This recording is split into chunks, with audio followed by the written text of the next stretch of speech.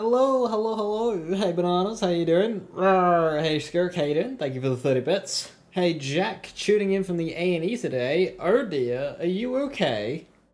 What happened? They bit chunks out of your back. What the fuck?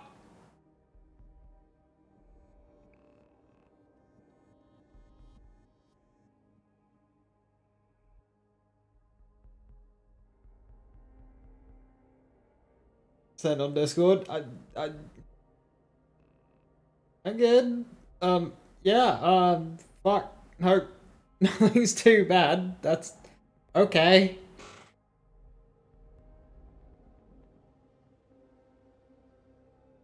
That's terrifying. Yes, but also, no.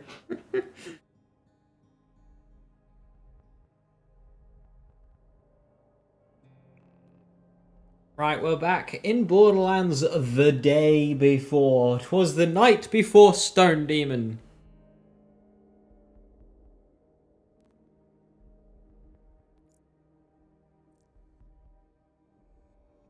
Get the load up on drugs. Lots of drugs is good. You do that. Get them to give you that good stuff.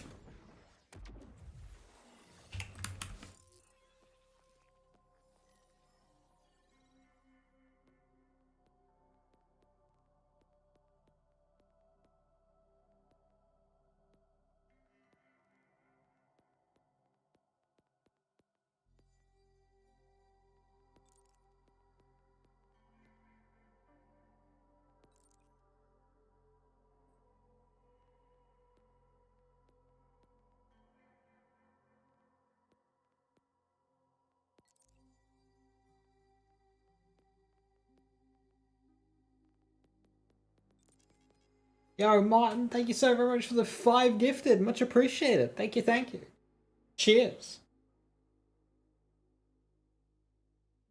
39 total. Holy. Hey, kitty, good to see you. Hiya, hiya. Hoop holler. This is radioactive. What do you mean? Creating a hazmat suit. If your poop looks like this, go to a hospital. Wait, you're already there. Have them check that out too. I own you now. Cash when? In a month. Hey Joker, how you doing? Hello, hello.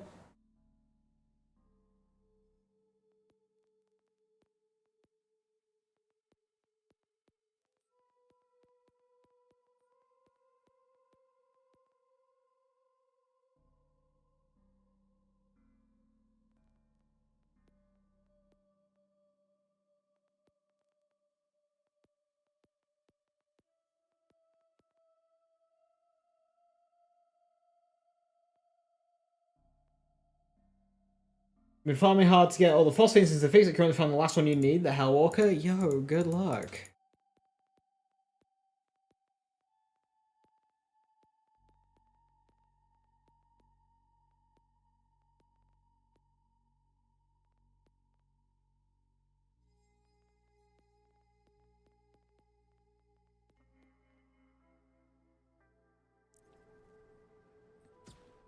So long to show them off. Well, they probably want to get this DLC out first, not like draw attention away from this DLC, because that can also create confusion.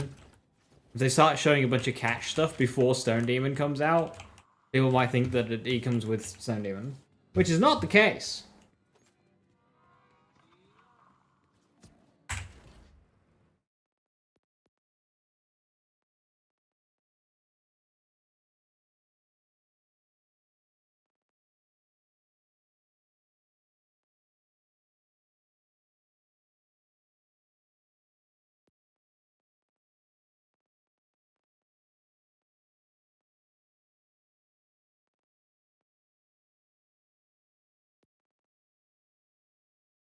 We got a trailer today. There's a lot of things. We'd like. They should be doing.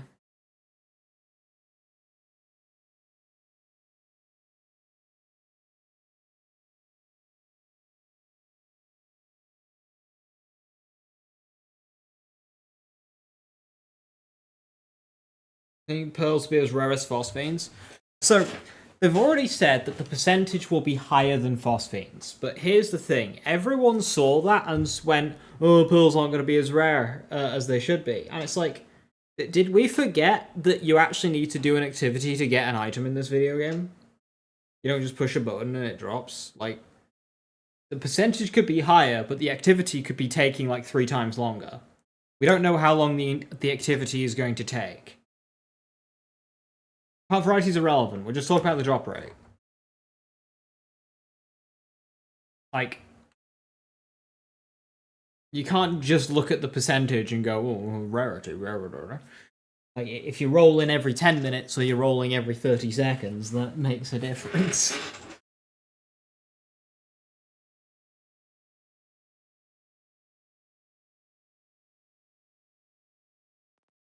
Anything over 10 seconds is too long. Let's go gambling! Oh, dang it.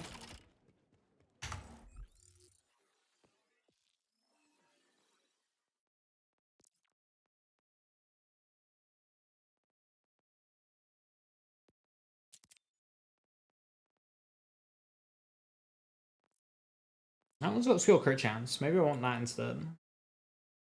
Fire rate or skill crit chance? Or I could just do both.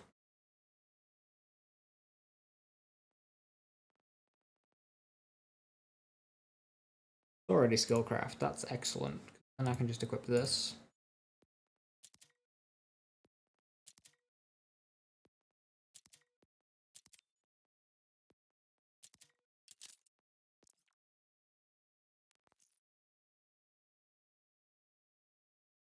And do I have all the phosphanes? No.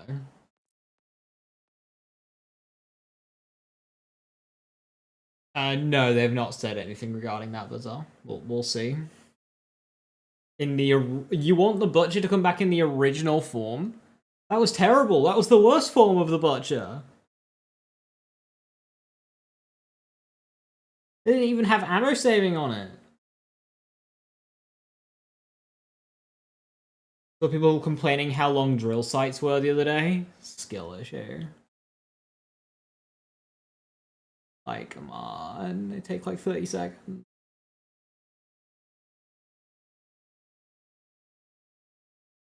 Well, I haven't yet, GBF, so. Oh, we need something that's longer than.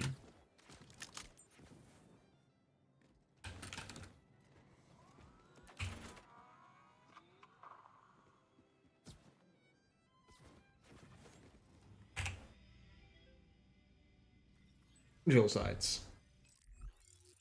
Drill sites are way too short.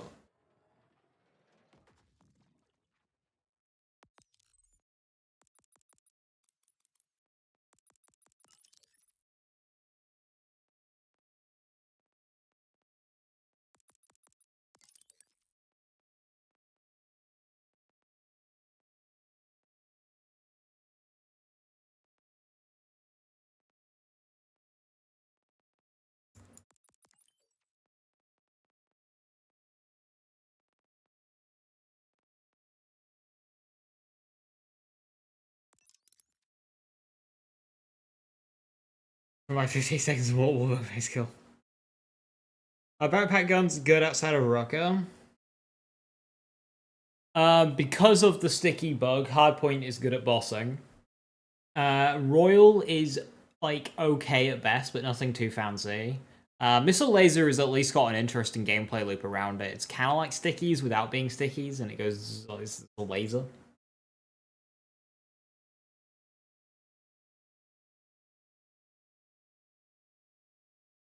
Some of them aren't even dense. Yeah, they're just boring. They need more.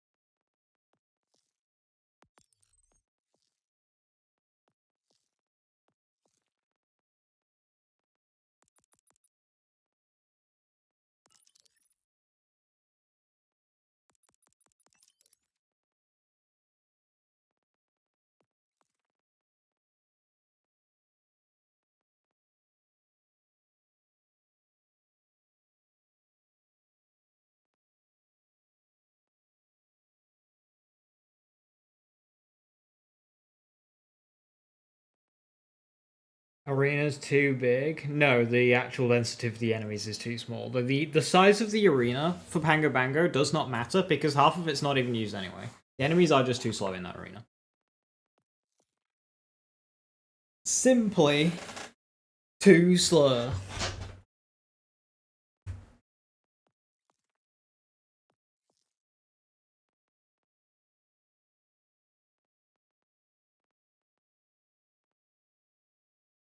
I could get wasted. One of the worst skills in the entire skill tree.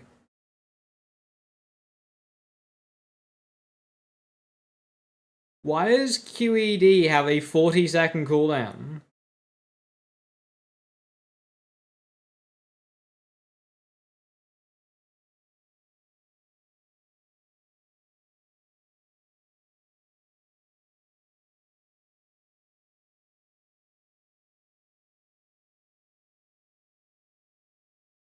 It's needed.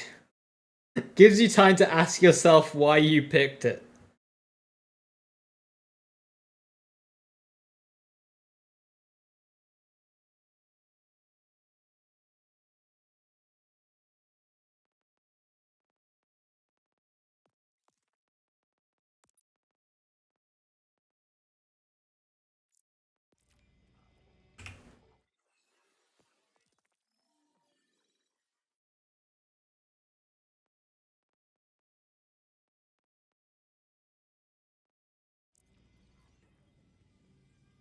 Gearbox just released a Devcast video. Link.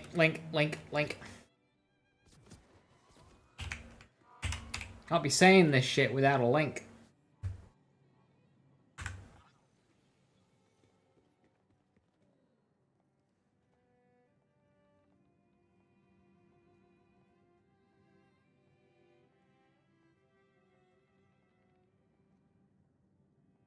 "15 minutes?"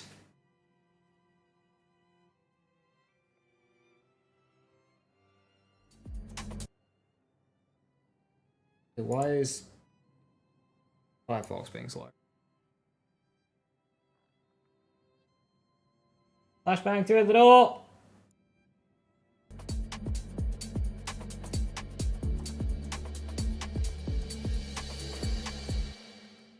Hello everyone, I hope you're well. I'm Andrew Reiner, Gearbox's Global Creative Executive Officer. I work every day with all of our development teams and all of our games. And I'm April Johnson, the Associate Director of Narrative here at Gearbox. And I wrote a talking grenade for Borderlands 4 that someone on Reddit called traumatizing. Welcome to the first Which episode grenade is of the that? Gearbox Devcast. So the Gearbox Devcast is something that we wanted to bring to you, the community, giving you a place and a space to know, hey, what's coming up? What are we doing? Why are we doing it? And give you sort of the ability to get the questions directly from the Gearbox mouth, so to speak. Is this Gearbox rising up against 2K? Today we're going to be It's like, fine, we'll do it ourselves. Legend of the Stone Demon. If there's one thing we do well here at Gearbox, it is yap about Borderlands. So You think so? This is Gearbox is like, fuck 2K, we'll do it ourselves. Creative directors. Welcome to the show, Grant. It's Gran! Thank you, and hey, April, how are you guys doing? Doing well, Doing Grant. well. Thanks for coming in and hanging out with us today. Grant, you've been at Gearbox for a minute. What was your first game? How long you been there? I've joined Gearbox over a The decade man ago. behind the I joined to help tweets. Battleborn, working on character The design, absolute and eventually belters taking over the mode design and balance. that this of the game. man puts And then you out. moved on to Borderlands 3, is that correct? Yeah. Yes, I jumped from Battleborn to Borderlands 3. I was one of 2 designers responsible for Oh, the all background gear watch? of Yeah, I was just Borderlands linking 3, at least the data side. I have that balancing Lilith. I things, have making that legendaries Lilith. and all the builds and great. gear for Borderlands 3. And then with Borderlands 4, your role expanded. What did you do on the main game? Worked on the systems team, led the systems team to help flesh out the world, flesh out the content, in addition to managing the gear team to make sure that all gear builds and giving feedback to the I've got that character team claptrap so too. they're all synergistic and working together. It's remote So, control. Grant, you It are goes working zoops on around your Live, but living what room. exactly does that mean to someone who may not know what a creative director does? Live teams help support the game post-launch to try to make sure that all bug fixes, character changes, gear changes, all come in smoothly through the patch. Per And we've character been working banana, but I tirelessly want on more making sure sources of that XP performance to help bugs are level it up. addressed. Any kind of bugs with character builds, gear, or the game itself, and stomping out critical bugs that might halt progression.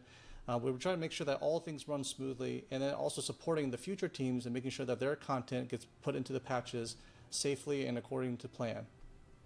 And you had a big hand in Bloom Reaper, our first raid boss. And I just want to tell a funny story here, Grant.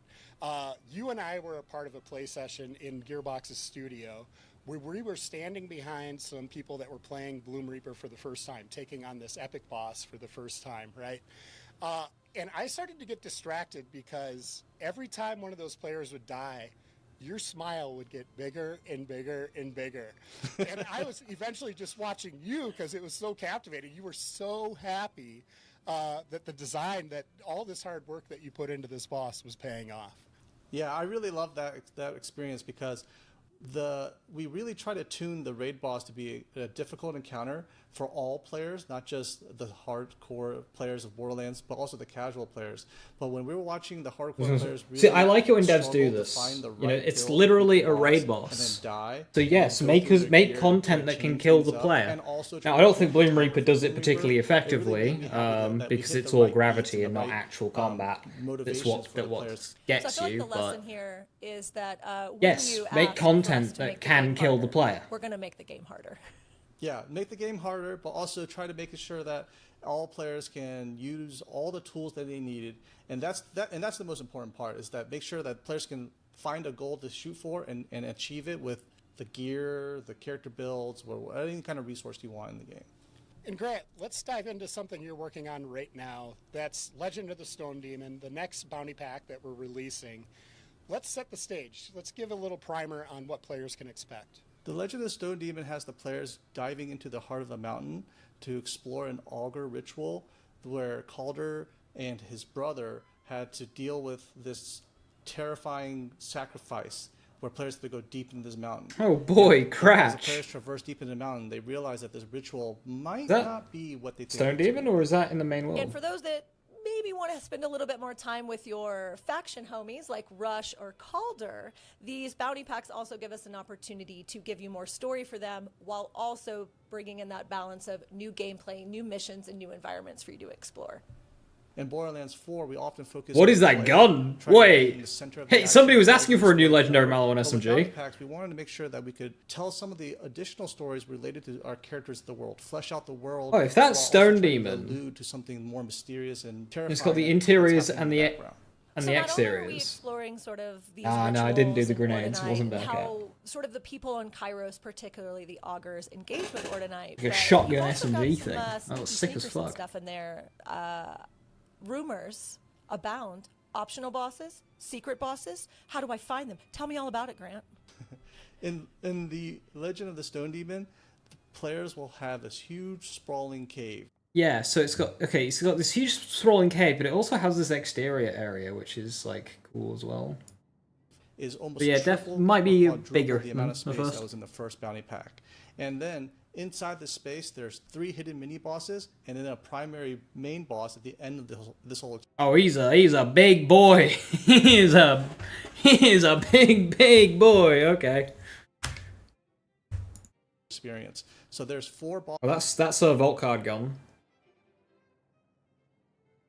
bosses for players to farm.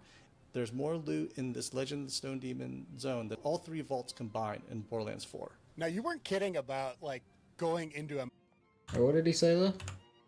Mini bosses, and then a primary main boss at the end of this whole experience. So there's 4 bosses for players to farm. There's more loot in this Legend of the Stone Demon zone than all 3 vaults combined in Borderlands 4. Now, you weren't kidding about like Oh, well, we knew that. going into a mountain. Like in my mind, I thought you'd be kind of like tunneling through a mine. It'd be suffocating and kind of narrow spaces, but no, it's this huge, sprawling, hidden world that you're getting to explore, and you have a lot of ownership over your movement in this place. Like it's something like I didn't expect from not just the bounty pack, but Borderlands 4 in general. Like it really opens up, and like you said, there's the Well, okay, so think about it this way. You've got 4 bosses to the Vault's 3 bosses, so already you've got a leg up. And you've got the Vault card, which is 4 more legendaries.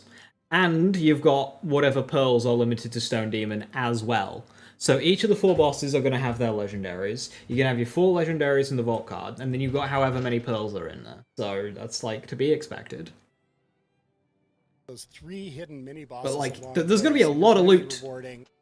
added tomorrow. A lot of loot added tomorrow. Expect from not just the bounty pack, but Borderlands 4 in general. Like, it really opens up. And like you said, there's those 3 hidden mini bosses along the way, so you're really rewarding exploration in a meaningful way. A double boss. Yeah, there are large spaces that players are falling deep into places that Like the can't even, verticality. like, That- floors they can't even see. That's not a wombo. That is the wombo's bubbly brother. Falling deep into places that they can't. Blub, blub, blub, blub. it's the bubble combo. Blub, blub, blub, blub, blub. Ah, you're freezing your ass off outside. Why are you doing that? Why don't you go inside? We're getting new heavy. The best I can do is teasing a new heavy in the DLC trailer and then just not. Raid hour in Pokemon Go. Why did you not bring more coats then? Maybe a Blue Tree Harlow gun. No, because it's gimmicky. Therefore, its damage will be low, and Blue Tree Harlow cannot afford to have low damage.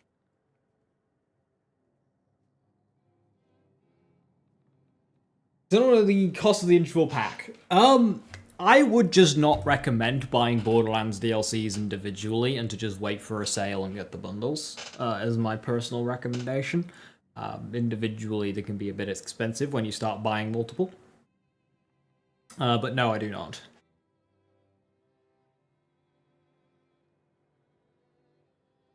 Getting proper DLC soon. We're getting the Bounty Pack tomorrow, which is a minor DLC, and then we're getting the big DLC next month. Even like floors they can't even see, and then there's really claustrophobic spaces where players are sliding down these, cavernous. Players are falling deep into places that they can't even floors they can't even see, and then there's really claustrophobic spaces where players are sliding down these, cavernous can tell what that shotgun slides, was doing. basically going to find new areas with different paths to choose along the way. I think one of the things that we started exploring a little bit in Borderlands 3, but we really got to see it in Borderlands 4 was level messing with verticality. Like going higher, going lower, instead of just feeling like, hey, we're just walking across one thing. So I really love using that verticality in Legend of the Stone Demon to sort of explore those spaces and maybe challenge game players a little bit more too. Yeah, and we want to make sure that all new content sort of provides opportunities for players to use their expanded player toolkit, the double jumps, the sliding, the grappling. So there's a lot of that. Women Gaming has the game on sale right now. That's where I bought the game originally. Borderlands 4 movement tech and fun opportunities to use the movement tech so that players can really enjoy navigating these spaces. It's not just running from point to point. Trust me when I say it's larger, it's filled with, up to the gills with tons of stuff. And we might be bearing the lead here, but pearlescent gear is a part of this bounty pack as well, something that players will be chasing as they go through this adventure. Yeah, so one of the themes with the bounty packs, but also in this year of content that we wanted to release, was we wanted to start with a theme of Order Knight corrupting the world. And with the Legend of... What was that? Start with a theme of Order Knight corrupting the world. And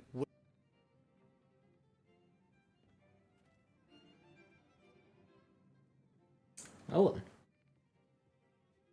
That's a pretty big beam. You know what's fucking hilarious about this gun, though?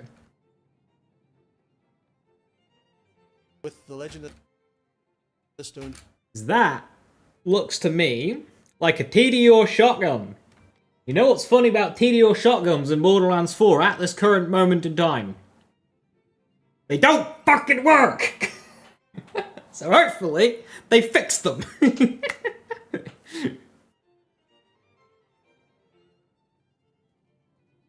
What's wrong with them? It's not counting multiple projectiles into the throw damage. So it's only counting one projectile, which means TDO shotguns just suck. Now, the inverse bug is happening to Torg, where multiple projectiles are counting as one, which increases their damage. It's just me, does this one have all different vibe aura around it compared to Backpack 1? It's obvious that when the game came out and they had to shift a lot of focus onto performance and to get that initial performance working, it set them back and they weren't able to do what they wanted to do with the first bounty pack, so they put it out for free. So that first bounty pack was very small in content, and they said themselves that they weren't happy with it, so they made it free. The actual inner reasons as to why it became free, we won't know, but officially, they didn't like how good it was, so they gave it out for free instead of delaying it and just added another one on the end. This one definitely seems to be a lot more indicative of what a bounty pack will look like. 4 bosses, each with drops, bunch of pearls, and a vault card. To me, that's probably very reasonable, especially if you're playing this game as a grindy game. If you're just doing like a one and done playthrough, probably not, and definitely a pickup on sale if you're only going to be playing it once. But if you are actually going to be trying to farm weapons and getting the pearls and whatnot, then I think it's fine. 4 bosses, if they look decent enough, the boss fights. We've got the Ordinite enemies, which whilst the enemies themselves are from base game, at least they've got a new mechanic attached to them, so we'll see how that goes, so that's enough. Of course, would prefer completely new original enemies, but at least they've done something. Whether or not we can call it endgame, we don't know how difficult they'll be and how engaging it'll be. Like, is this going to be balanced for somebody who's level 15, or is this going to be balanced for somebody who's level 50? Demon, we're seeing that players enter the heart of the mountain to try to take care of this Hey, look, a broken Radsplosion. corruption that's starting from the heart of the mountain. And part of that This adventure. fear of the world. And with the Legend of the Stone Demon, we're seeing that players enter the heart of the mountain to try to take care of this corruption that's starting from this heart of the mountain. And So singularity on throw. And I also noticed when they threw it at that enemy, the enemy didn't die. They got stuck on the hitbox. So I was watching to see if the throw would kill the enemy or not.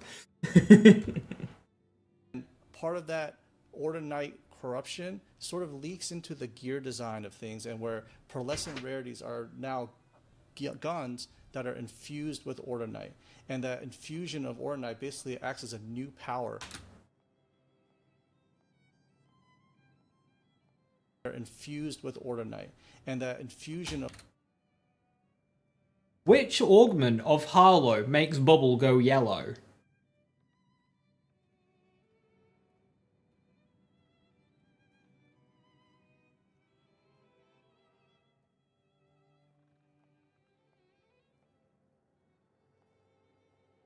Does Wildcat make it go yellow?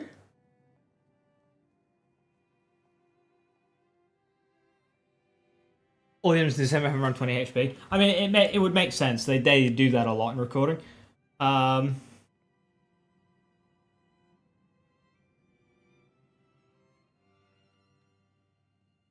Quickly test. Oh, fuck. I don't have a bloody Wheatery save. I don't think it does make it go yellow.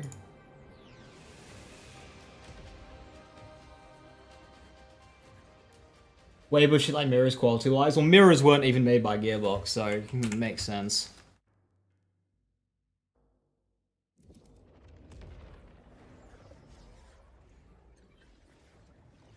Chemical to good. It's the Ordinite, right? So the gun is infused with Ordinite. So maybe these guns affect abilities in some kind of way.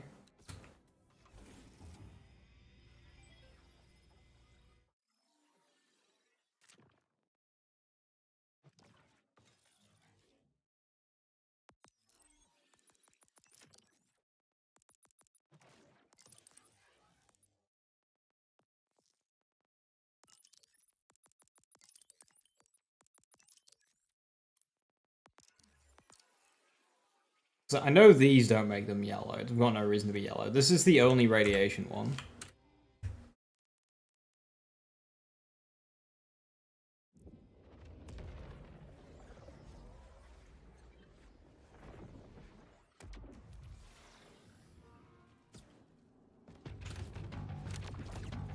Ah, it is Wildcat. Damn it!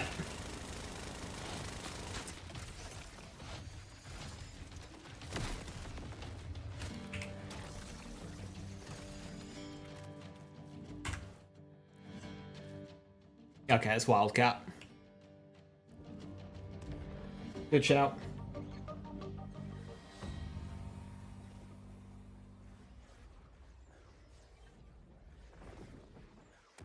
So on the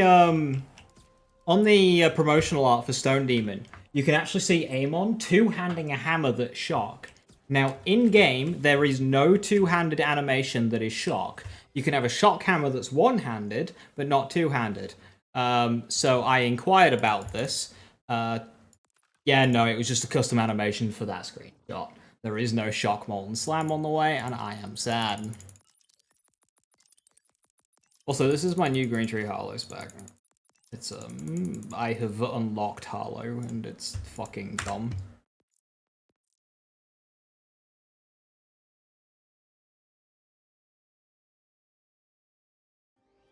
Because turns out, for freeze frame, you don't actually need to go flash freeze.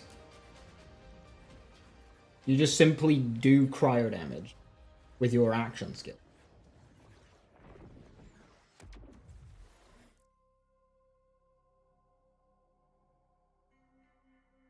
Of Ornite basically acts as a new power, providing a new rarity and an exclusively new power to this pearlescent rarity.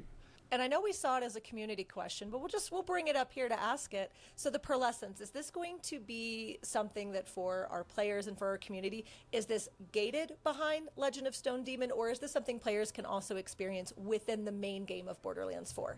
Oh, this is a great question because we want to make sure that all players understand that pearlescent rarity is coming to all players. It's a new rarity that's being patched in that players can attain gear for. It's another pearl. Oh, this is a great question because we want to make sure that all players understand that pearlescent rarity is coming to all players. That's cool. It's a new rarity. That enemy... Okay, so the first enemy got singularity'd. The second enemy does not. Therefore, that this tells me that the special ability of this pearlescent sniper rifle is that on kill, you create a singularity that has a 1 minute cooldown. Because it's never going to be something polite. If the skill trees have taught me anything, cool effects will have a 1 to 2 minute cooldown. That's being patched in that players can attain gear for in the main game through a new activity in the world that's an Ordinite processor, or through the story and in the campaign of the bounty packs. The pearlescent rarity is here. So the activity is called an Ordinite processor. So I imagine it might be something similar to the creep event, if you've been fortunate enough to do that in however 100 hours it takes to find one. If you do the creep event, you got to kill creeps, they drop crystals, iridium crystals, and you throw them into kind of like a reactor thing that powers up a gun. I wonder if it'll be the same, where you have to pick up Ordinite crystals and throw them into the processor. And then it has a chance of spitting out a pearl. Here to stay and is be added to all free content and all paid content in the future. Now, I want to take a second here to just unpack a little bit more what a pearlescent is. You said it has an extra ability or power on it. Give us an example of that. Yeah, so a pearlescent gun will roll with basically a second element, like a Maliwan. However, this second element will automatically activate when it's the right vulnerability for the enemy. So, for example, if you have a fire pearlescent gun, if it rolls a base of fire, and you're shooting a order enemy that's typically covered in armor, your fire will typically do less damage to an order enemy. However, if you roll the pearlescent part of corruption, it will automatically convert your fire damage into corruption, giving you a bonus not only for flesh enemies with fire, but for armored enemies for the order. That way, that your one gun, the pearlescent gun, can be useful for all builds, all types of encounters, and overcome that hurdle that some elements do. This is great, Can you apply it to skills, the things that need it? Like, guns, I can swap guns, I can swap element modes, I can't swap the element on my molten slime. Can we do that? That's so cool. It was a legendary in Borderlands 3. The troubleshooter did this. This isn't a new idea, they're just bringing it back. You have naturally. So, pearlescents are going to be a This is fantastic... that pearlescent effect he just talked about there. That's literally just troubleshooter from Borderlands 3. That's just a weapon in BL3. It's on all pearls. That's not what he said. He said if it rolls corruption. It's one of the pearl. So it's like, so if these are glitch effects or anoints or moonstone effects or lunestone effects or whatever you want to call them, it's just one of them. But it's the troubleshooter effect from BL3. Just adapts your element to whatever's needed. Tool in sort of the player toolkit. I imagine they're not going to be easy to find or easy to roll. They're one of the hardest to find guns and types of guns in our game. Yes, they will be very... I can't wait to do the math and find out that some of them are easier than just like some of the other guns because of part difference. low chance, but the opportunity to find them will be quite prevalent with the amount of Order 9 enemies that are perverting the world. And we have a system in place early on in the bounty pack, and that's kind of in the open world in Kairos that kind of encourages you to go after this gear, right? Yes, so the bounty pack will introduce an activity called the Order 9 processor, and in this activity in the bounty pack, you'll find multiple ways of enemies that sort of attract the Order 9 enemies to this processor as you're trying to basically recycle the Order 9, try to get rid of it from the world. But by doing so, you're attracting the Order 9 enemies to this thing, and if you kill those Order 9 enemies, they're the ones that have a chance of dropping the new pearlescent gun. That's cool. I like that. That it's the enemies that drop the pearls. So we've got Legend of the Stone Demon coming. We've also got a vault card. Can you tell us a little bit about that, Grant? I mean, what I know is that there's going to be some new heads, which is always an exciting thing for our Horde-based farming. If this is the beginning of horde-based farming in general, just as a mechanic in Borderlands, then excellent. Of course they did it in Borderlands 2 with the Cobra. They need to bring it back. Customize how they look, especially with photo mode, of course. But yeah, so tell us a little bit more about the vault card. With the first vault card, we stayed thematic to the holiday season. With this vault card, we're trying to open it up a little bit, provide different expressions for... So that's the sniper rifle. That's the same skin as the complex root, which is a bit of a shame. I wish the head skins were more personalized.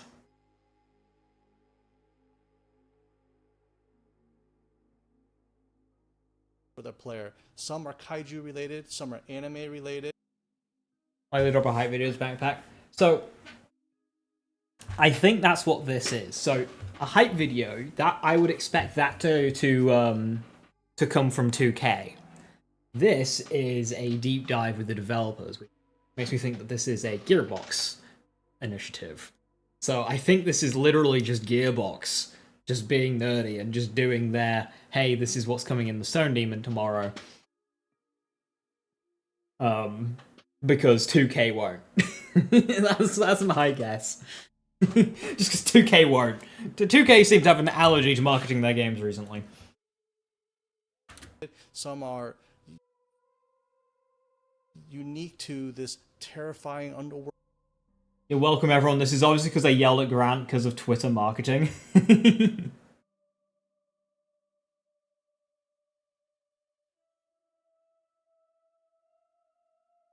World that players are going to, and in addition, I like the array of skins this time better than the last time. The holiday skins I did not care for at all because they're seasonal and it's just like, eh. So yeah, we got what looks to be like a Torg armor shield, and then a Torg shotgun, Daedalus assault rifle, and then for some reason displayed backwards a Ripper sniper. And then the rest of the cosmetics, I don't really care for any of these. Some of the vehicles look cool. Mind Flayer, you can be a Mind Flayer, yes. You can put that on any character.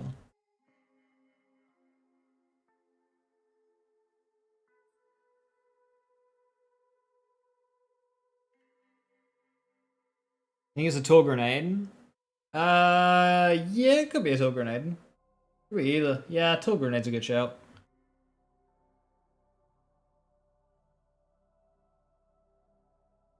Is he face for real? I can't believe Gearbox would do this. It's the decoy grenade? I might do. A decoy grenade would go hard. Utility.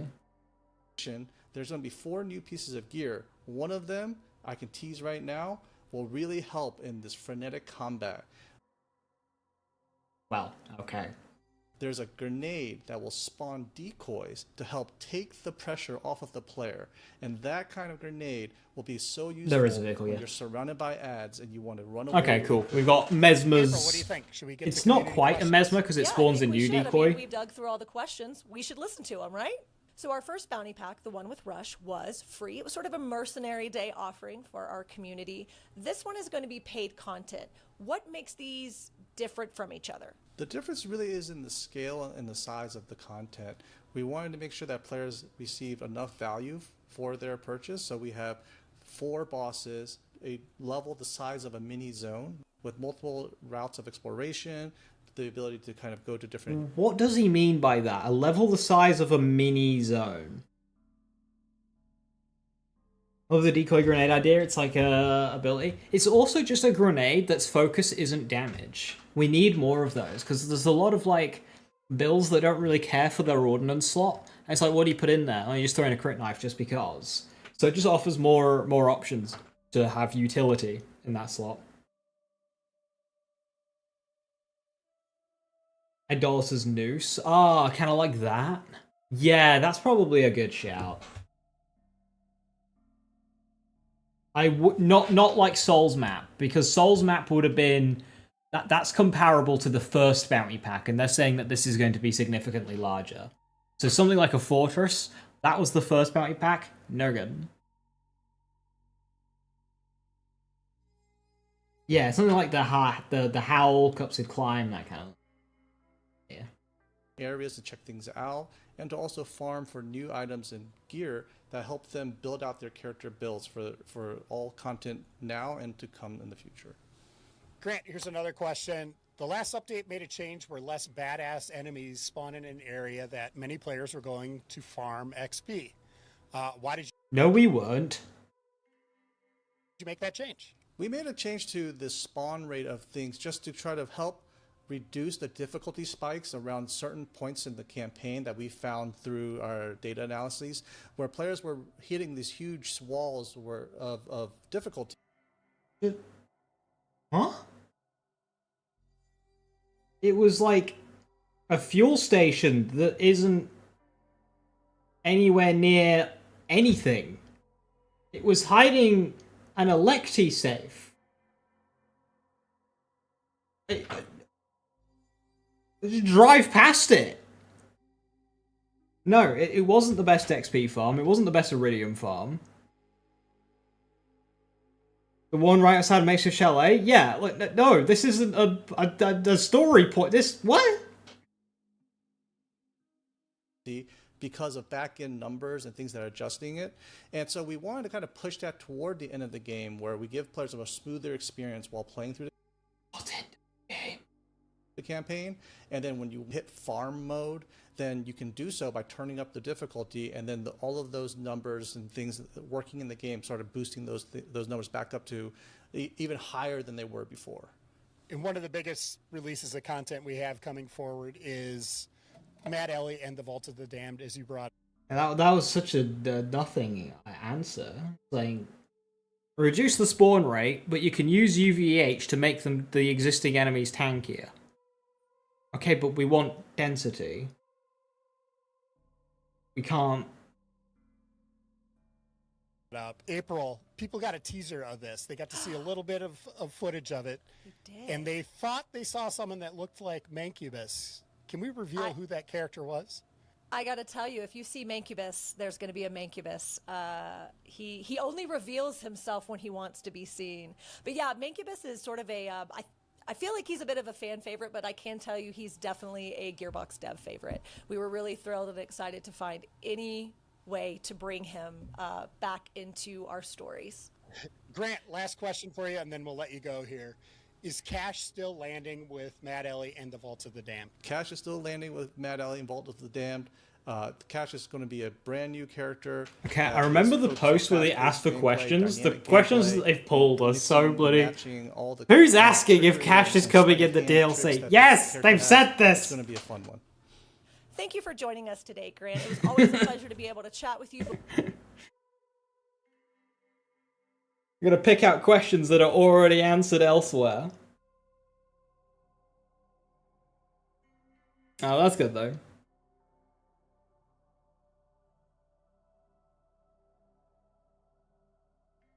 This whole experience. So there's 4 bosses for players to farm. So we've gotten... to give you more story for them while also bringing in that balance of new gameplay, new missions, and new environments. They made the questions up, didn't they? Considering that, so normally with a lot of dev Q&As, they'll include the person who asked the question. They didn't here. They could very well have just made those questions. So, okay, so we've got at least 3 new legendaries that we've seen, and 2 new pearls that we've seen. So starting with this Malawan SMG. In Borderlands 4, That looks cool. we often focus on the player, try to being the Then we got center of this. the action, driving the story. Semi-automatic order pistol. In Borderlands 4, we often focus on the player, try to being the center of the action, driving the story forward. Kind of like drove stakes into them. But with bounty packs, we wanted to make sure Flipper. that we could... Flipper-esque. Good shout on Flipper. Then we've also got the Bubble Blaster as well. The Vladov Assault Rifle, the Wombo Combo clone. Which, a bit disappointed by, but oh well. So that's 3 legendaries. And then, of course, at least 2 pearls that we've seen, the TDO Shotgun and the Malawan Sniper, which I suspect will be Stone Demon pearls and not base game pearls. And then, yeah, just like roll card weapons. 3 pearls in a blog for Stone Demon DLC, not base game. Was the Malawan SMG a legendary or a pearl? Also bringing in that balance of new gameplay, new missions, and new environments for you to explore. In Borderlands,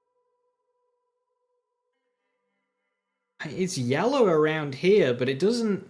That's just the skin. It was a very notable hue with the other pearls. I don't think that is a pearl. 4, we often... I think that's just secondary element. Because with the pearls, it was a very noticeable hue. Experience within the main game of Borderlands 4. Oh, this is a great question because we want to make sure that all players understand that pearlescent rarity is coming Oh, to we're talking about base game? all Oh, okay. players. It's So a you new see rarity this. that's being patched in. It's notably that players can different. attain gear. Rarity is coming to all players.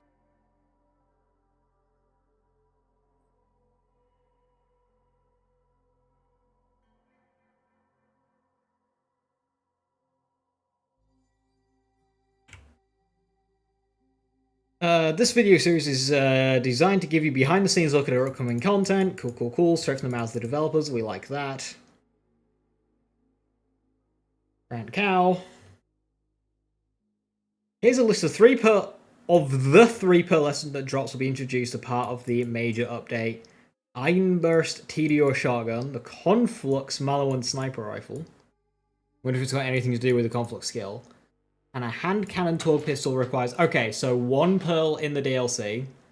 And then 2 base games. So 3 pearlescents total. Altogether. Right.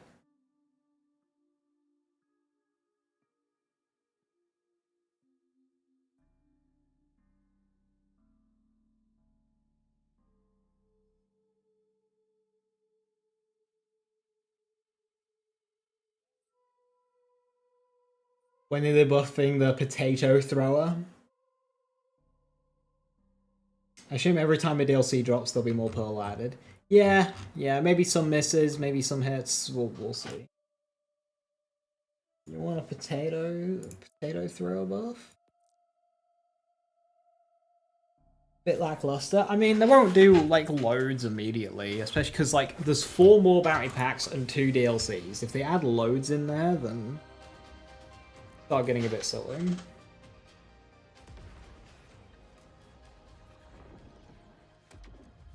Once you like multiply that out.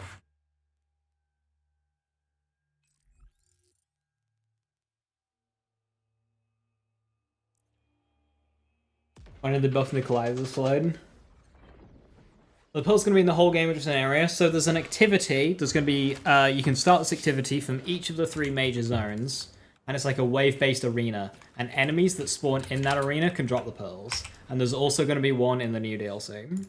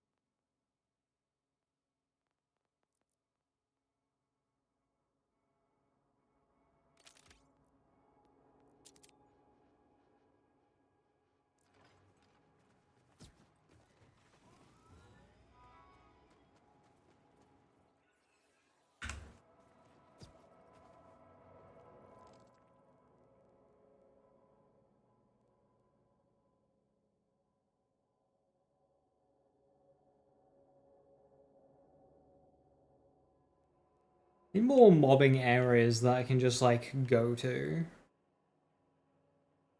That are like busy enough.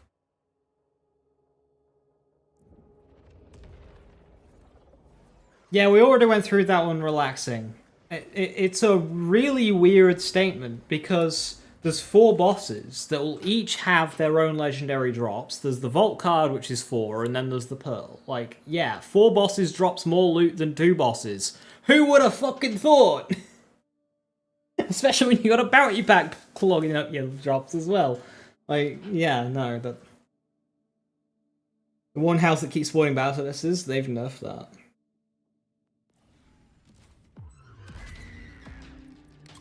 Let's go! True UVH 6 potato thrower!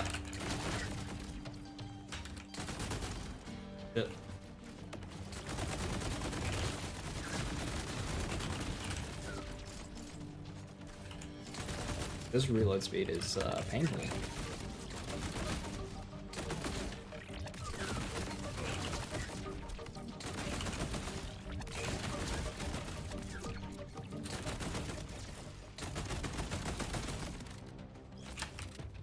The potato thrower is fine. Why are you asking for buffs? This is overpowered.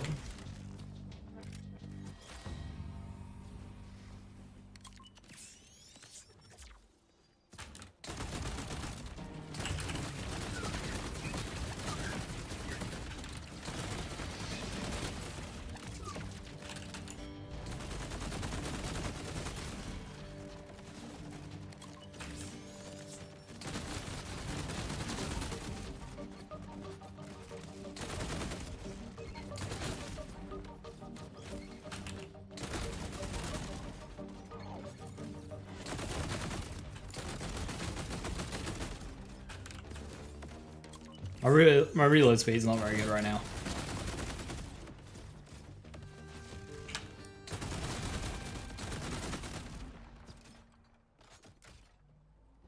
True mode will actually be good for pearls, probably.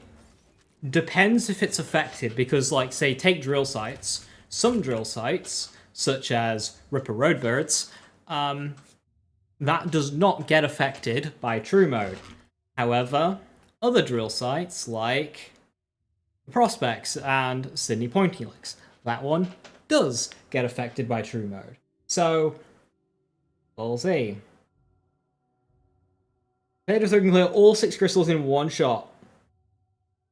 No one else does that? Spread launcher. Potato equals spread launcher.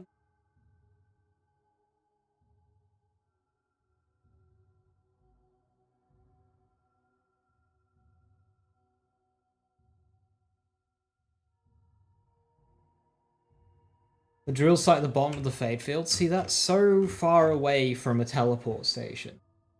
I want locations that are close to teleport stations that I can fast travel to. Not one that I fast travel and then do a little bit of a road trip. I just want to go somewhere and start shooting things for quick testing. Because I'm constantly, you know, respecking and whatnot.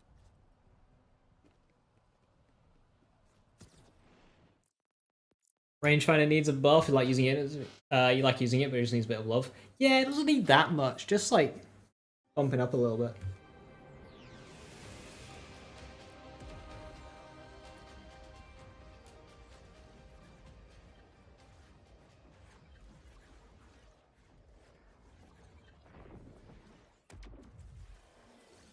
Counter outside of Sanctuary. Those enemies don't do enough. They're not. They die in like 2 hits. They're not. You can't test off of those. They're flying. They're just annoying. No.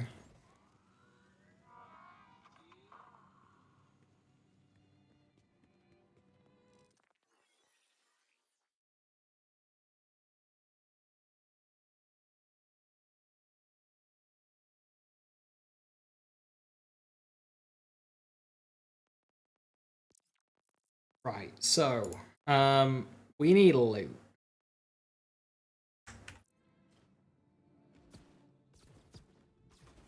Slaughter mobs in some kind of mine shaft. Yeah, I'll be able to just do like round 1 of a slaughter shaft. Actually for bossing, Wombo doesn't really matter. Element of the Wombo doesn't really matter.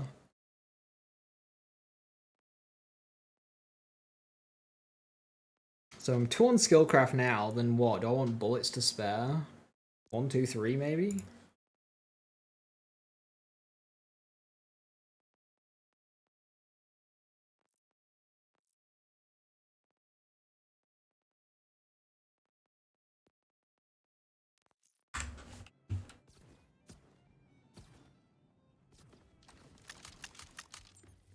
Rewon mission. Is there a mission that drops you right into combat?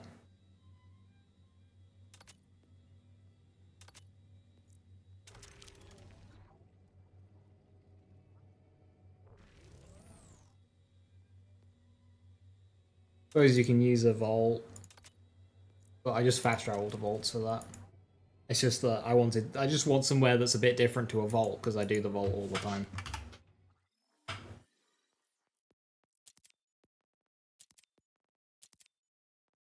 Alright, High Cal 2 for the moment. And that also makes it easy to go into High Cal 3. I'll need that for shield. Works fine, but I feel like we need... Okay, so speaking of mission reroll, I'm gonna do a funny. I can.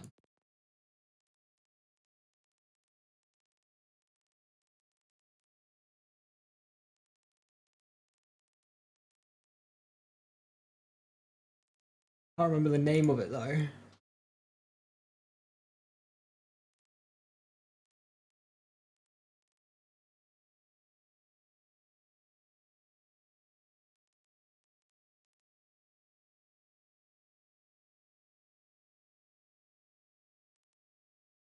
Ah, it's that one.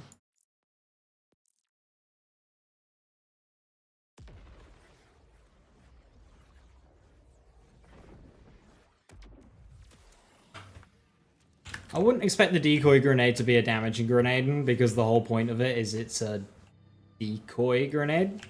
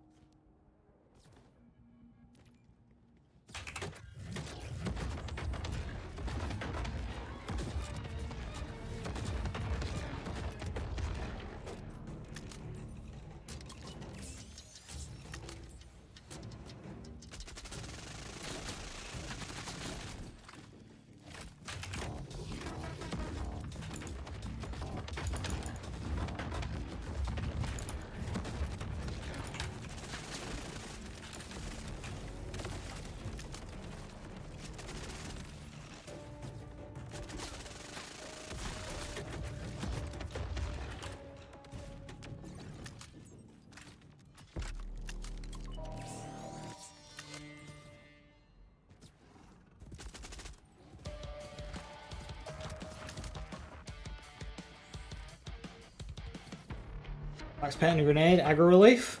You know, there was a grenade that kind of did this. It's just called the Mesmer. It's just this is a decoy.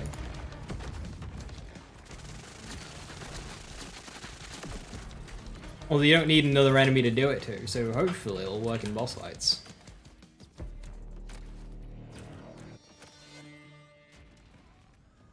Hitting level 50 when farming UVH levels. I typically do my UVH climb before hitting level 50 because you're getting XP whilst you're doing your UVH climb. So you don't need to get to level 50 to climb UVHs. You can start doing it beforehand.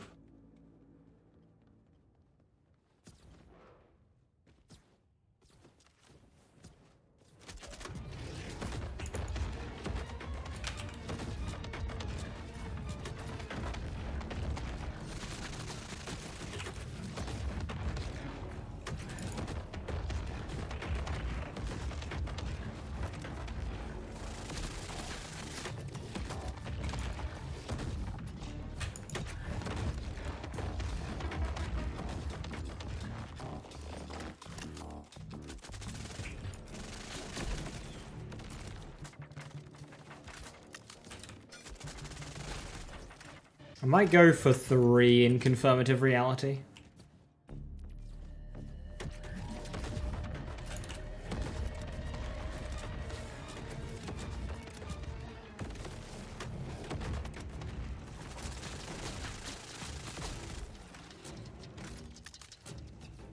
We clutch a protein bossing? Ooh, yeah, good shout.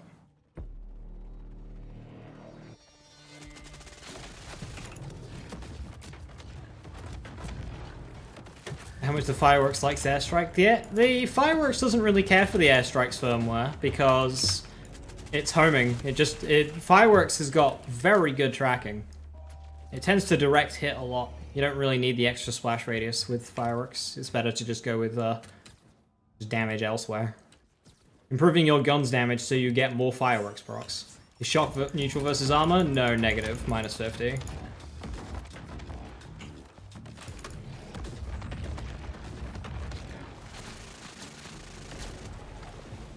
Oh, we need that pearl effect, but for skills. It's like guns, it's fine. You just use a different gun.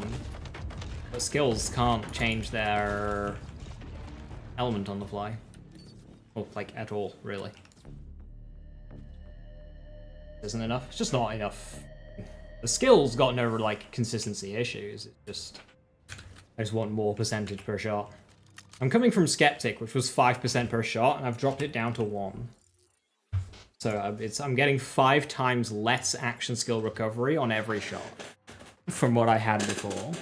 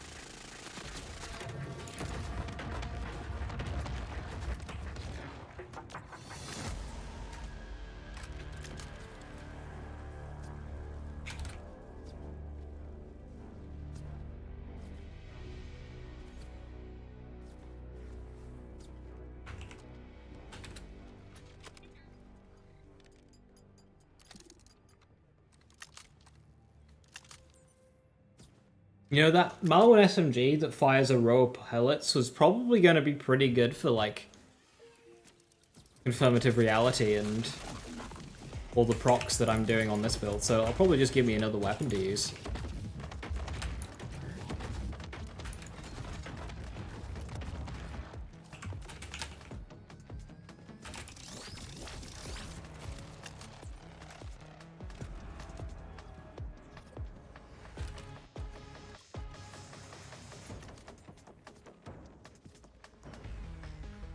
Maybe action skills should just be immune to elemental penalties by default. That's what I keep saying, so at least you get, like, the benefit But you're not penalized for something that you can't control. Anything interesting in the Stone Demon video? Mainly just kind of spoilery stuff, like, I'll look at all the pearls that are coming, a few of the legendaries, I'll look into the mini-bosses. There was like a brief second clip of the main boss. That is ultimately just kind of spoilery stuff.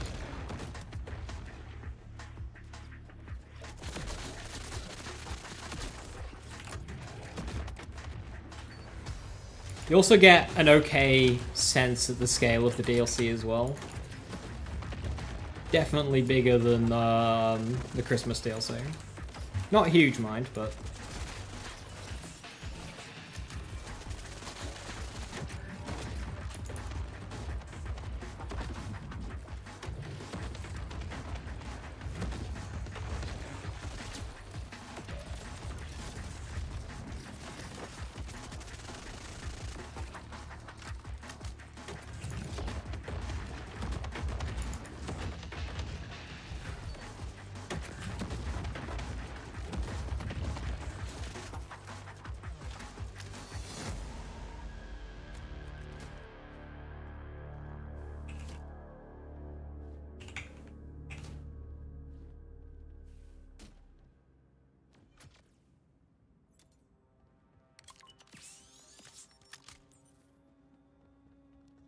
It's like first playthrough mini zone, it's at least 5-10 hours.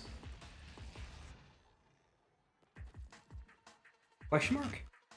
So, okay. We don't think it's gonna be like this. We think it's more gonna be just like this. And that's like one of the bigger ones.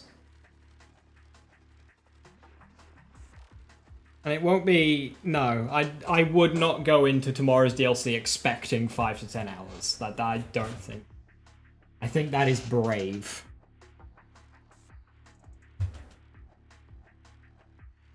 Not linear. It looks linear, but we'll see.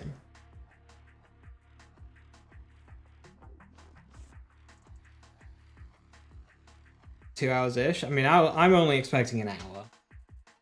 But like this area takes you about it's like 2 minutes to cross it. Clabbing.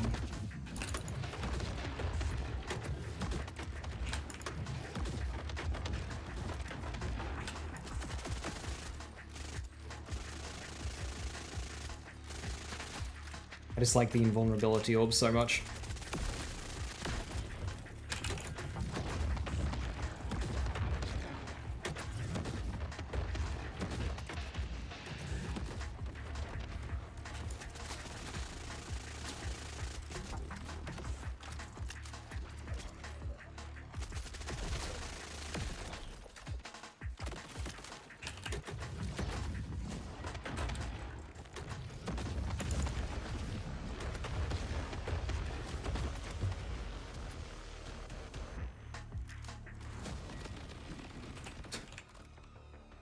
Why are you like this?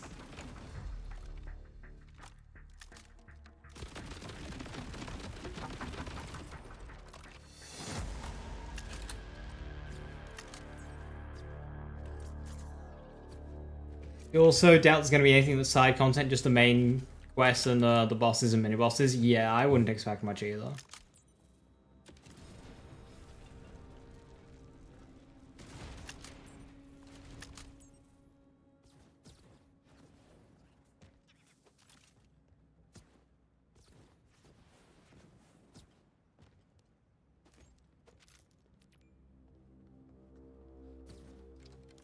He tested Void Star to get saved. Void Star needs to get some goddamn consistency.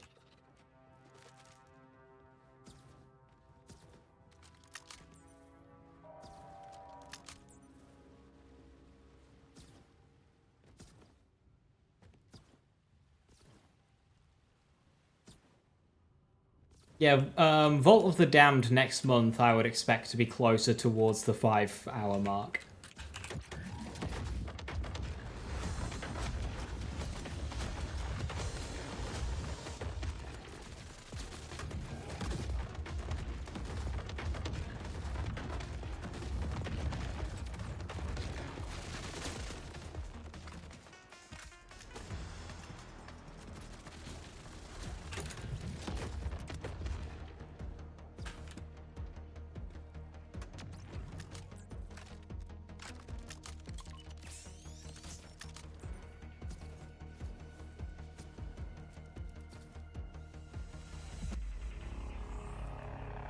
And if it's gonna be shiny pearls, I really hope there is.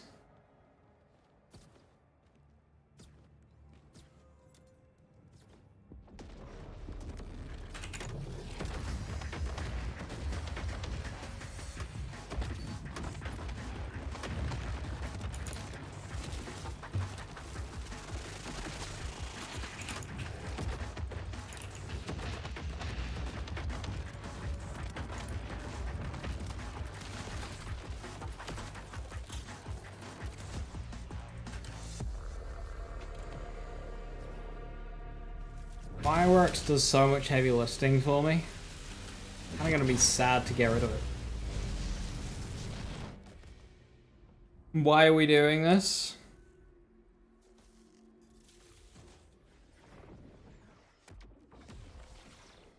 I just felt like killing Zeta again.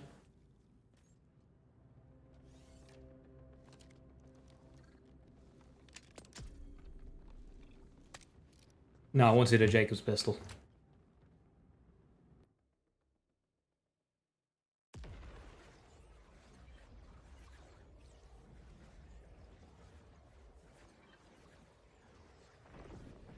They don't need to make, like, shiny pearls have its own challenge and whatnot. I just want shiny pearls.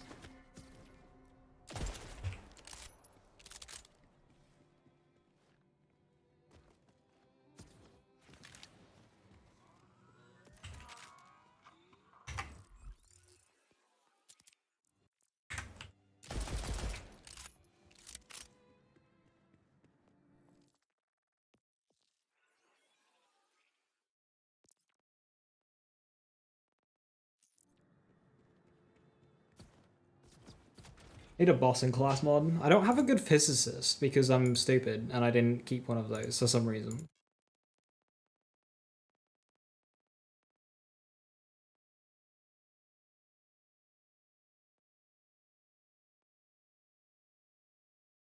You have a good trooper.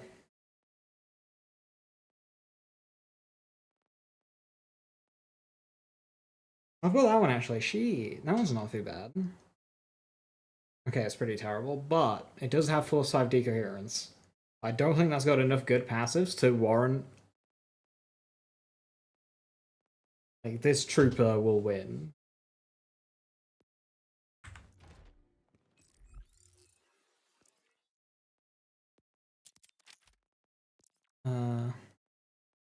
High cal on class mod, do I have that?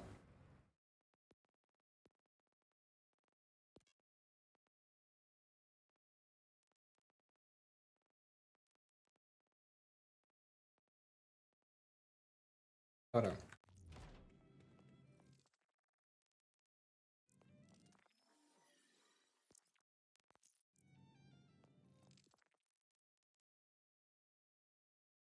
Who's big encore today? Oh, this week. Ah, Skill Orchard.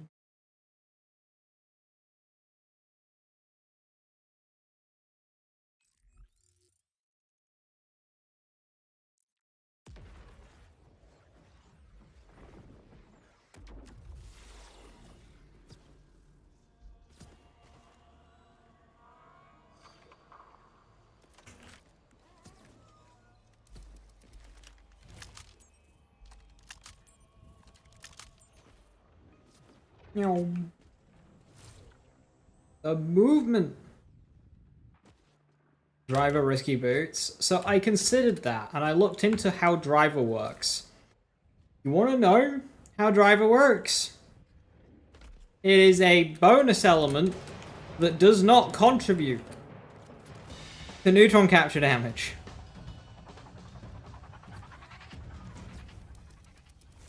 Why?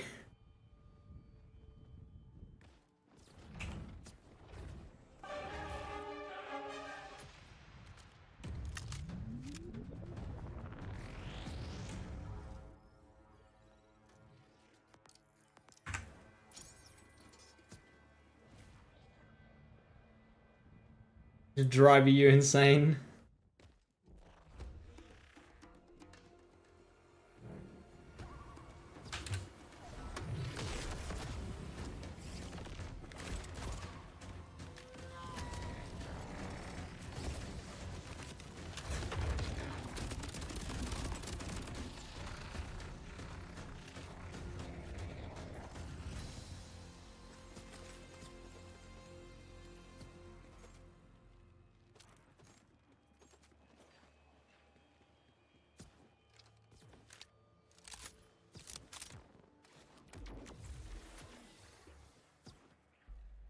I feel like new pull abilities.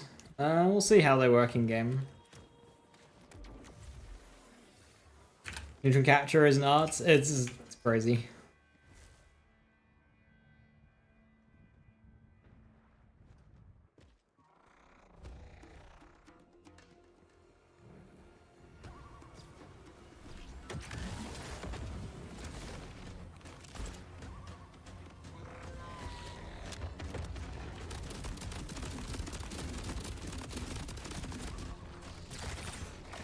So airborne doesn't really.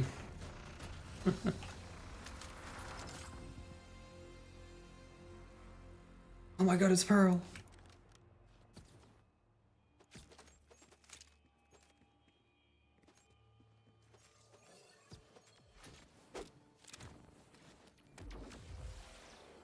Any goals I want to achieve? I want to have it be. Holy shit. Just caught a fly out of the air. I've still got it. I just want it to be just like optimized neutron capture hardware. Like min-maxed.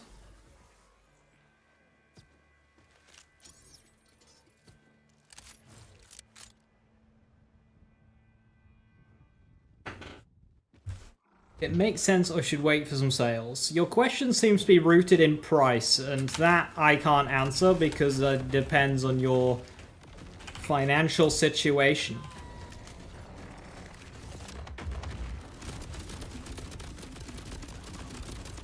It's not me to answer.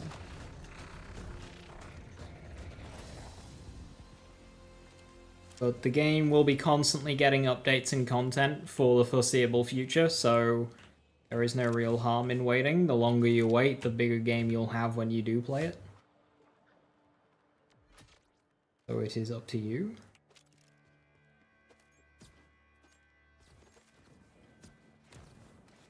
The bubble gun is meta. I don't like the bubble gun just out of principle. Too similar to Wombo.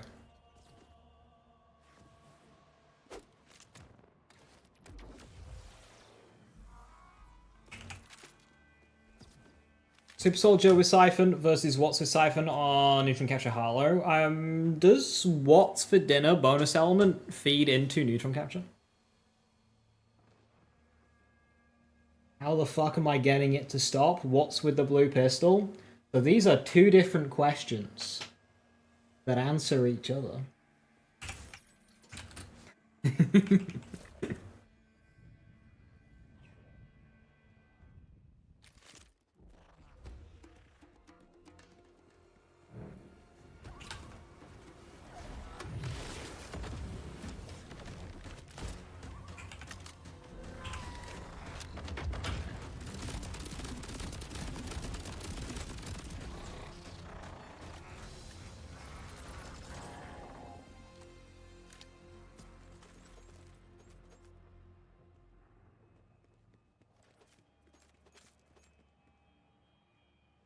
The fact that it doesn't then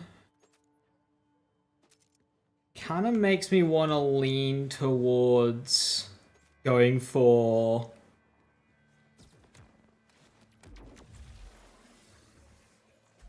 Super Soldier. What's it in it gives me more skill procs?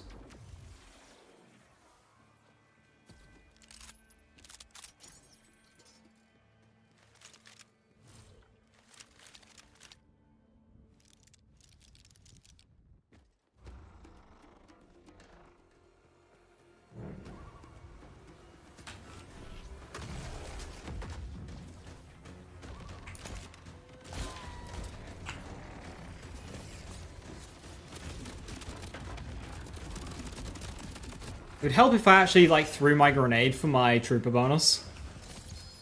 50% gun damage, 50% action skill damage. It would help if I got that.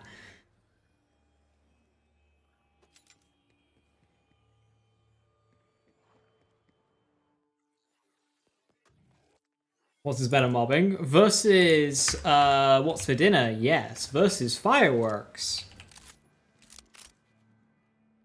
Maybe not.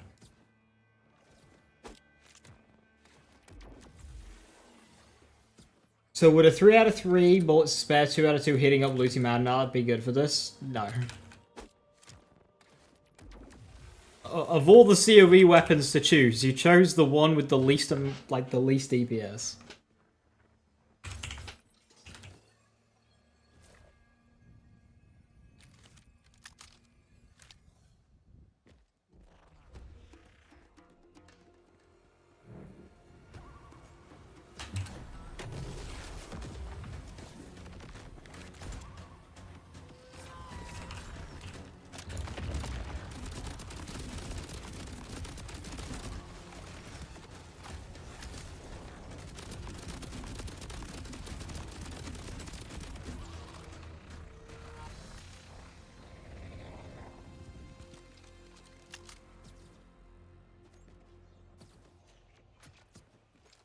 A shock virus would kill most things before they shock it, so you'd think what's for dinner would be better mobbing. I don't understand the logic. What's for dinner would be better mobbing because it doesn't kill the things, allowing you to get your skill back so you can then kill the things with your skill. Isn't that just waiting to do damage versus just simply doing damage? Like, why would I need to wait to get to my skill back to kill the target that the fireworks would have already killed? That's worse. You do realize that that's worse.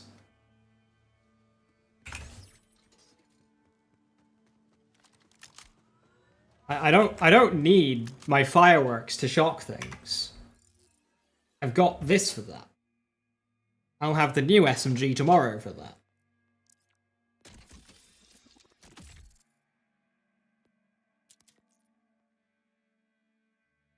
And then, you know, I can actually try and farm him a waterfall.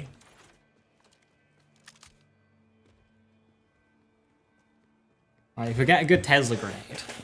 Like, if I get a good Tesla grenade, I'll be good.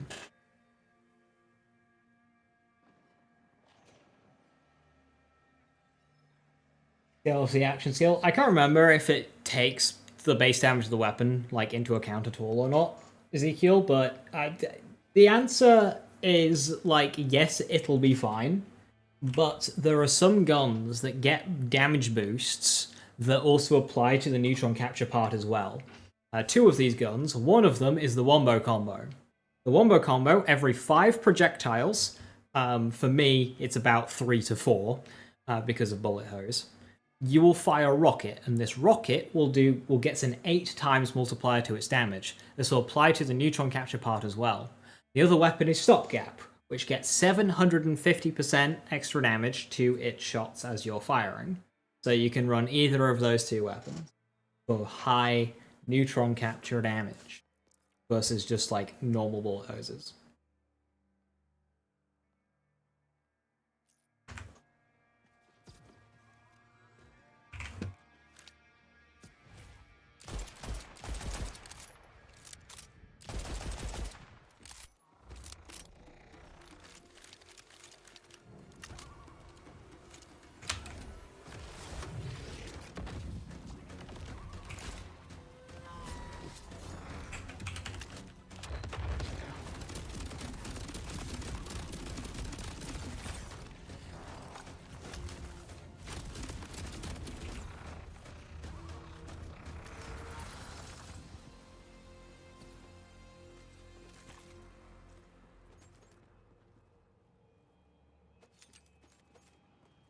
High caliber shield, excellent.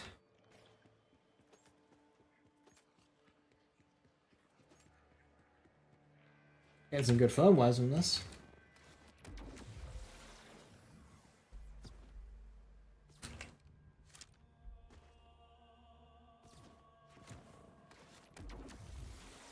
The magazine is? Yeah, you can.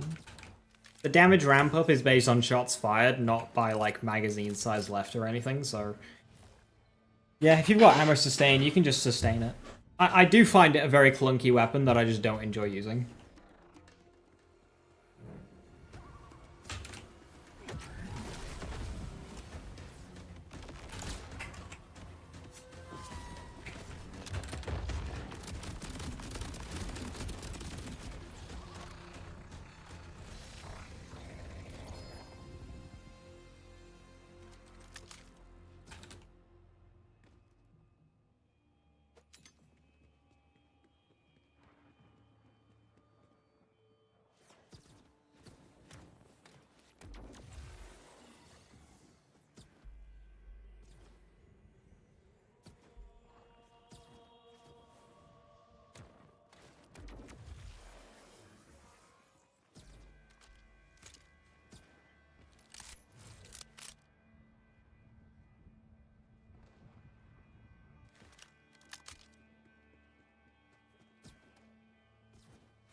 Finally being seen by a doctor. Woohoo! A&E. Good luck.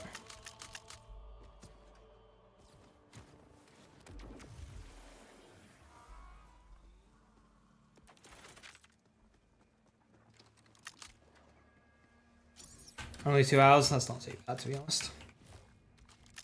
What are my thoughts? My thoughts I will present once I actually have hands on and are using the weapons.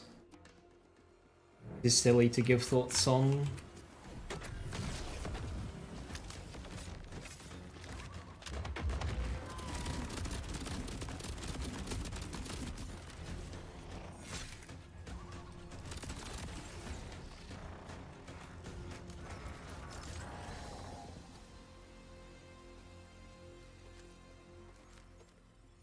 I don't really know how these guns work, so I can't really.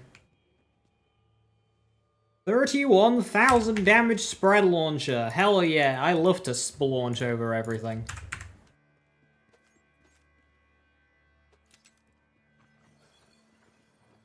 I love splaunching. It's my favorite activity. Some stuff been revealed? Yeah, they've revealed what the pearls are. And one of the pearl effects. And how you get the pearls. And how they drop. And most of the DLC. Yeah, it's on my YouTube. And, thingy, Reckless posted them earlier. Yeah, you'll avoid. Moonshine is how I understood it, yeah, Joe. Yeah, they did reveal quite a lot, Doc, didn't they? Sound good? It sounds like there is new... Maybe not necessarily new, but like... At least an extra layer of mechanics that's being added. It's not just like, gone.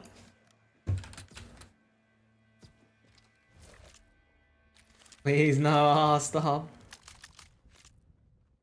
Please don't ruin that the pearls look like blue. No, they're actually gone with pink this time.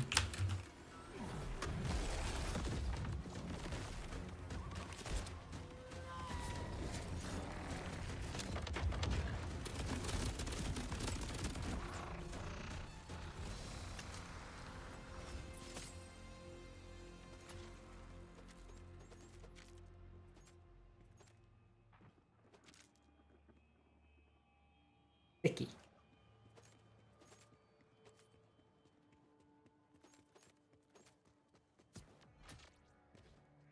Pearls are woke. I want to make my neutron capture yellow. Can I do yellow? It already is yellow. I want to make my neutron capture pink. Can I do that?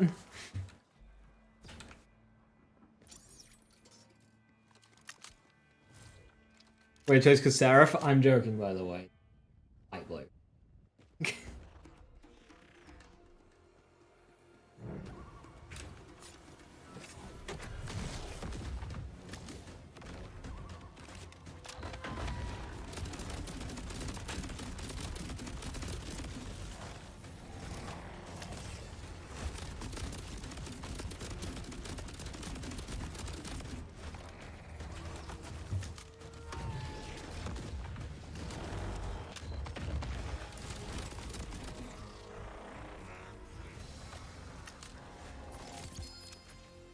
Does neutron capture scale weirdly with any enhancements or firmwares?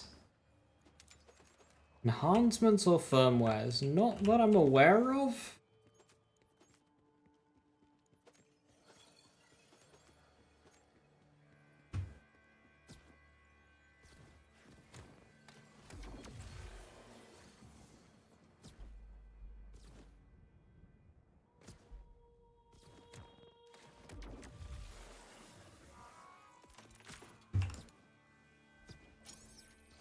The main thing with enhancements is if you run the bullet hose enhancement for an extra projectile, that will give you more wombo rockets. So like this is just one of the best enhancements to get for wombo combo.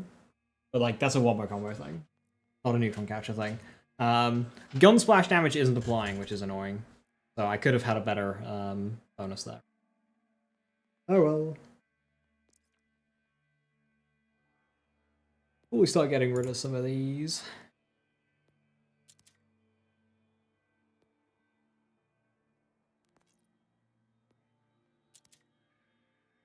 I do have a war paint. Gives me speed.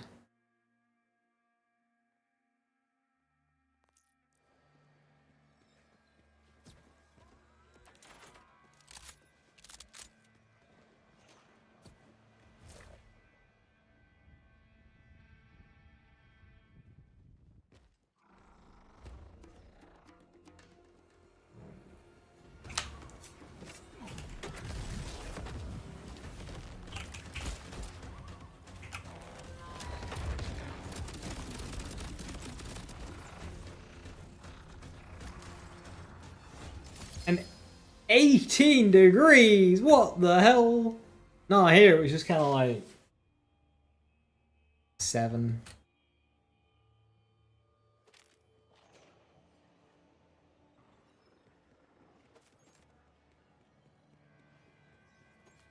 $18 is crazy.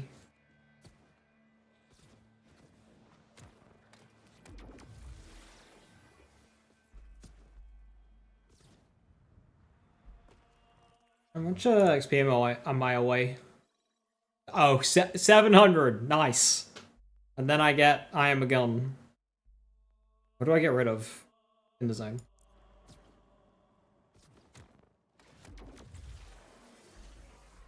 In the zone's technically better than bullet train, but I'm also not using it, so.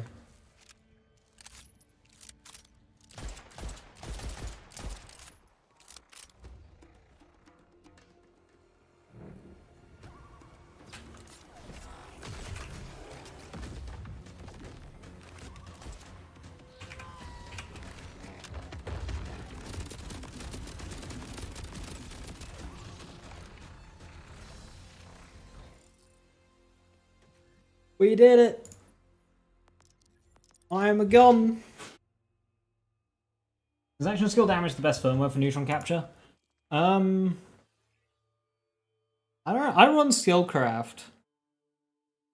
I don't run the action skill ones. I run Skillcraft. And then probably go bullets to spare 3.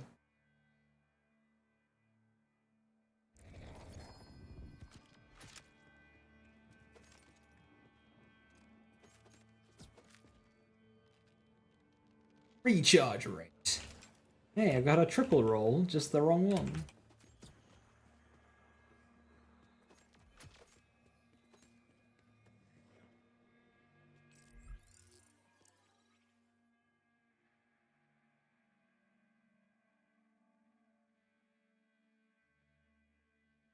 How is a triple recharge rate barely better than Vagabond 1? I only get 100. I would expect a lot more than that. In fact, that takes longer to fully recharge because it's got a higher capacity. Why? Why is... Okay.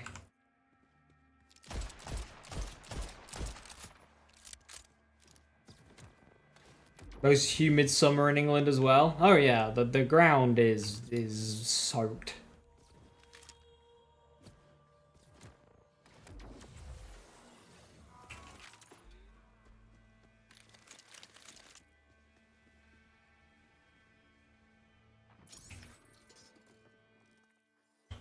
Also, I'm not sure how it works in this game, but previous games, each of these, like, perks, like Vagabond, Pinpoint, Recharge, is that they would actually have their own stats as well. It doesn't show them, but they have their own stats and how it affects the shield as well. So, like, if you look at a triple amp watts for dinner and compare it with another triple amp watts for dinner, they're always exactly the same.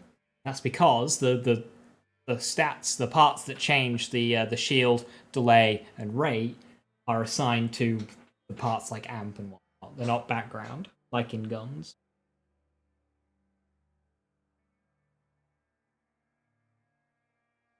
So it is these parts. They just have extra stats with them that aren't shown.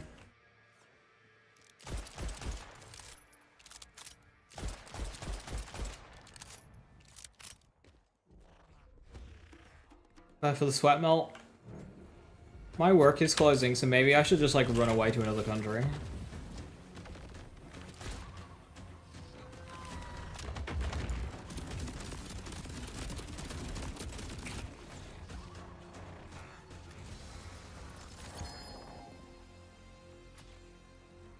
Are there any other games that have a weapon system like this? Not as, like, crazy as this? No.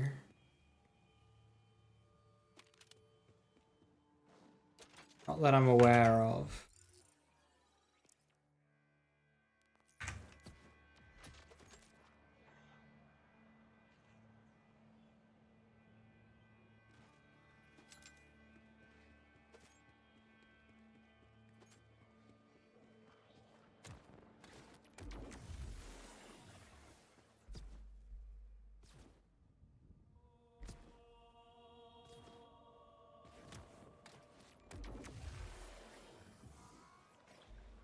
Bloody Lumberjack Phosphine drop? Yes, it can.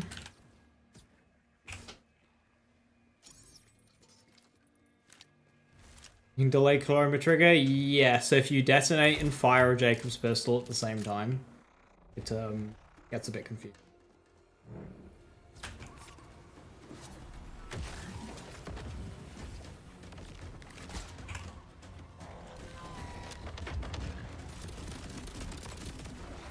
And you end up doing a lot more damage.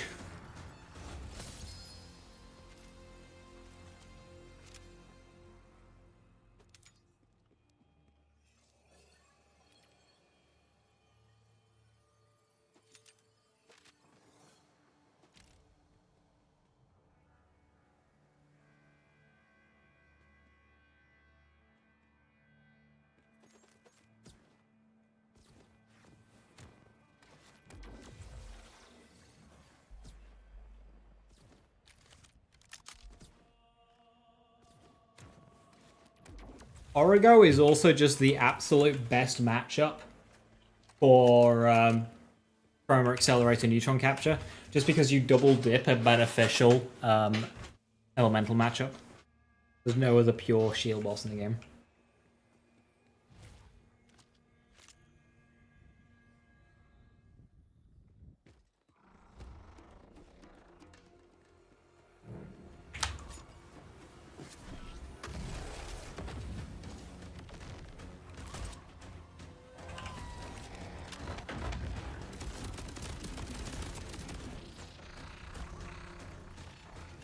The rifle shoulders cannons get amp from shields? No.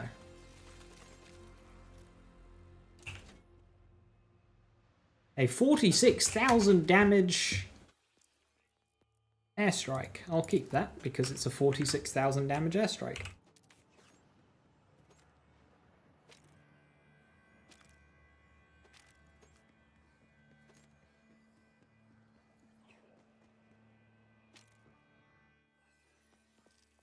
Make sure I'm benefiting from it.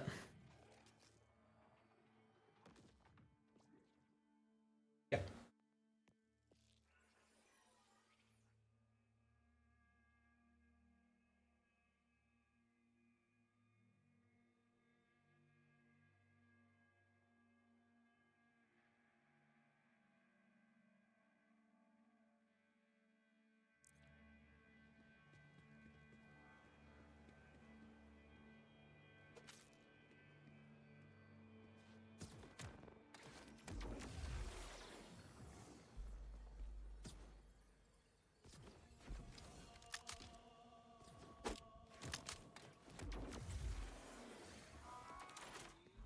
And get my action skill back quicker.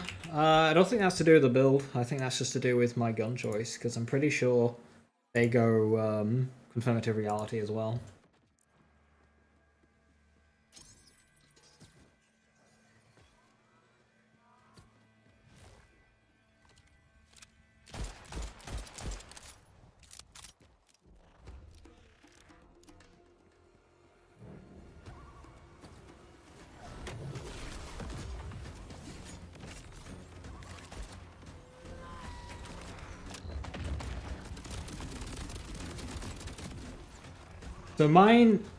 So the difference is mine's hybrid, Nepta's isn't. So Nepta goes pure neutron capture. So just straight down, demon core, immediately out of the tree to do other things like distributed function and whatnot.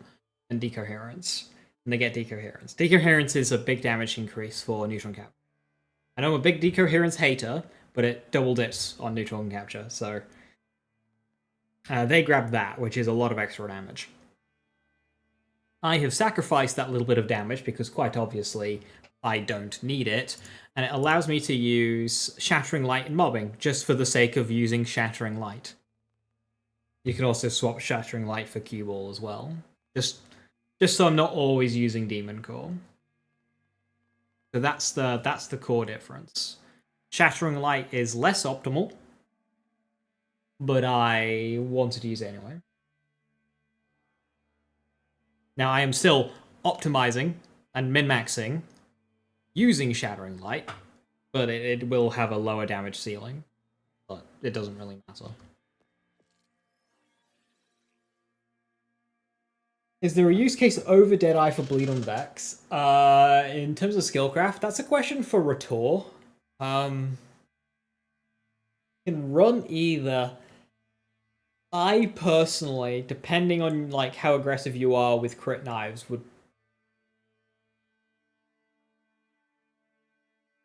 would prefer Deadeye. If you're not very aggressive on crit knives, then maybe skillcraft.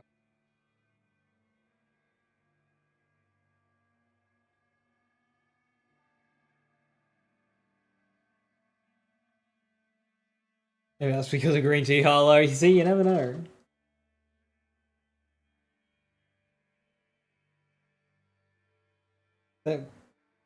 Right, considering Headhunters added no gear. Headhunters adding no gear, one head skin across the 4 characters, you can't really argue for it, can you?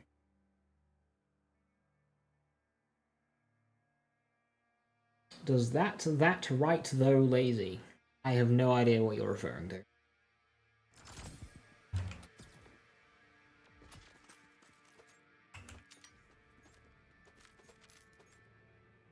At Gearbox, please increase firmware drop rates. Thank you. They're way too low. Make them increase with UVH.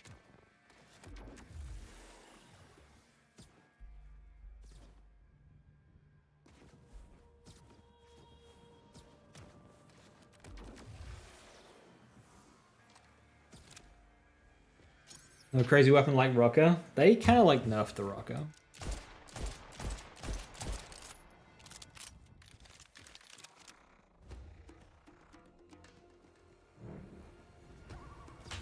Here's a crit damage rework, please no.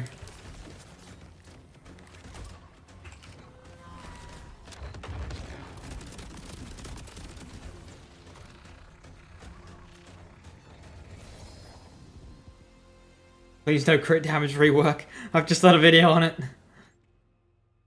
Crit's good. Leave it as is. I have no reason to use any of the Vault Card 1 guns. Yeah, they're a bit so-so.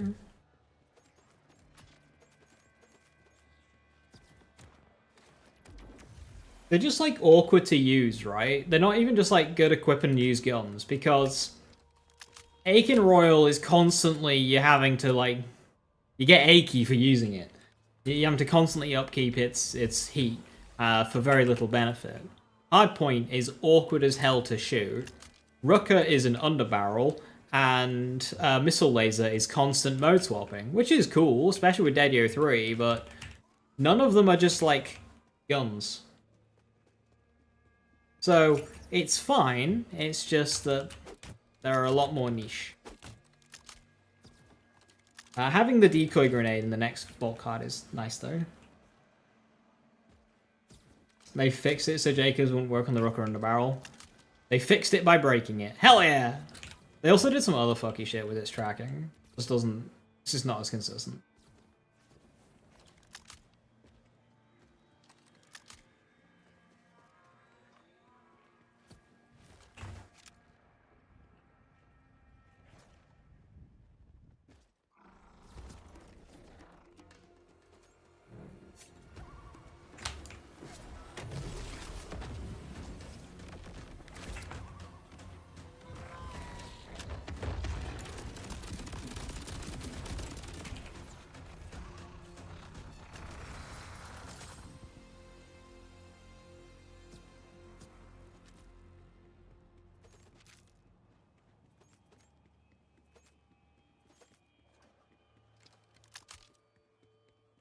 How do you feel about a Guardian Angel, but only for action skills, just a soft buff for all of them?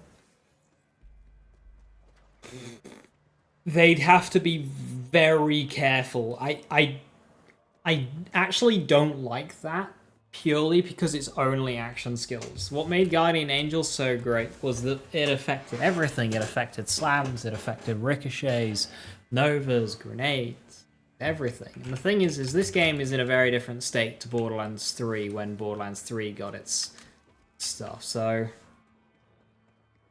I don't think Guardian Angel would fit this game and the way the meta is currently, as well as it did in BL3.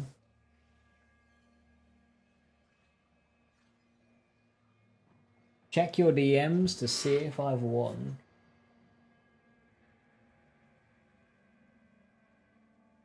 Oh no. I don't pay for Twitter.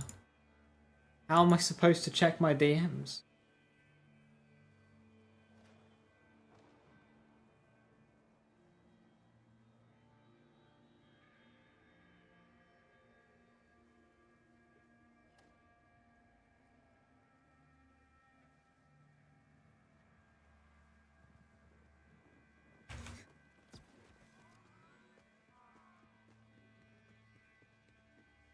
Boy.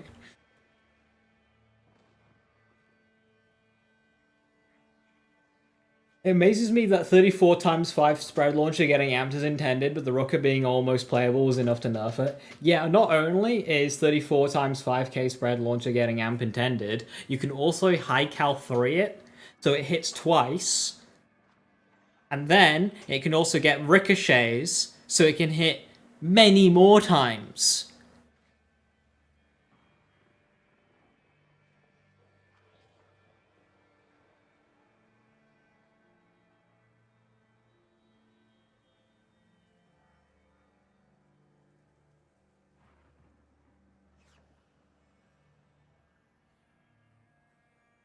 The shiny is more common on Big Encore or regular? Big Encore. Regular was more common for 1 week.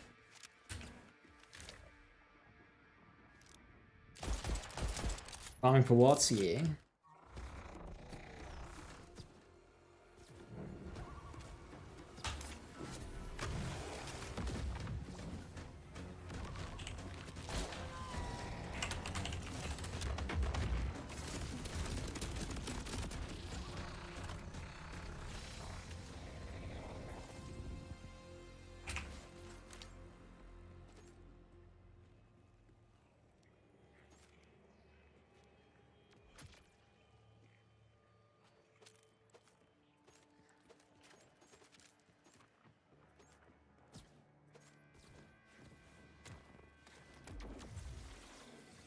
High Cal 3 plus Piercer slash Bounce Flash Launcher dropping over 1 million damage with no formula. Did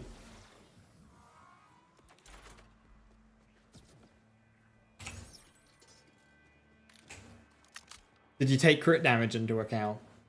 Like just the base crit?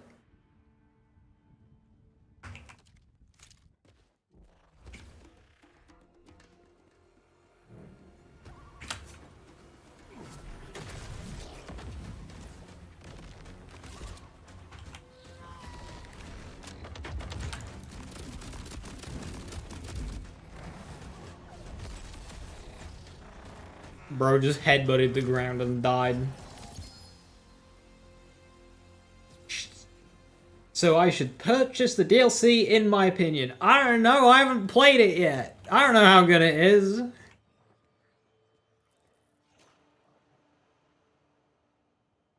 Hey, finally got an elemental grenade, but it's corrosive, the least...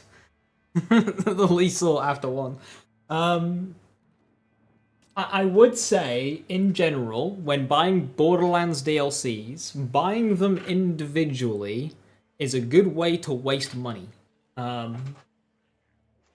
Because they always end up doing so many that you're gonna want to buy them in bundles. Really. You want one, you may as well just get the bundle. So it just depends how much you want to play the game. There's going to be 2 pearls that drop base game, 1 pearl that drops in the DLC. Yeah, if you're on the fence, just kind of weigh up how much money you have and how much you're into Borderlands. And maybe consider waiting for a sale on the bundle or whatever. But like, if you go through Borderlands games, Borderlands 2, Borderlands 3, who knows with Borderlands 4, and just buying DLCs individually as they come out, it ends up being very expensive. Only 3 pearls? Yeah, 3 pearls for the moment.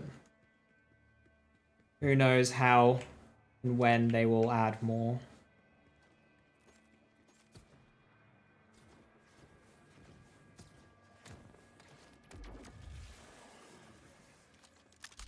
It has not yet, Carlos. There's like some behind an activity. We don't know when that activity unlocks, so maybe we'll see tomorrow.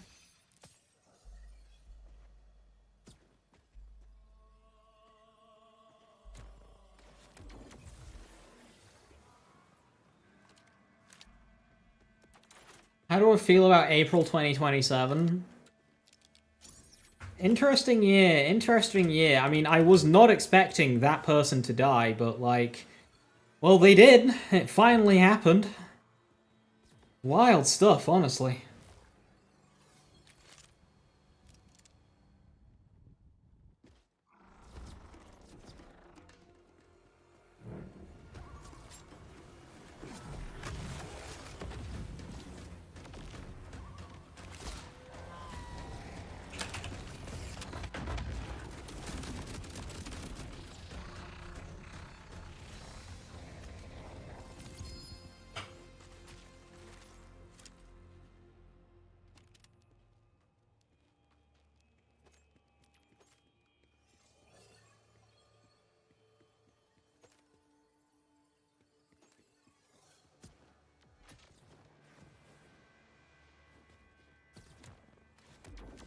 I'm surprised that no pearl was added to Bloom Reap.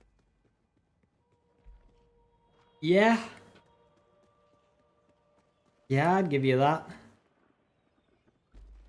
Only 3 bills including DLC? Yeah, it's 2 base game, 3, a third in the DLC. Which is less than what I expected.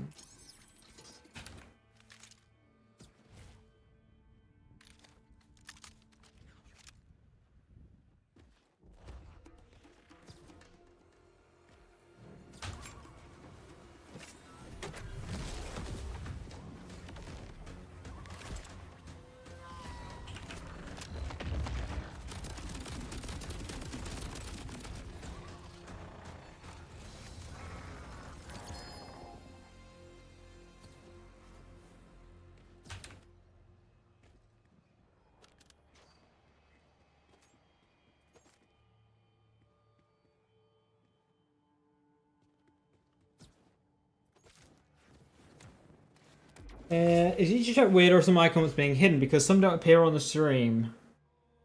Don't appear on the stream. YouTube is bizarre. I mean, I have to always change it to live chat versus top chat because top chat just likes to hide shit. And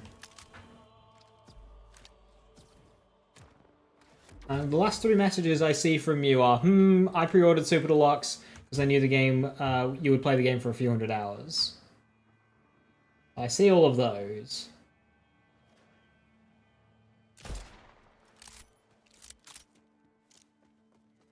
Hey, how you doing, Borderlands?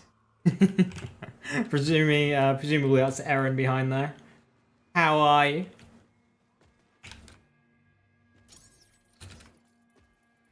Sure is. Good to see you. We watched the dev talk video thingy earlier.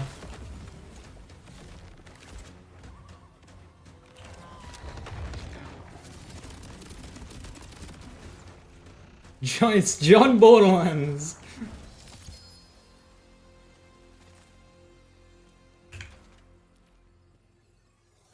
I am going to in my wall order. I am going to eat the stone demon. It might be bad for my teeth, but I will try anyway. I'll be checking these class mods actually. Physicist.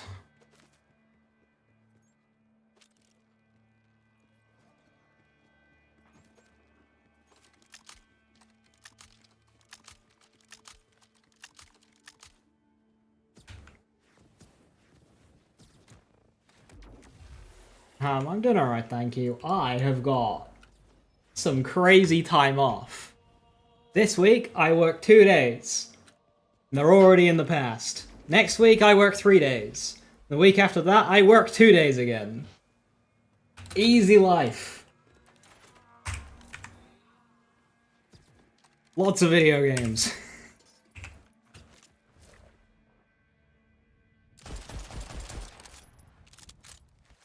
Same as you, nice. Lots of time for Stone Demon then.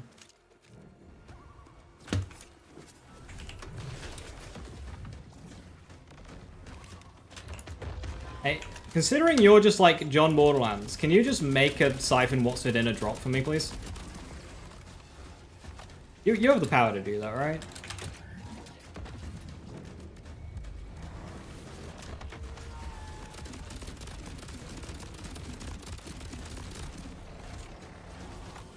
Do that real quick? Sick, thank you.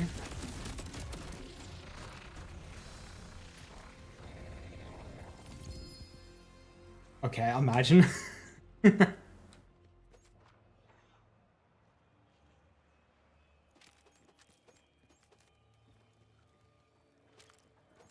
Sounds like crime.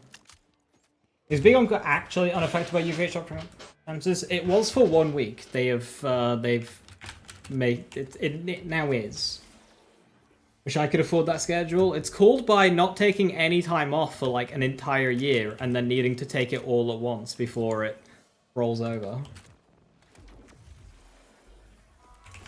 I paid for this in the past.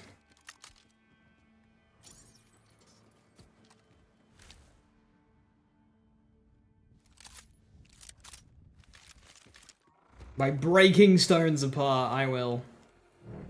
I'll be breaking everything.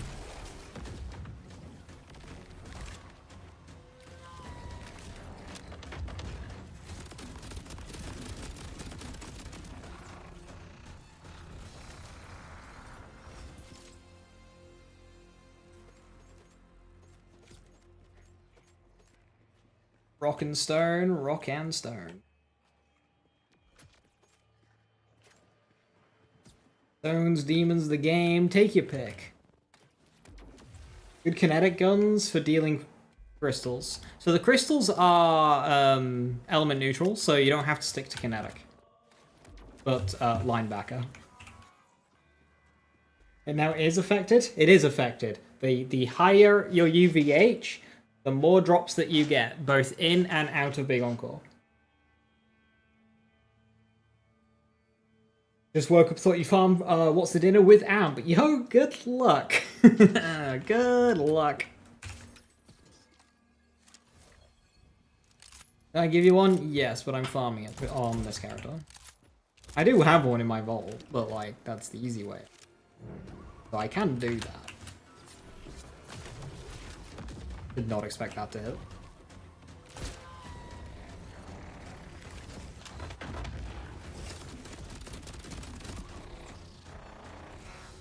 Which build will I be running the DLC first? I mean, it just kind of has to be KSVB, right? I think it just has to be Kill Skillvax. Like, that's just my build.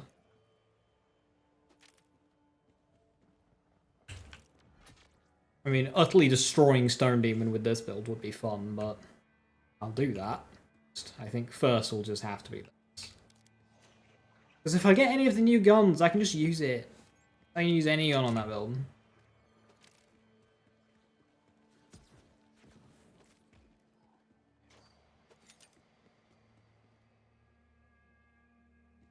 LDKSVB.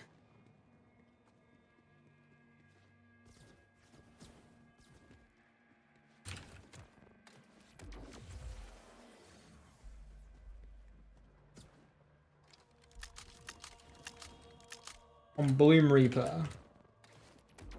Occasionally your complex route stops doing damage, so what that'll be your Atlas tracker falling off. So if you're unable to phase it in time, you can either A, use a convergence instead, or B, use Atlas Infinum level 3 on the firmware.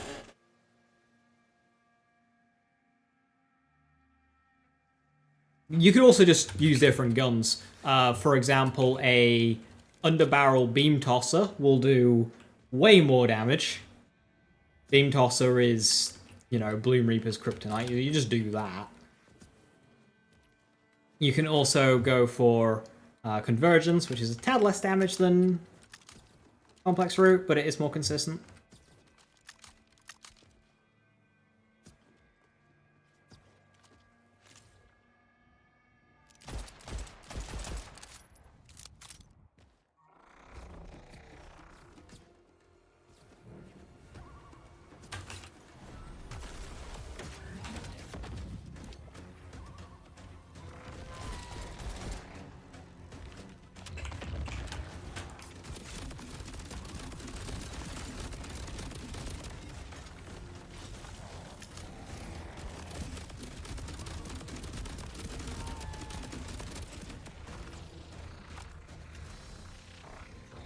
Think they'll get underbarrels tomorrow? Who knows what balance stuff we'll get. Pistol sounds excellent.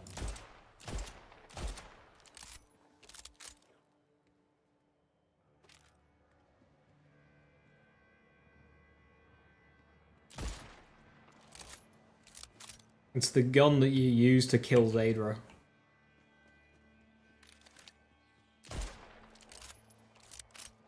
I could have gotten any Jacob's pistol, but I chose this one.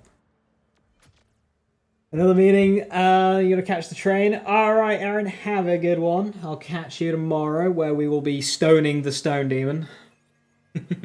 Have a good one. Thanks for stopping by. It's always good to see you.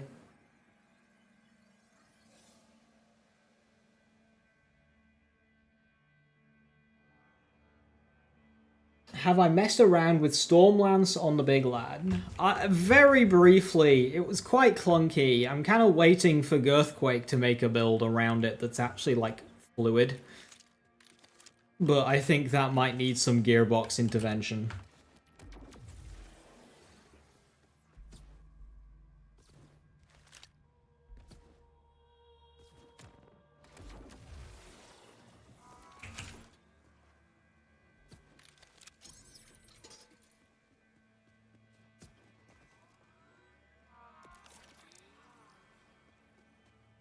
Oh, no caffeine? I mean, caffeine's cool and all, but not if you're doing it every 20 seconds, you know?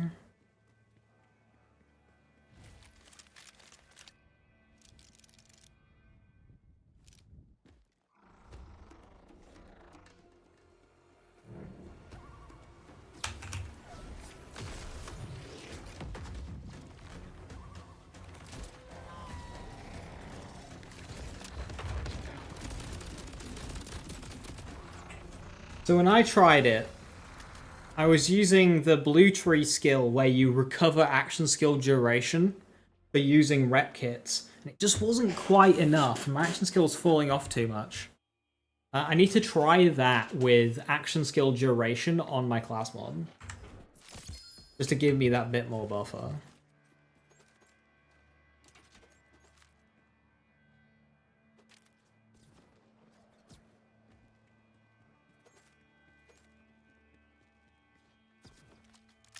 Looking for a Technomancer buff? Just class mod buffs in general. Like, across the board. Most characters just have 1 or 2 class mods that are just much better than all the rest. Like, Harlow's probably got the most class mod diversity, but even then, it's mainly because most of them suck.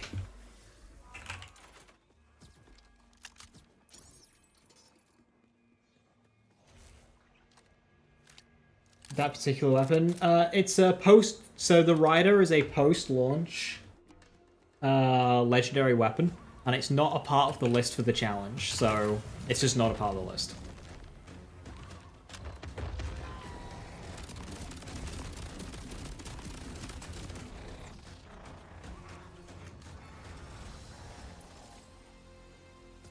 Never tried? Yeah, Firepot worries me. I tend to not like Firepot. It's a bit slow. Because often when I'm throwing Firepot around, by the time it reaches enemies, I'll have wanted to kill that enemy anyway. So...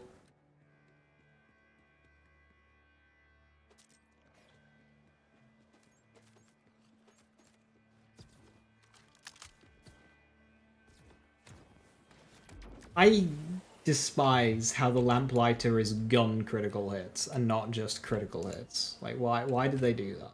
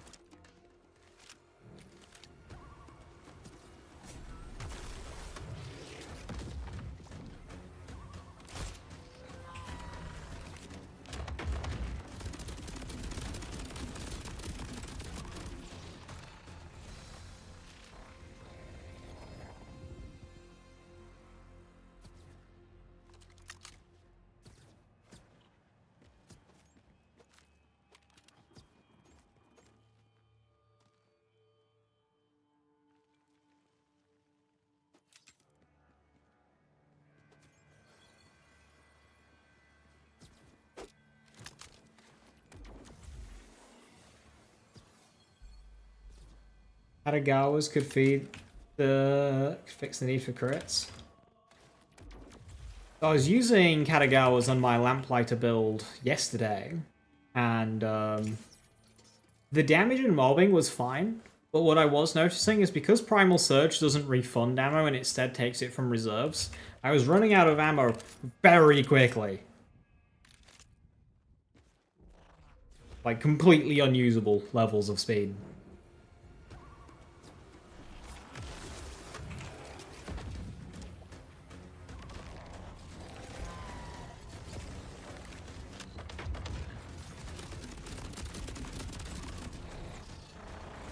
Proc constantly? Well, just because the fire rate is high enough to burn through. It proccing constantly doesn't matter if you haven't fired. It needs to put the ammo somewhere, so you need to shoot for it to pull ammo out of your backpack. So the proc rate's not an issue, it's just that it's an ammo-hungry gun that fires pretty quickly.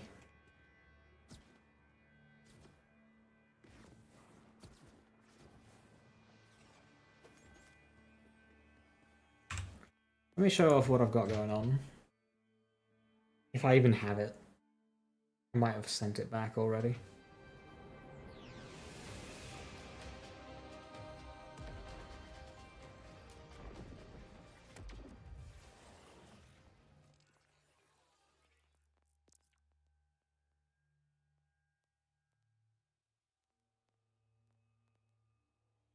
Oh, I have it marked to go back, but I didn't actually send it back.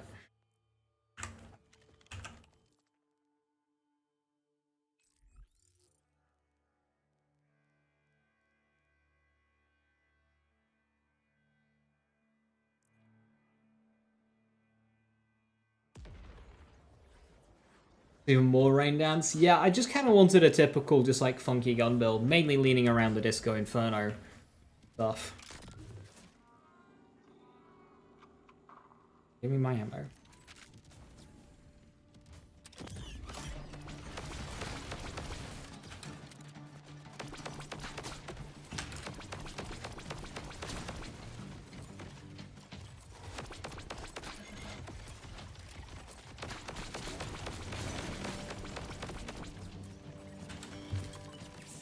Why are my frames so bad?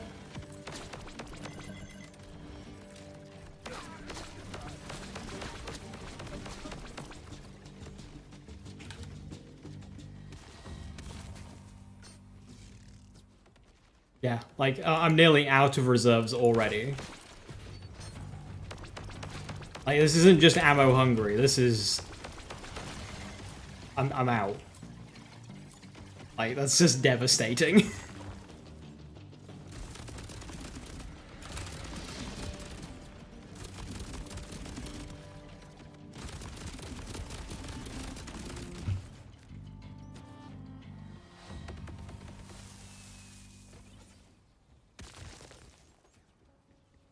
Can Cato roll Daedalus? Unfortunately not, otherwise that would solve it. I just use SMG ammo.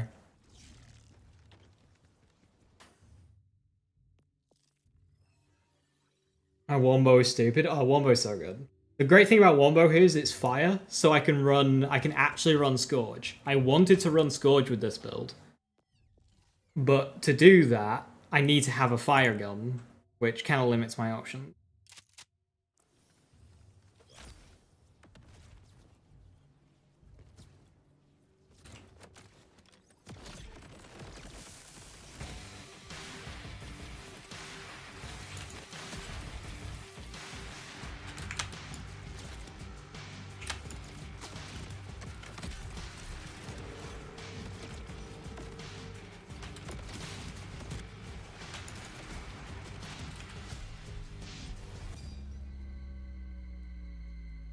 Sweet Embrace is good as well.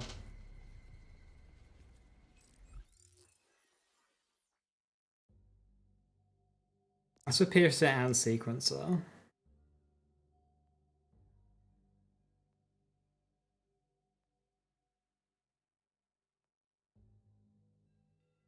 Oh yeah, so normally with Wombo I run this, so you didn't even see that.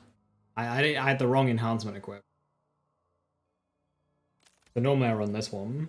I need to change the firmware on it, but...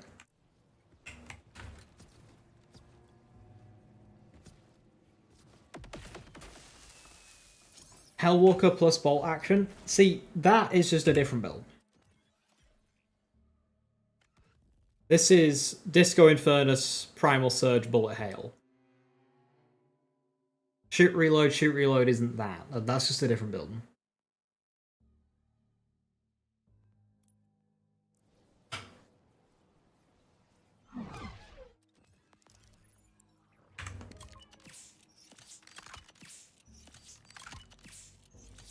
Drugs.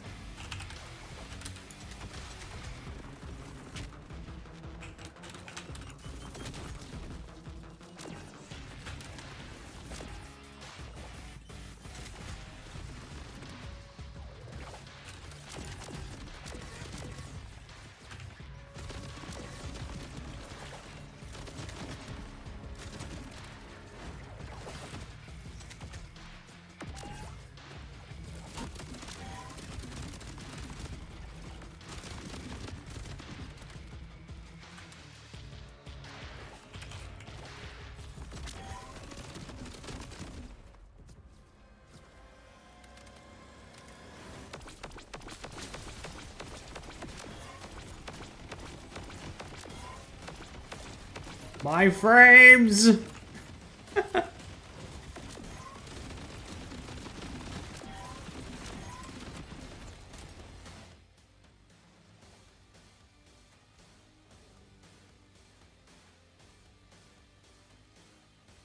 Fire balloon barely broken crystals. What are you using?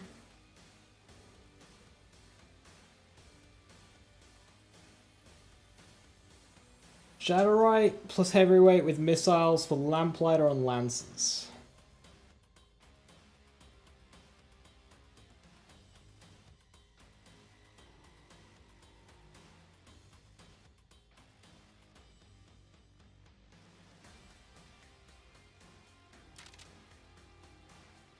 Linebacker and kinetic vex. Did you...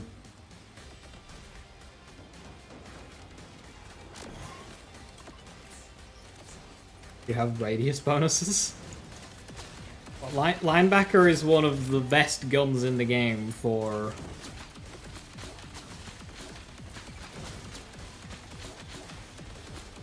Phase 1 Bloom Reaper. It does not suck.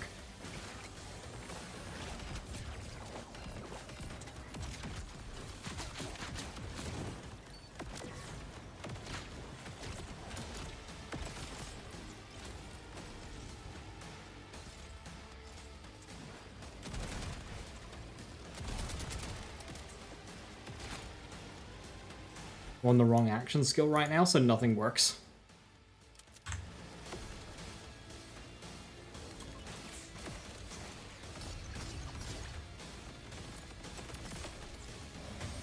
That's just rude.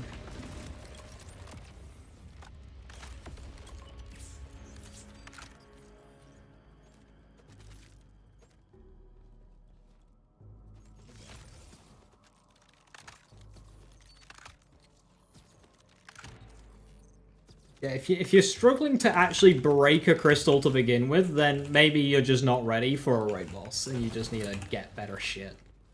Enhancements, class mod, heal, and...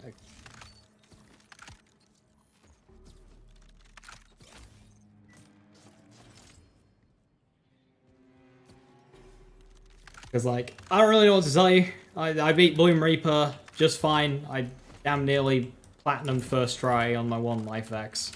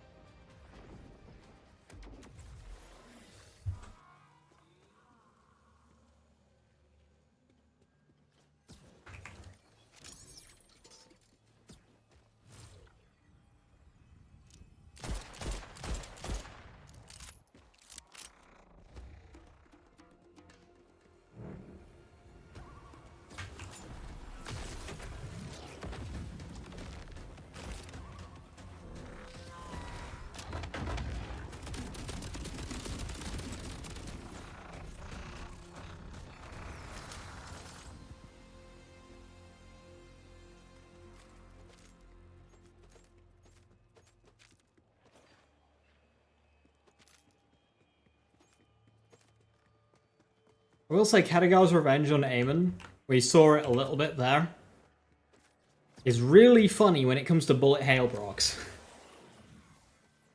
New event going to be similar to Slaughterdome? Based on how they described it, it seems like it's going to work very similar to the Creep event. But instead of Iridium, it's Ordinite.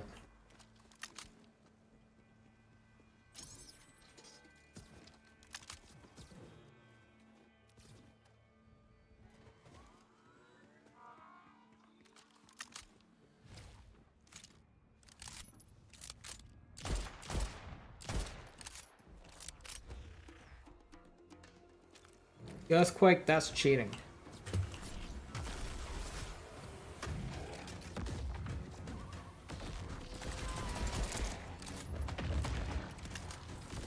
Yeah, I was mashing to detonate my action skill, it just wouldn't.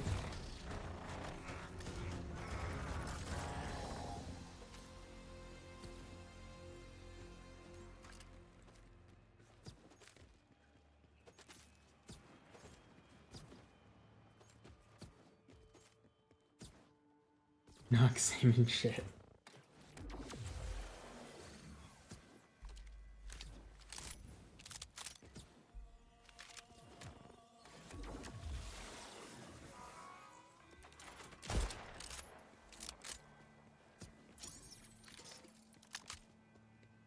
Destroy tank keyboard like 20 minutes ago? Well, then are you actually hitting the crystals? Because, like, they don't have a lot of health. If you're struggling breaking the crystals, then, like, you must be just missing, because they do not have that much health.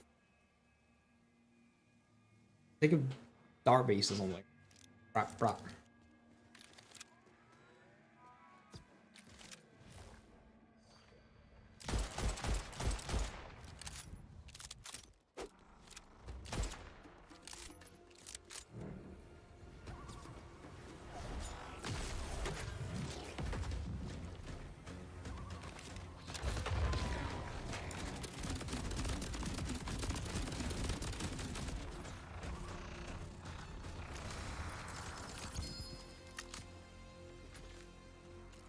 Trying on UVH5.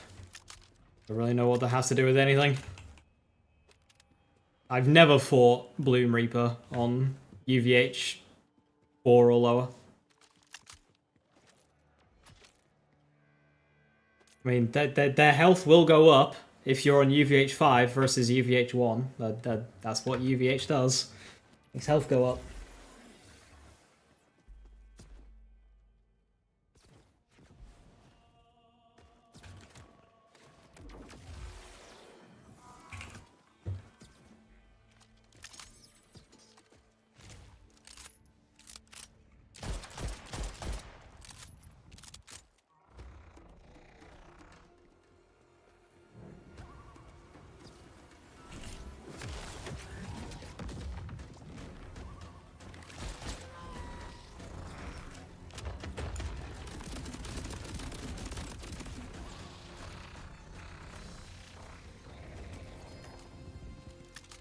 Chinese per UVH. A flat 0.1% over what they already had. A driver. That one's got Dirty Bomb on it. I suppose I'll keep it just so I've got it on me.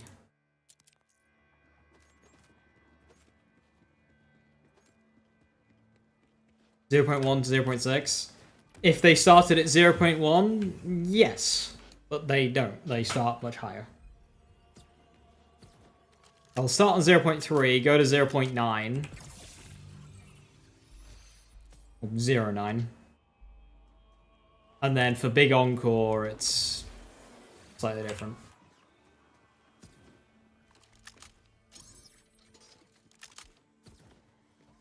I can't remember the numbers. There's a post on Mobalytics. Crazy how rare some things are, yeah. Part variance farming, no fun.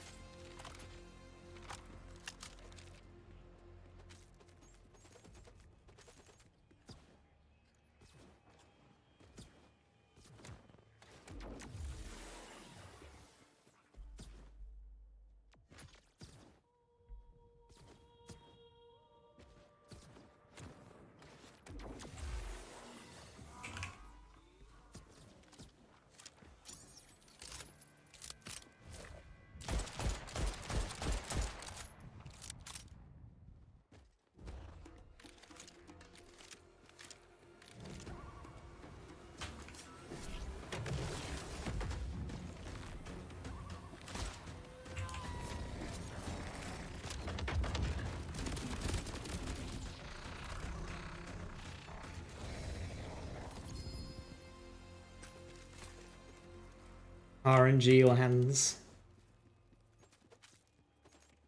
Okay, so hear me out. We're able to freeze Demon Core in place, right? So we do that. And then, eventually, if we can get something like Flash Freeze, freezing enemies, right? Infinite action skill duration. We can just have Demon Core sat there forever. Just like hitting things. Just building up damage forever. And we pop it.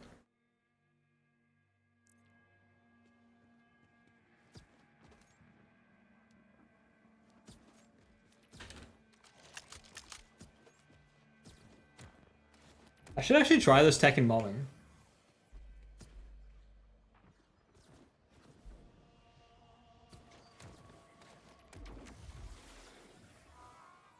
Void Star? That's probably quite fun.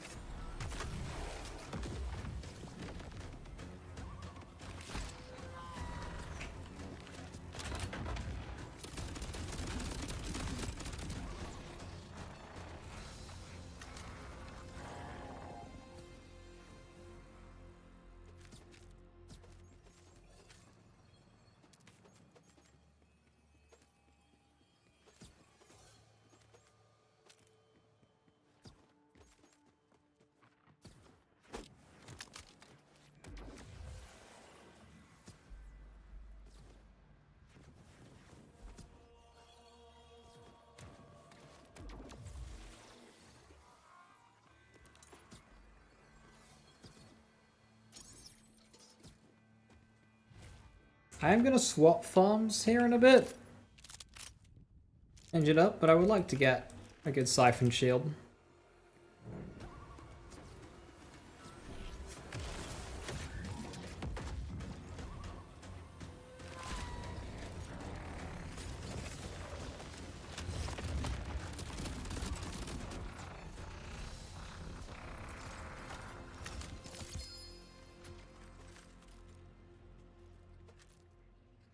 When the level cap increase? They said that it was going to happen, just not when.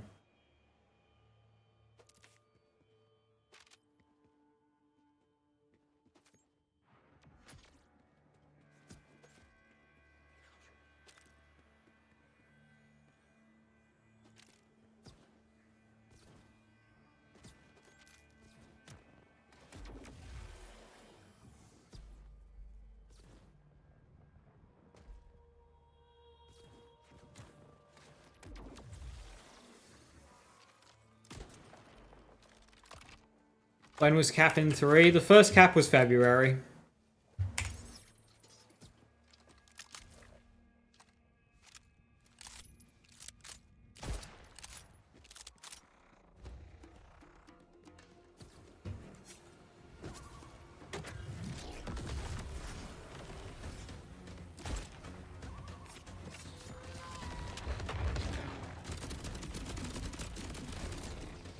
With the Valentine's Day event.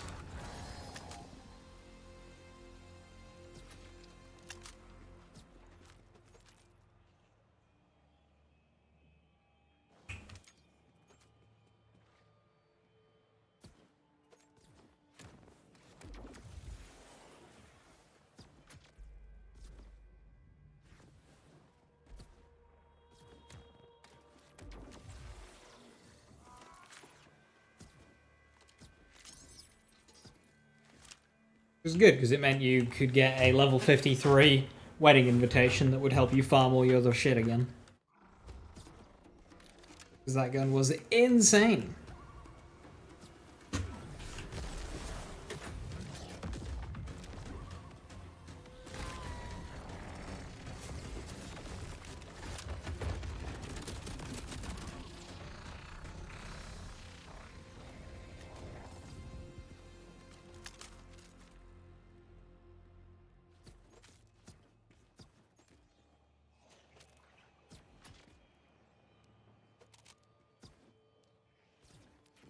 That might be intentional, Blitzer. But it's the same with Order as well. It is strange, though. I mean, level 59 characters do I have now? None.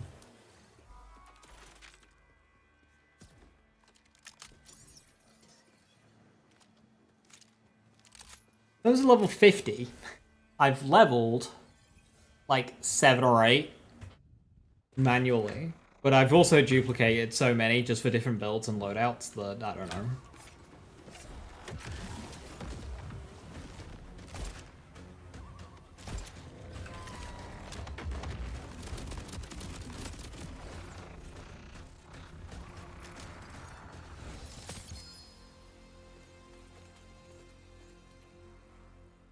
Rimming!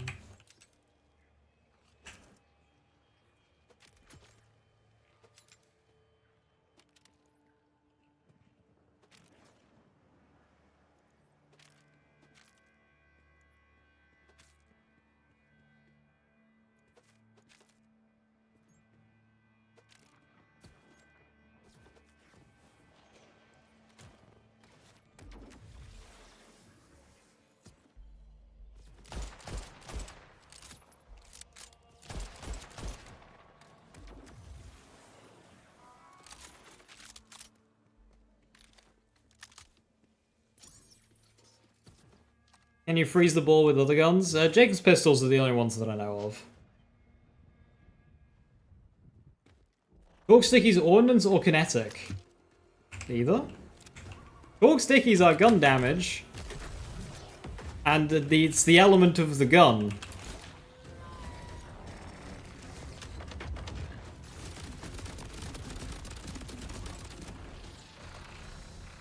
Why did they freeze it? Because this is a functional video game.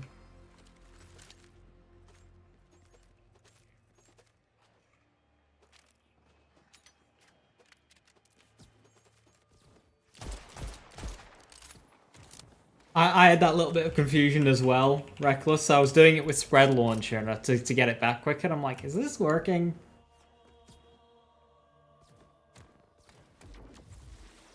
Curious about the new loot tomorrow? Yeah, we'll have a good old time testing it all. Big stream tomorrow.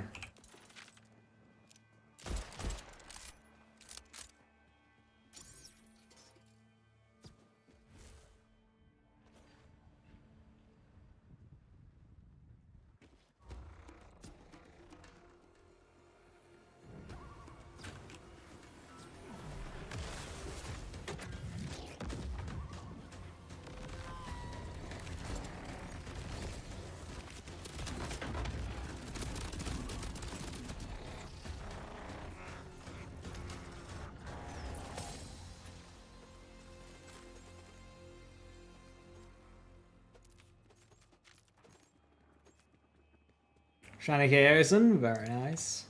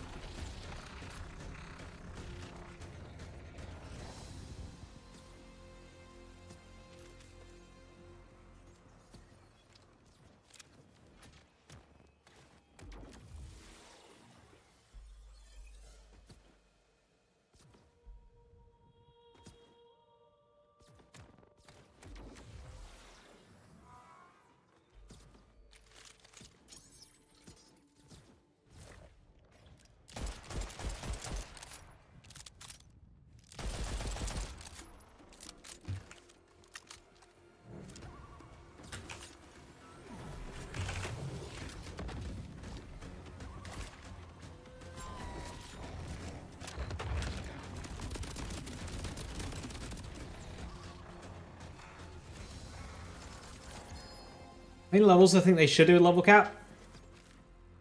10?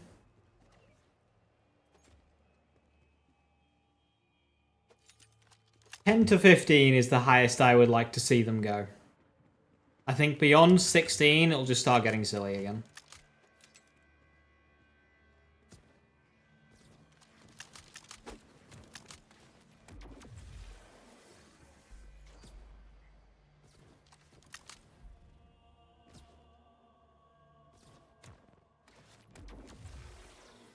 Execute level 66. That'd be 16!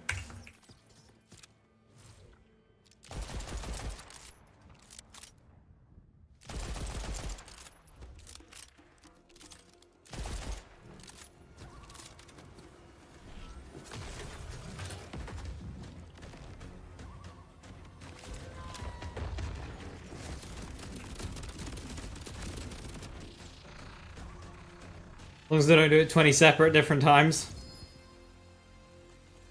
I just noticed my gun kind of looks like a pearl when neutron capture's active because it's got the yellow hue over it. That is a funky flutie.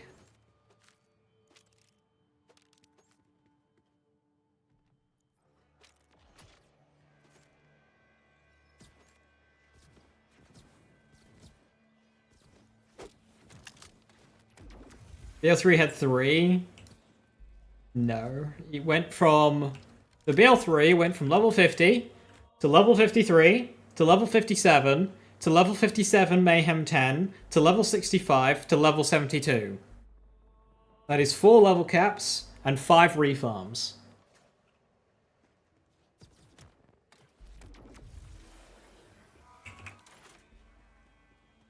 Wasn't level 16? No, it went straight from 57 to 65.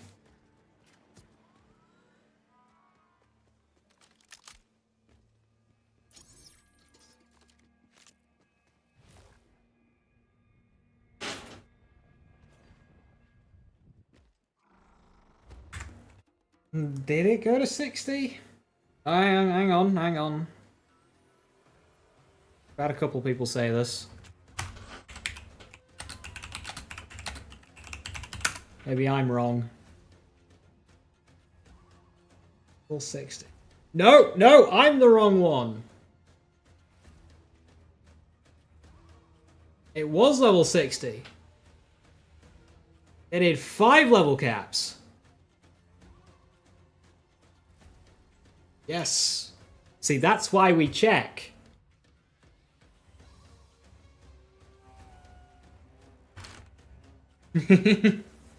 Yeah, 53, 57, 60, 65, 72.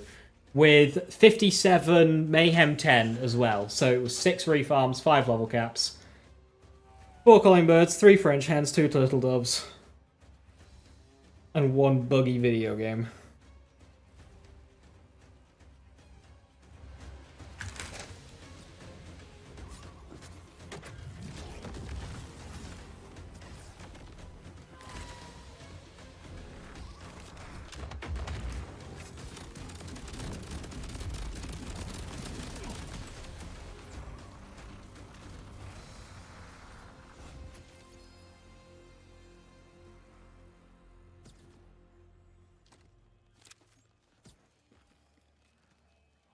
Absorb, add power booster. I'll take that.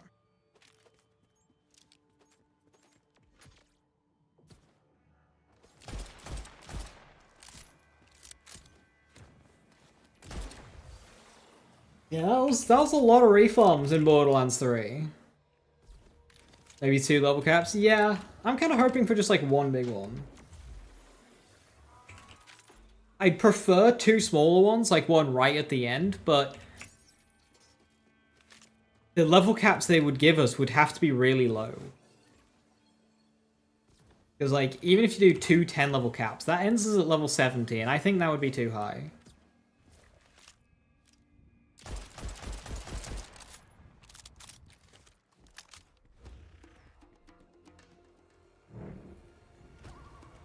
$65.60? Is that enough?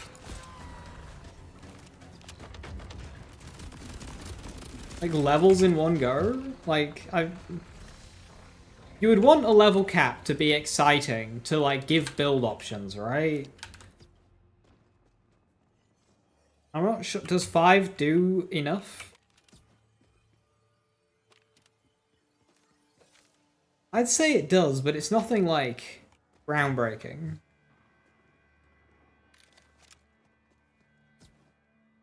Seven? Yeah, they could do 7 then 8, or 8 then 7, and end up at 65, but that's awkward. That's awkward numbers. But, they could do 7 and 8, because then we'd have level 67. And this is Gearbox. 10 at once or 15 at once I'd be happy with.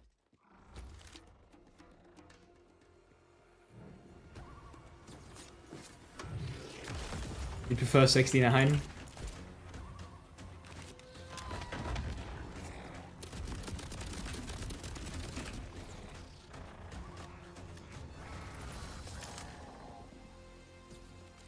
Play BL1? I mean, that's just good life advice. Feeling down? Are you bored? Don't know what to do? Play Borderlands 1. Good video game. Made even better with the ability to read.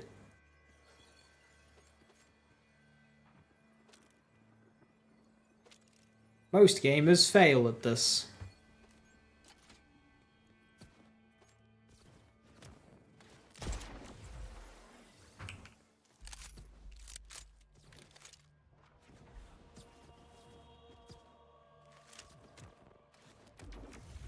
That's a good way to go, Blitzer. Because you get reload speed and fire rate, which are just like, that's just damage uptime. Not only will your DPS be higher, is it'll just feel better to play as well.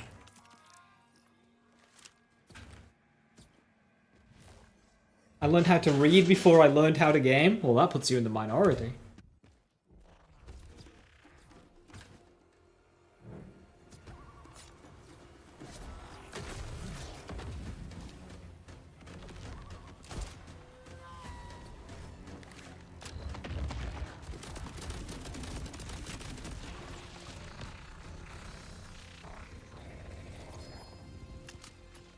What's the reading comment about for Borderlands 1? So Borderlands 1 was made in a time where Gearbox didn't have the money for voice acting on every single character. So to get the bulk of the storytelling, the world building, it was in text rather than voice acted. And a lot of people apparently had never played a game where the majority of the story is in text before, which is more common than you would think.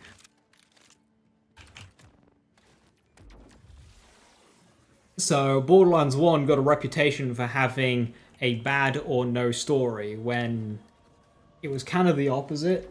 There was more world building in Borderlands 1 than other Borderlands games. It's just that it was all in text. Like, did you know that Torg was in Borderlands 1 and that they were supplying the enemy? And Marcus was like, oh, hell no, I'm going to blow up the Torg shipments. Did you know that that was a thing?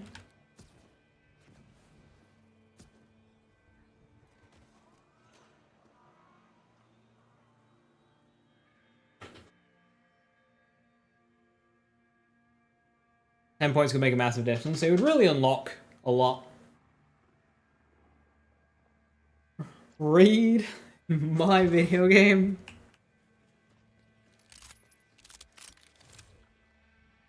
Don't argue with Borderlands players. We can't read.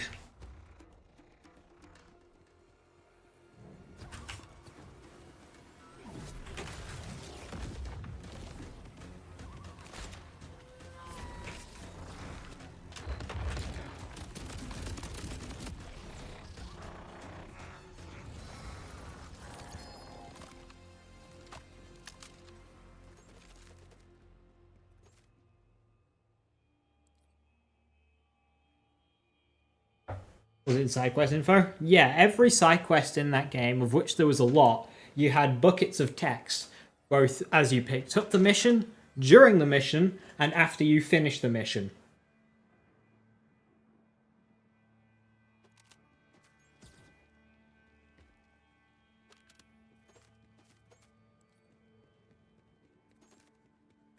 I'm just gonna hit you with a truck here. There was a claptrap in it that got raped. That's Borderlands 1. Probably not the best mission, but that was in Borderlands 1.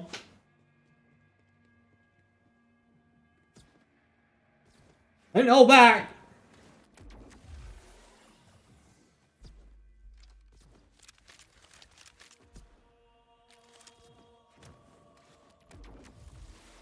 You win all arguments by simply not reading the opponent's piece. That's a very overused strategy, is that one. The only read I do is putting your save on read-only file. Hard M rating, remember the blood everywhere. Hey, do you remember when you entered Old Haven and it was just like bodies lined up that were executed?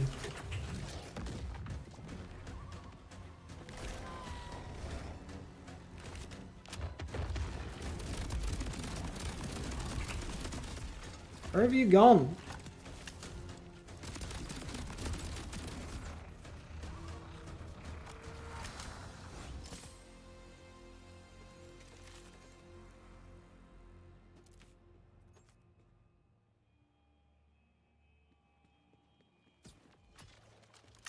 Auto Sniper, just shy of 6k damage, Jacob's Torg Impact, 119 crit. That is definitely one of the best rolls you can get. Good find. Good find. Zombie DLC was kind of dark too. It was. Oh, it's been a while. I remember going through and reading all of the missions in the Zombie DLC, and some of them are like, what the hell?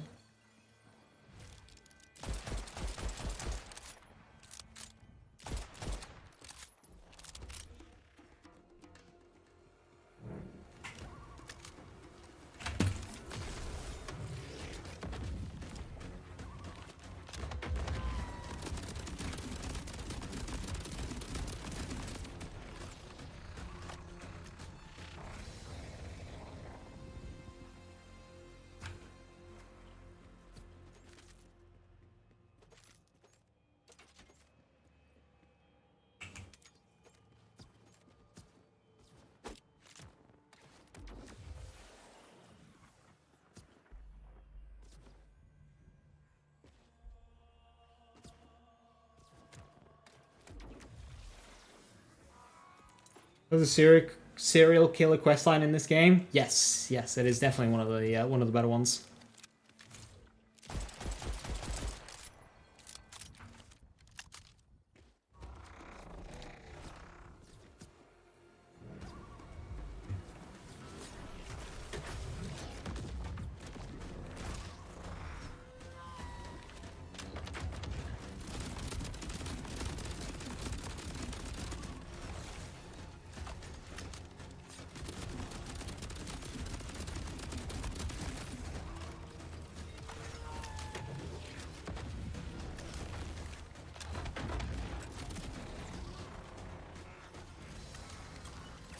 Airburst making you forget how to aim.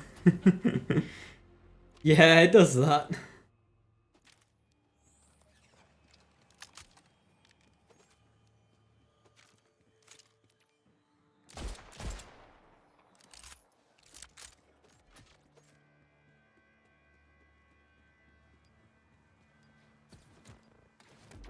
You're surprised to see it return in another area or continue? I mean, it didn't end. You didn't find the guy, so... Makes sense.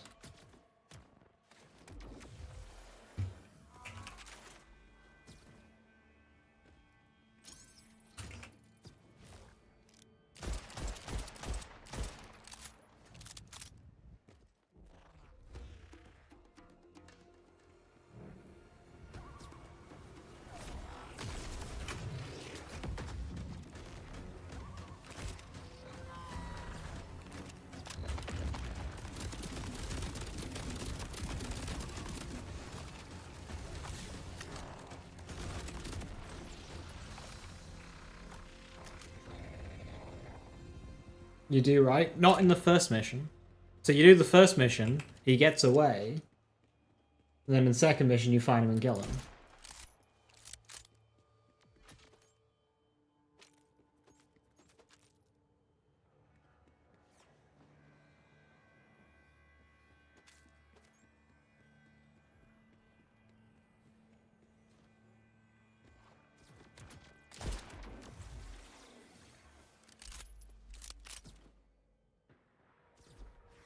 Playing Amon and Harlow with Disc Jockey really messes you up with aiming for a while.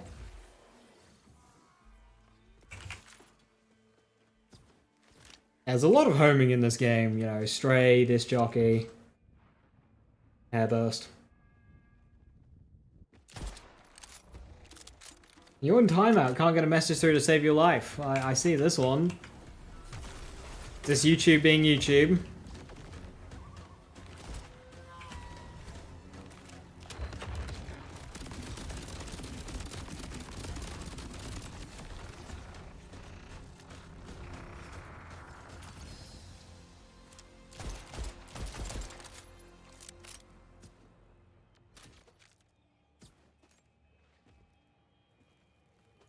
Well, I've gotten a lot of what's for dinners, and none of them have had siphon.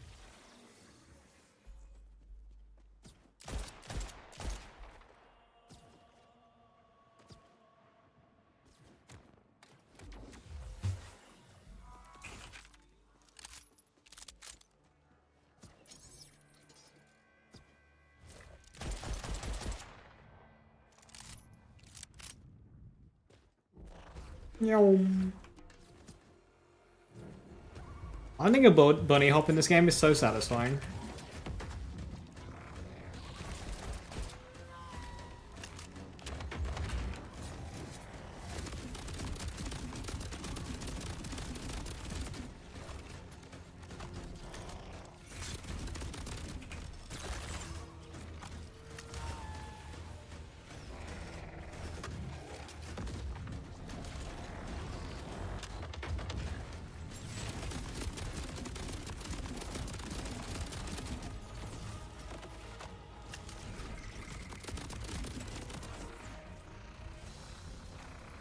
Another vial mechanic over again. I would hope that there is a substantial difference. The item just fell through the world.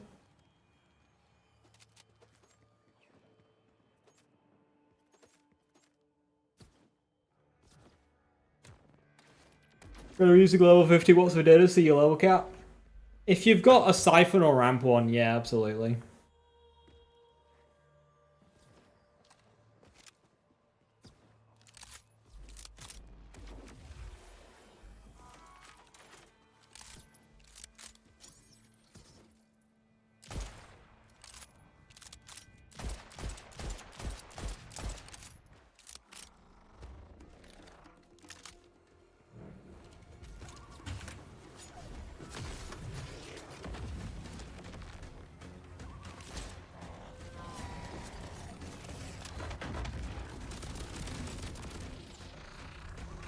Hey Noah, not my birthday.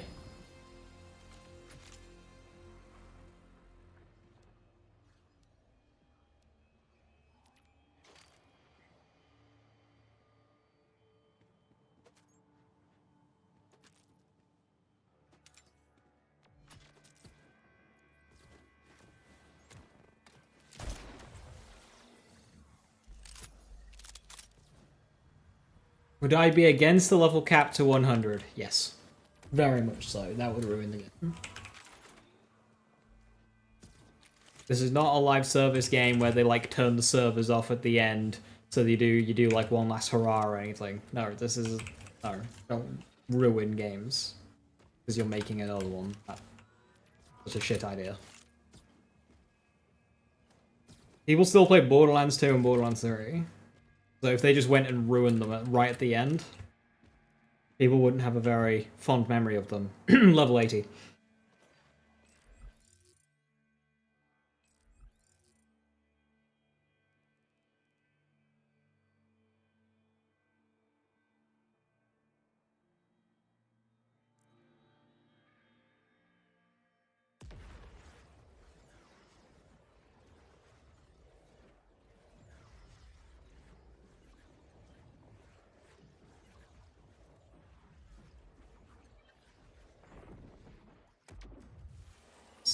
So since when the crit damage are working properly for the crit chance too, it was completely staggered through multiple changes.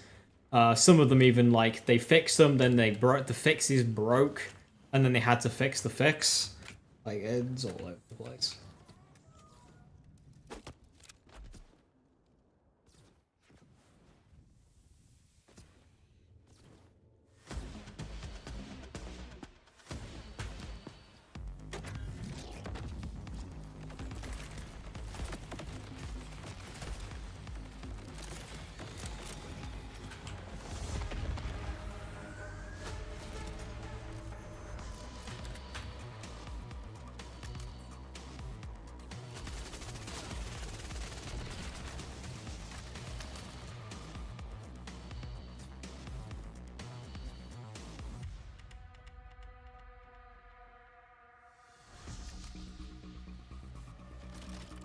Who'll be the strongest after level cap? I mean, currently, well, it depends how you define strongest.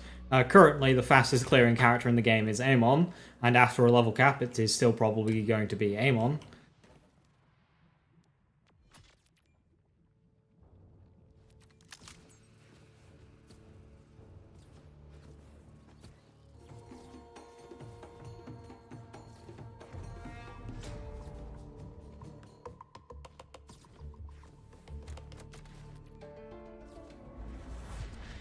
Berserk working on Forge Waves now, that's good. Heavyweight no longer working for Rocket Punch. I thought that was always the case. I thought it never worked for Rocket Punch. I thought that was the whole point of Heavyweight, is that it worked with, like, literally nothing, apart from basic melees. Heavyweight not working on Rocket Punch was definitely a before last week thing.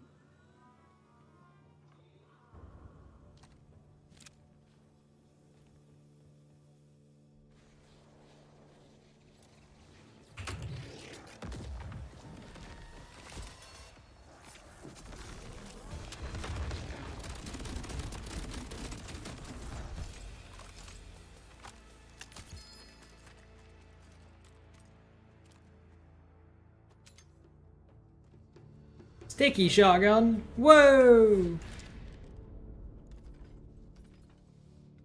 So balanced.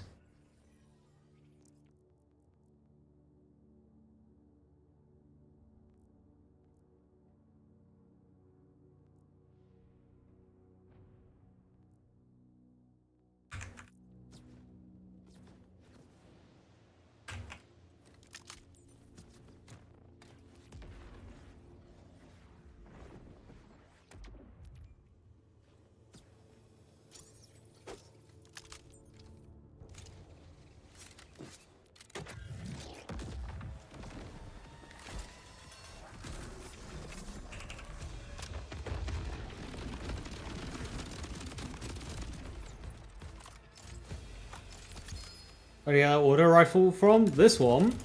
This is the wombo combo. It drops some Ripper Roadbirds.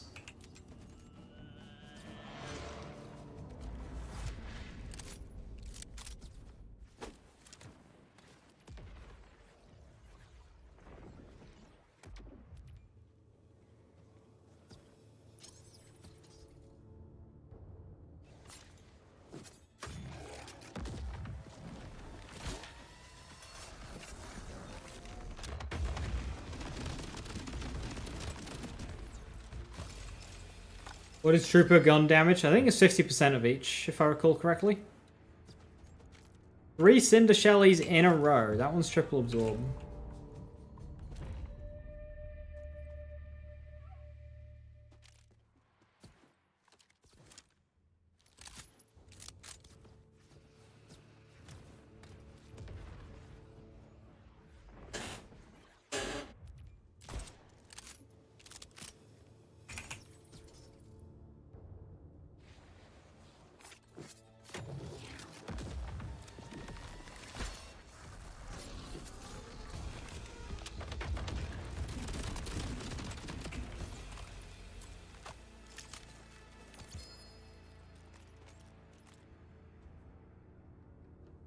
Amp triple bypass.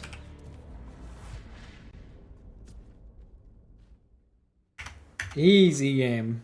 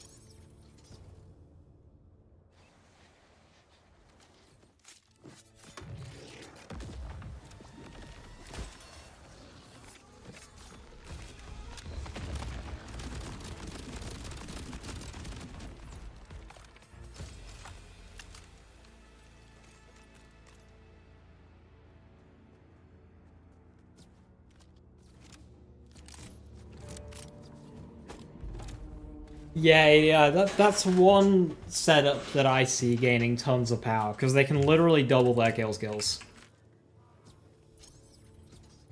And eventually they might even be able to reach Bloody's power at the same time as well.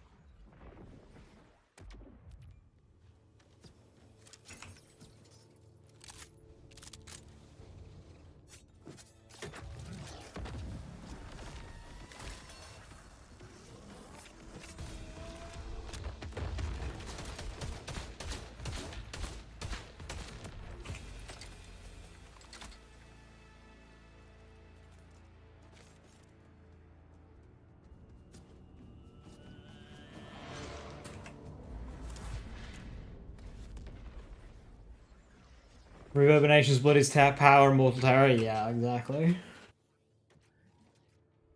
Eventually might become a thing.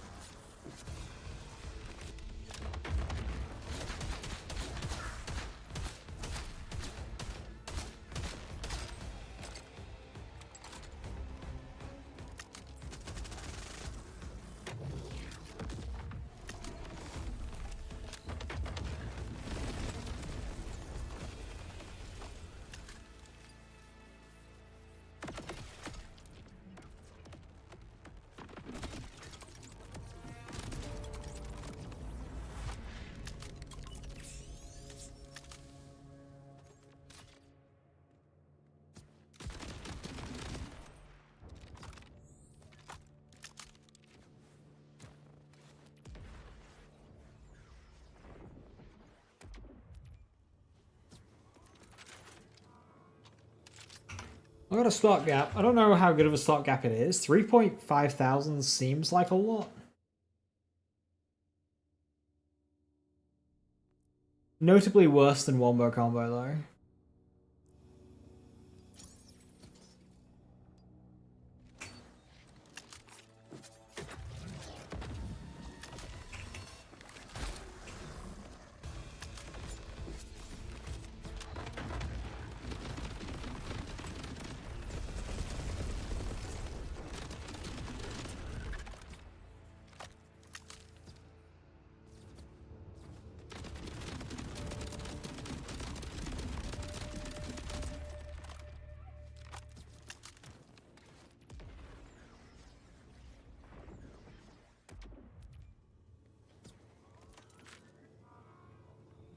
Gamma Ray Burst 2.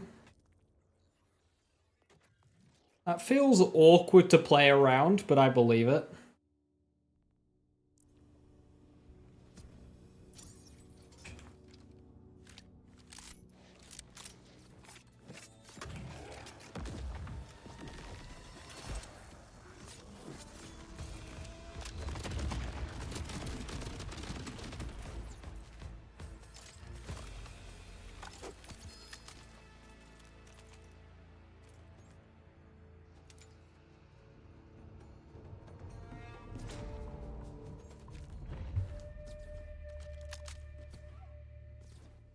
You need to invest skills and pick and choose between them.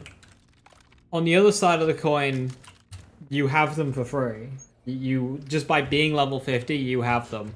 Whereas items need a time investment to farm for. I don't think it should particularly be either way.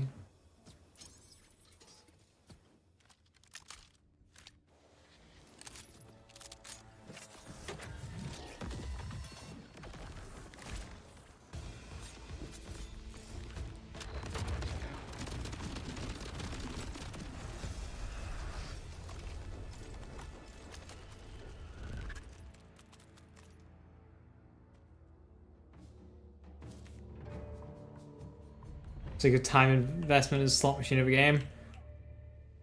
And it is. There's a looter shooter. Point is grinding.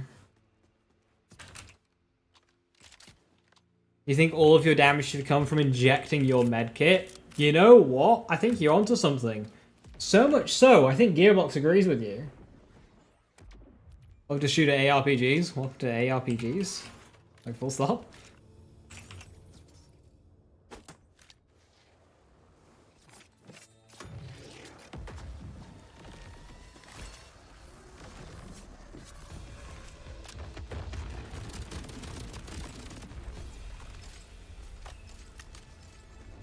Like, farming loot's never gonna go away. Now, I would like farming to be made easier.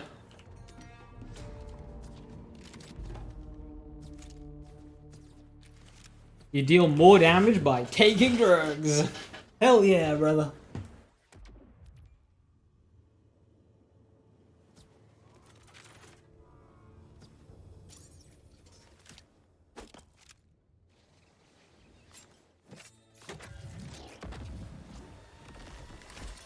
Now, what would make a difference is if the locations where you grind were more engaging.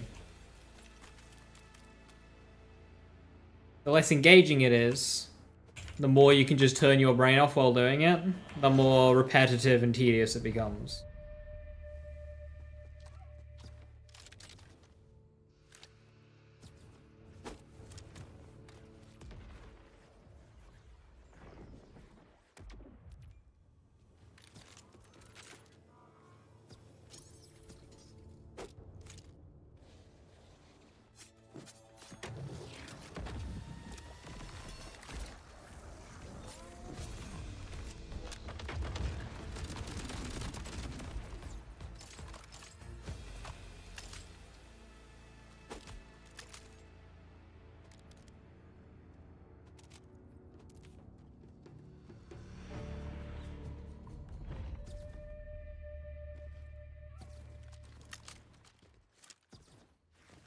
You got a +5 control group Savant, would it be better to use that over +3 sustained reaction by a robot? I'd stick with Bio-Robot out of those two. Depending on what your passives are. If it's got 3 good passives, then yes. Otherwise, no.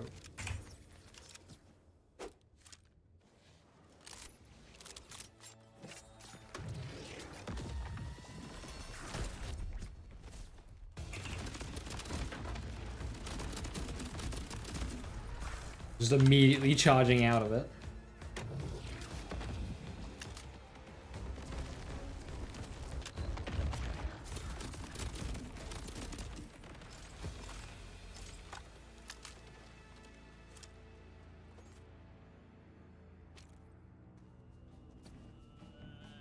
The best class mod for that is a control group generator.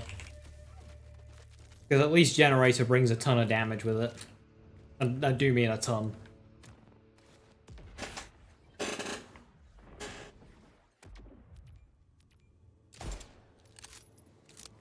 But if what you're trying to replace by a robot doesn't bring much in the way of damage, then there's no point in replacing by a robot.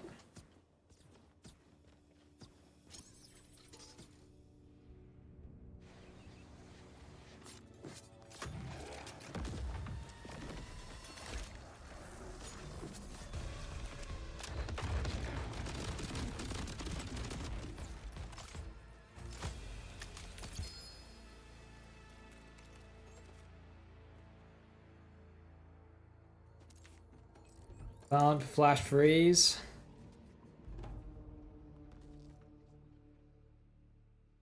That's a good shout. But you want to know what's better than using flash freeze to freeze enemies? Using a generator to torque your cryo damage so much that you just freeze enemies by killing them. So you're getting your freeze procs, and they're just dying. Nuclear winter plus flash freeze? No, you misunderstand. That's what that's what you're saying. You do nuclear winter, flash freeze to freeze enemies. I'm saying use generator to just torque your nuclear winter damage so high that you freeze naturally. But you also get a load of damage. Savant with flash freeze does not give you damage. Generator does. What's the goal of this game? Get loot. How do you get loot? Killing enemies. How do you kill enemies? Deal damage. Is there a big difference between 100 and 150% amp? This is gonna sound like such a dickhead answer. It's 50%. I don't really know how else to describe it. You've increased it by 50%.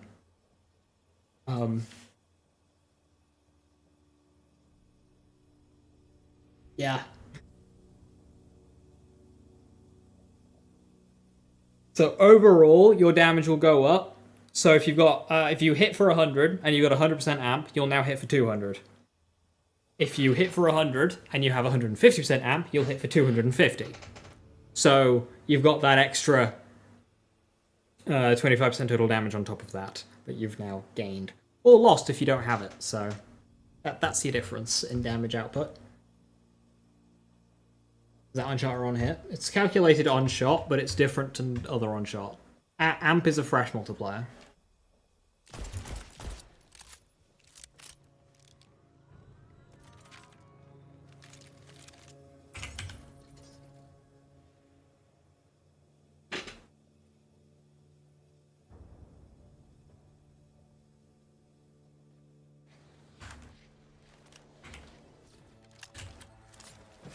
So it's 25% total DPS increase. If you're amping every shot.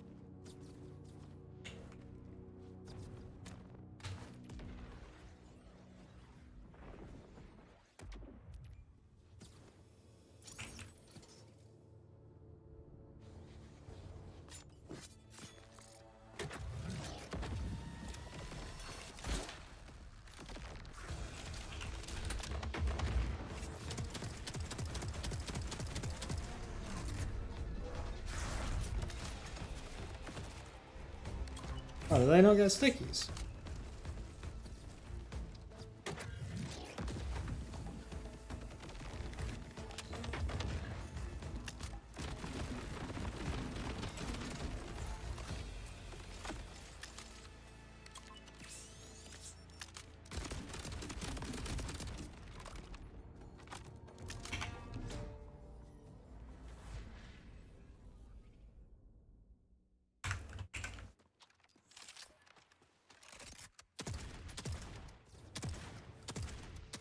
Strange.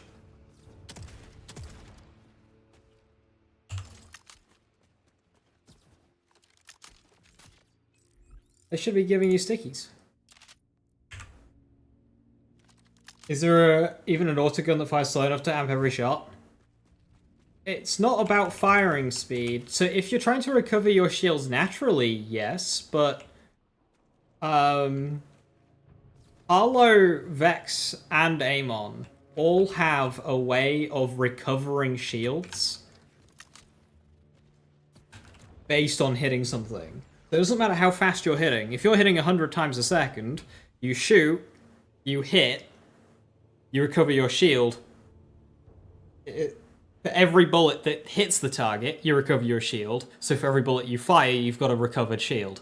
So for the first two shots, yeah, only the first will be amped. But by the time you've actually got a line of shots going into the target, they'll all be amped. Amon's a little bit different because it's about applying statuses.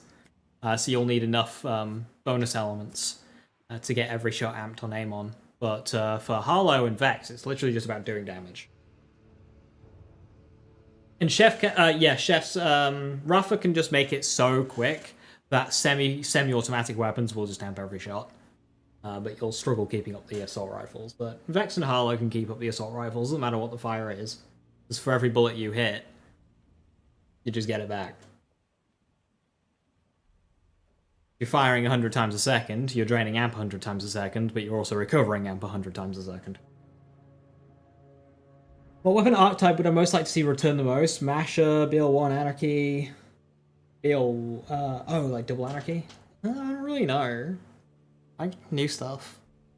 Double Anarchy is always fun. You're playing around with heavy ordnance amp builds? Well, heavy ordnance is just guns, so whenever you're doing a heavy ordnance build, you can just implement amp.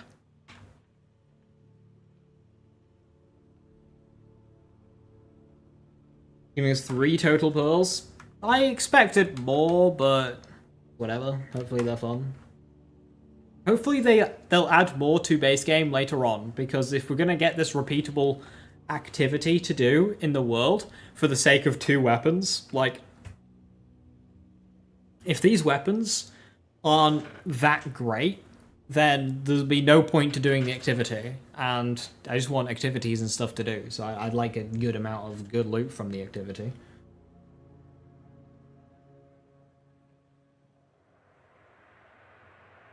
Full bar duration after you kill bosses.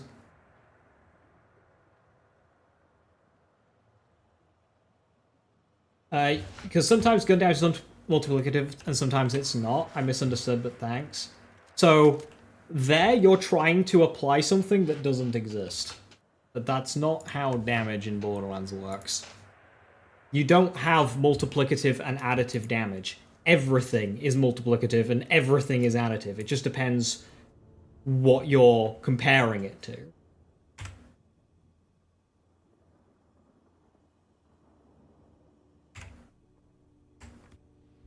So this, see this as like a representation of the damage formula. Your card is what's listed on your card, on the gun itself. Then you times that by all of your amp sources. All of your amp sources will add together. You times that by all of the on-shot sources. All of those will add together. You times that by everything else, and all of those will add together. So, enhancement gun damage, Atlas EX2, Atlas Infinum 2, Dadio 3, High Cal 2, Auto Charge Mult, gun effects, they're all additive together. They'll all just add together. Amp and Rep Kit Amp adds together. If you're, if it loads. If you're playing Amon, fuck's sake. If you're playing Amon, Dragon's Breath will add to Amp. If you're playing Rafa, First Impression will add to Amp. But it'll still multiply to all of these, which will multiply to all of these. So just think of it as like columns. Typically, this column will have the biggest number, so you'd want to focus on these 2 smaller columns. But that's how the damage formula works, is you've got all of these will add, all of these will add, all of these will add. But then together they multiply.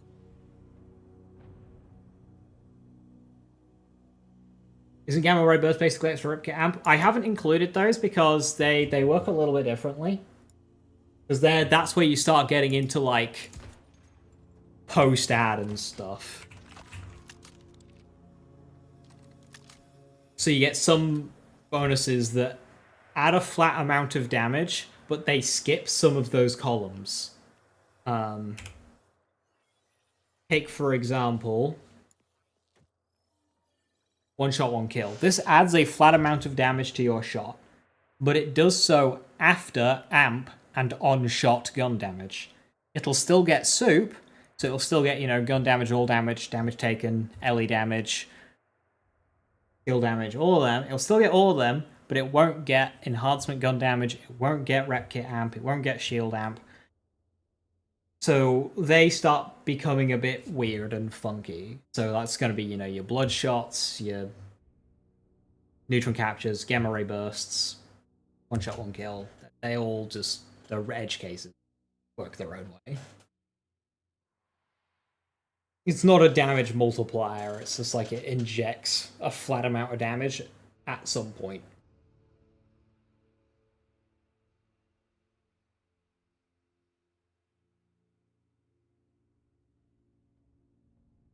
Nice one, Rabbit. Sounds good.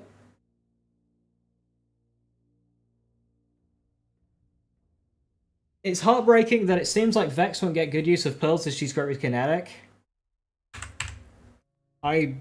Sorry, I despise this take. No, that's not how Vex works! That's not how Vex works! Ah! Please stop!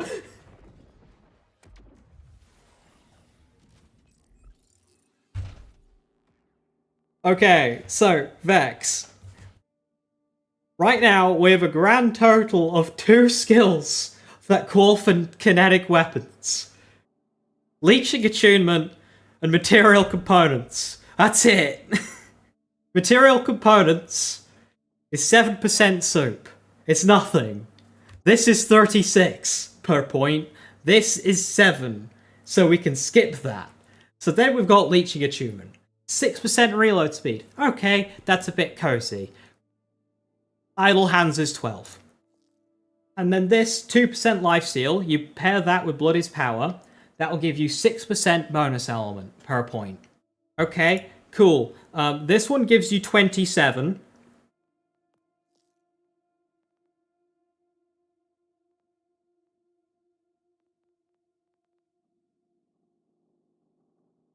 You can skip them. It's okay. You can skip them. And then this is just a bonus element. So, that will apply to whatever. You do not need kinetic guns on Vex. You can do builds where you avoid the kill skills and you go down here, and they'll definitely prefer using kinetic weapons.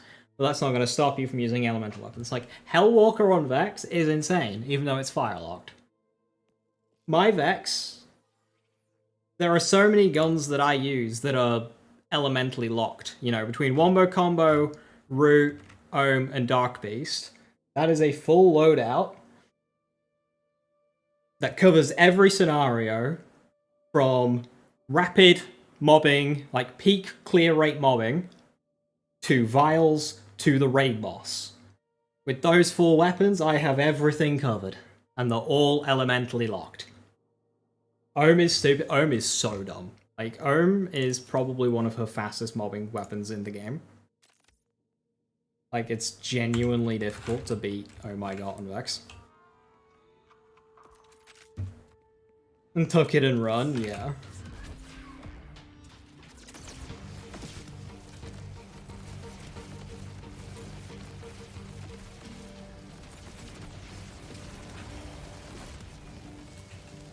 Bloody immunity orbs, go away.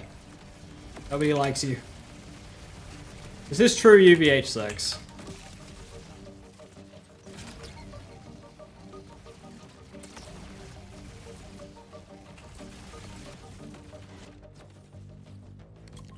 Imagine if owns chains. It literally does!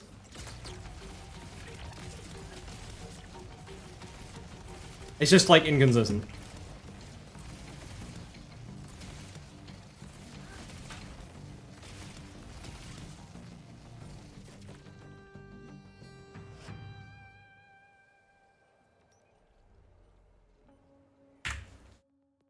Vex is not kinetic locked.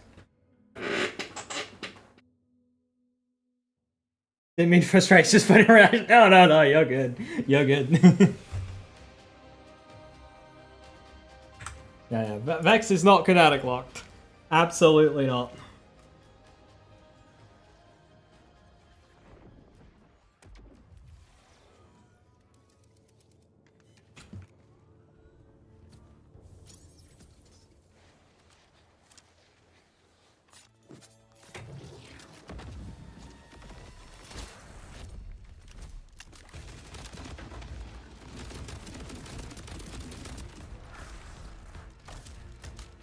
Should we be worried that there are only 3 pearls? I don't know. I don't think getting 3 pearls tomorrow is going to negatively impact my life, so I'm not too worried. Did I want more? Yes, but I'm still getting 3 pearls that I didn't pay for. Well, I paid for 1 of them, I suppose. Oh, the new legendaries? There'll be a lot of new legendaries tomorrow, yes. We're going to get 4 legendaries from the vault card, and then however many they add between 4 different bosses. In terms of class mods, we don't know. Purple class mods, I wouldn't expect any. Yeah, I would hope that the first major DLC next week will also add some more. We'll see. Stop running out of my thing. It's very rude.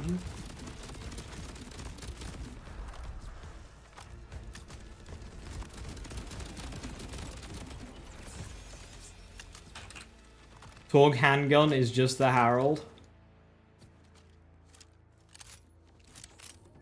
Please no, please no, please no, please no, please no.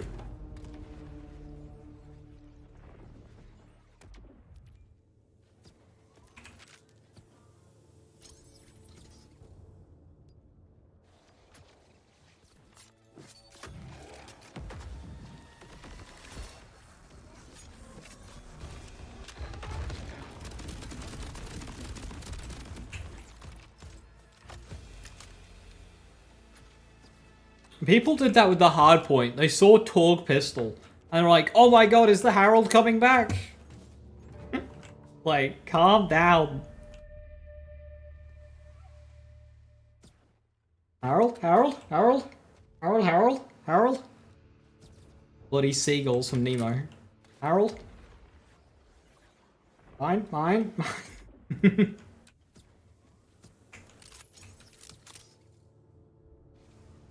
Watch as Lazy Dacer slowly loses his mind.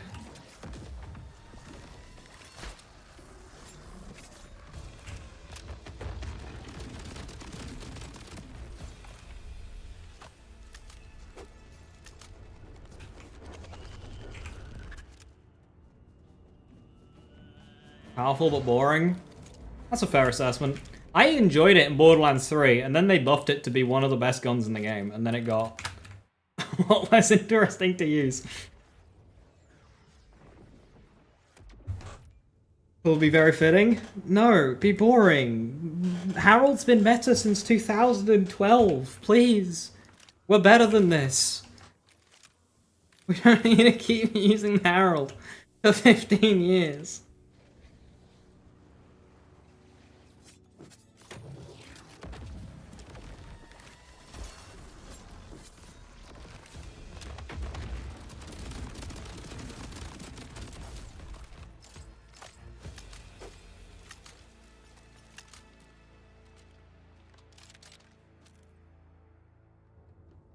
Major class rebalance in Alloy's DLC.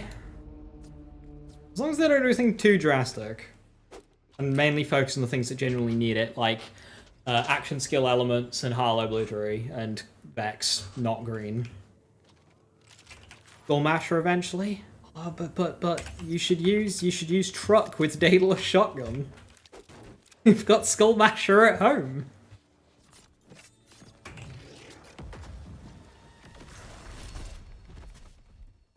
I wouldn't mind Skullmasher so much if they do it as like a, hey, this gun has been in every single game, so like keep it going with tradition at the very least. I wouldn't mind one or two of those.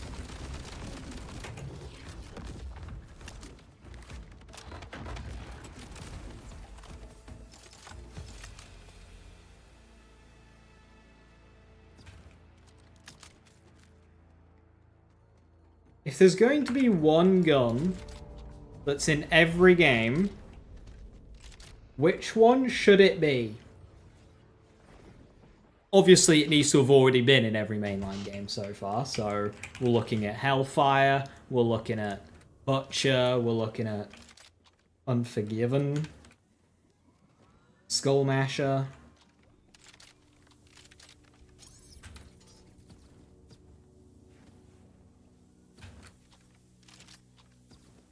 See, I would say Sledge's shotgun. I really like Sledge's shotgun. We'll ignore what Sledge's shotgun what happened to it in Borderlands 2. We'll just ignore that one. But Borderlands 1 and 3 Sledge's shotgun, launching enemies, fantastic. If the Butcher returned, who do I think should manufacture it? Daedalus or Ripper. It works for both. Yeah, either Daedalus or Ripper. I almost want to say Ripper because it just kind of fits the archetype better. But you could make it with either.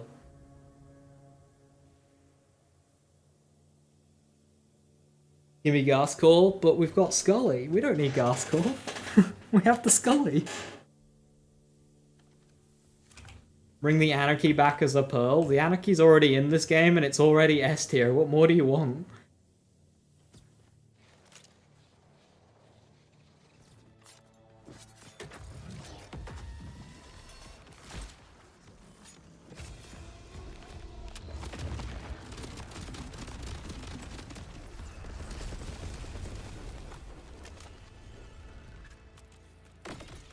Come on!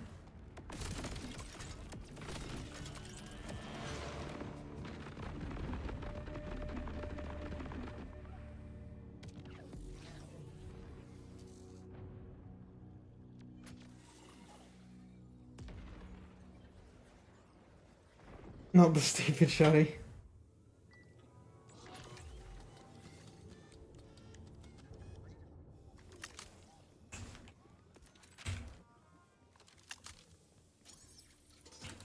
How you play with me? As soon as Gearbox adds lobby codes. If Gearbox add lobby codes, I do open. But they do not do all lobby codes. Because that is, you know, too basic of a game mechanic.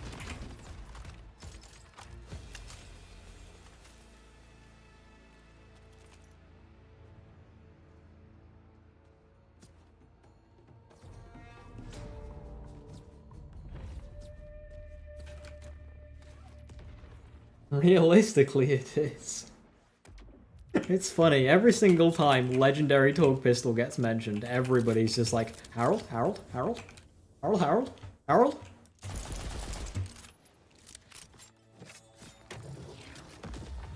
What's known about it? There's a literal Torque hand cannon, that's literally it. That's the only information.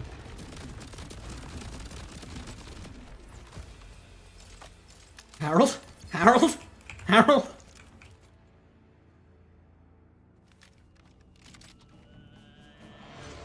New stopgap, that one is simply worse. Might be better for this though.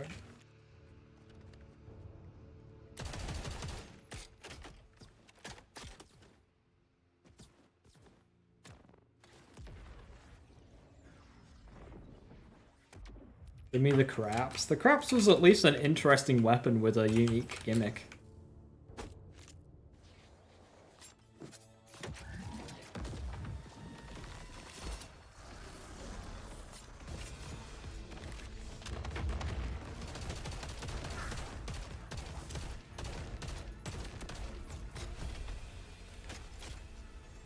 I even waited longer there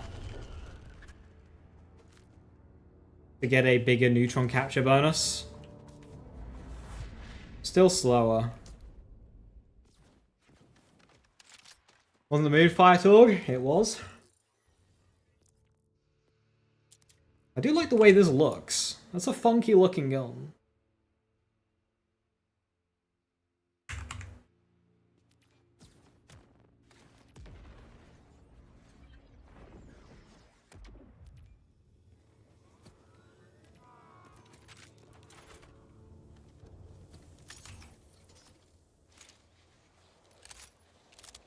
Moonfire was dope. I just wish they gave it a usable sight.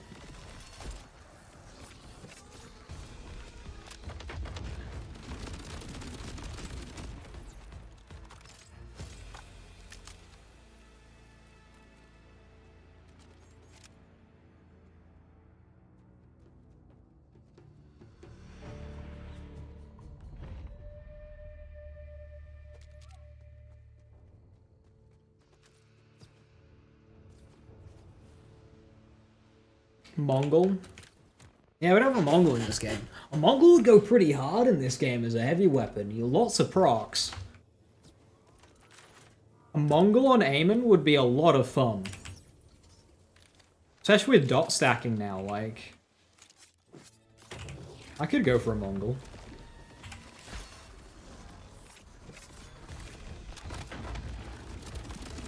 If that's a case of a returning weapon I wouldn't be totally against, because there are new mechanics that could leverage the weapon's special ability that couldn't really be realized in previous games. Like, the Mongol would be able to shine in a different way compared to BL2 and 3. And 1, even.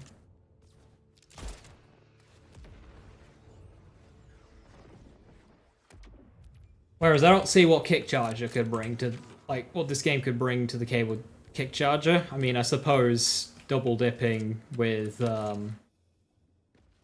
Blackout and Tail would be funny, but because those dots stack, it doesn't need to be in one hit.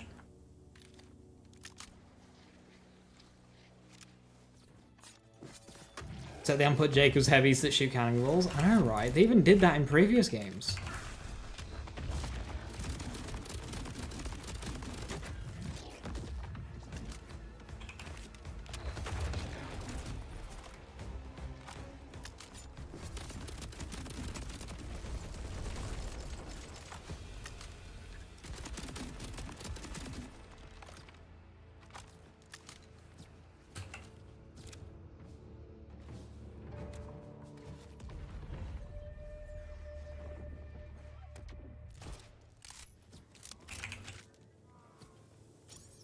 What am I even trying to get from this guy now?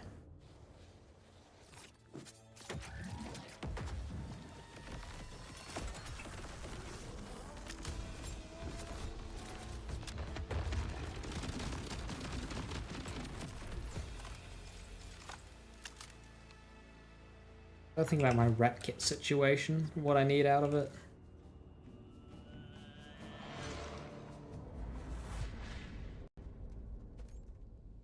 Go for a fire rate rep kit, triple bypass, or an enraged triple bypass.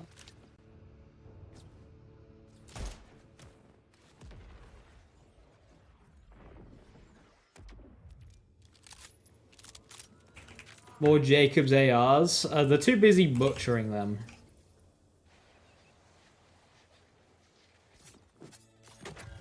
After what they did to Rowan's charge, I don't want to see them touch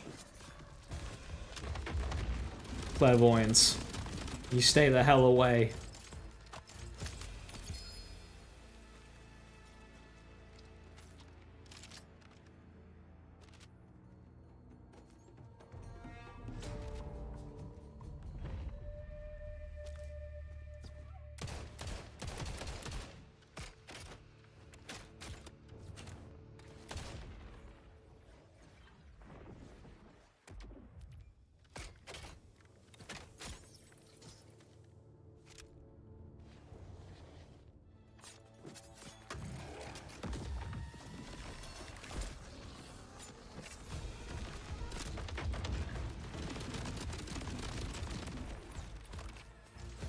Clairvoyance in this game is Router Rider with stickies.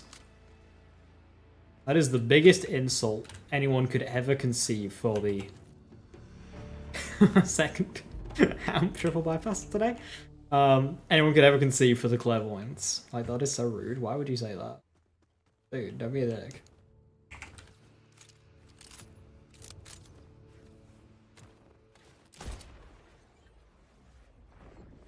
Let Clairvoyance rest in peace. Should be saying that about the Herald.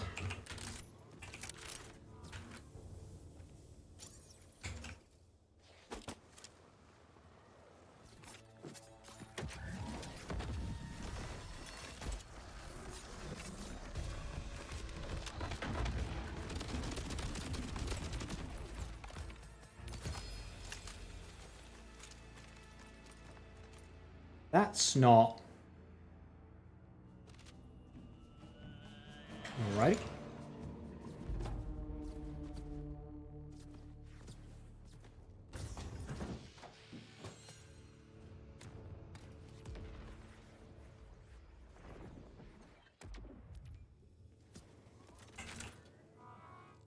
Alright, let's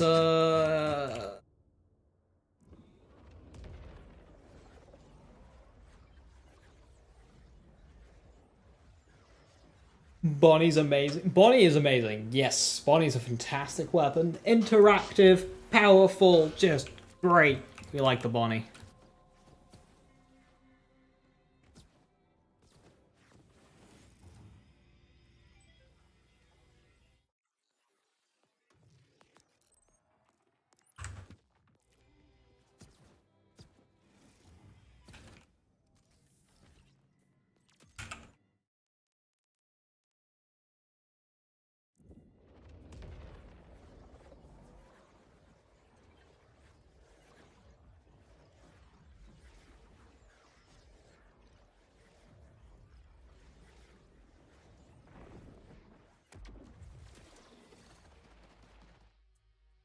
Oh, her bot is amazing. Bot is amazing.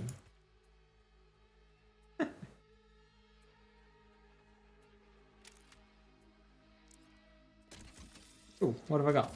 Vladov Hover Drive. About goddamn time. I can now go fast.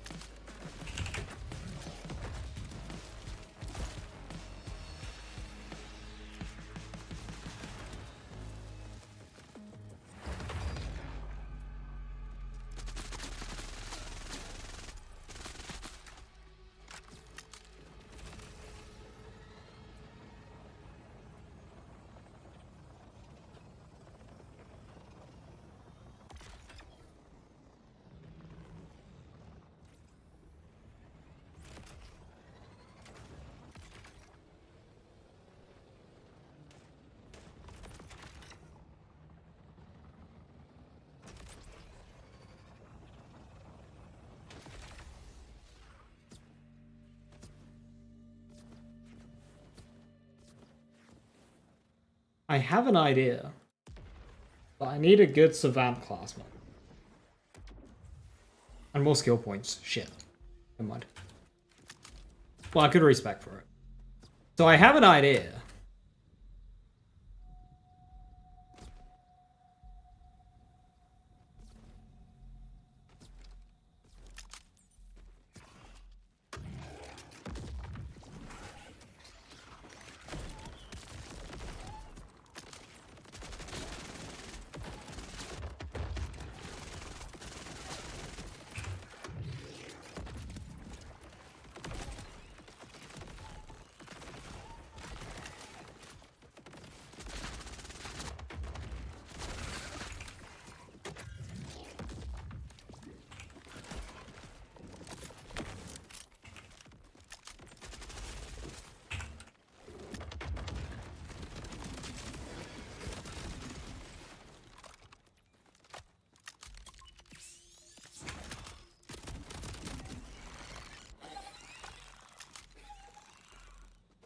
I don't think Void Star really does anything here.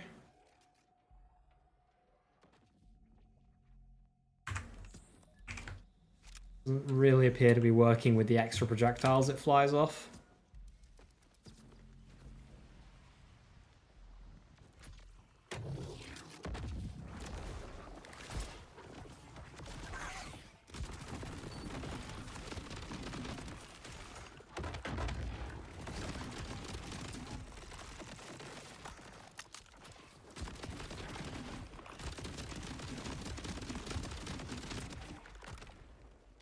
Shiny am I looking for? I'm none right now.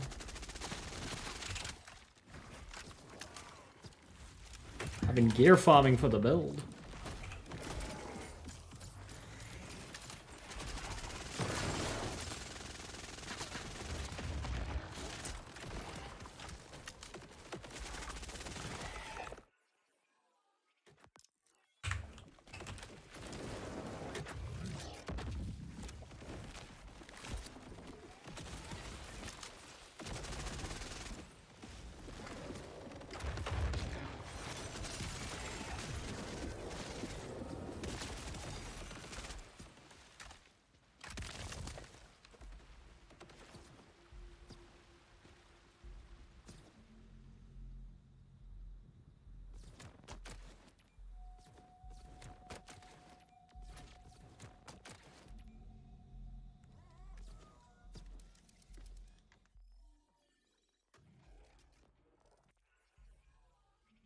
If I go for Hone Mind, I would drop Bullet Train. I don't like to go for Groundbreaker, but Hone Mind would be better. I do also want to start going for Killer as well.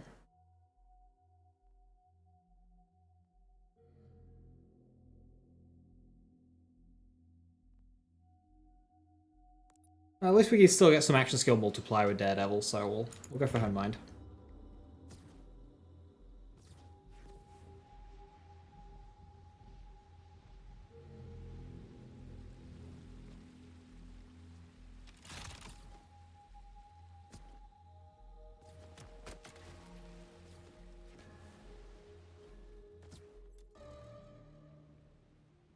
Sorry, we're closed.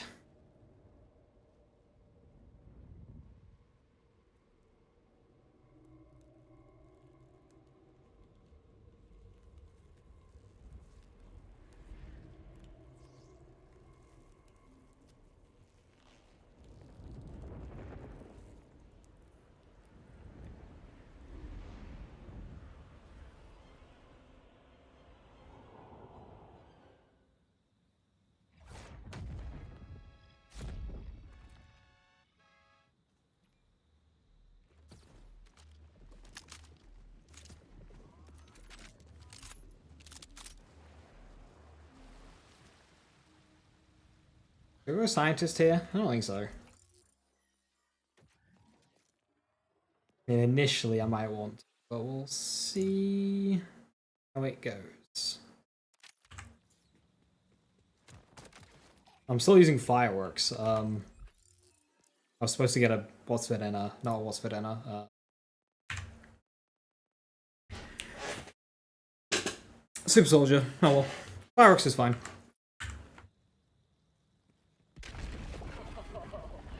You are beautiful.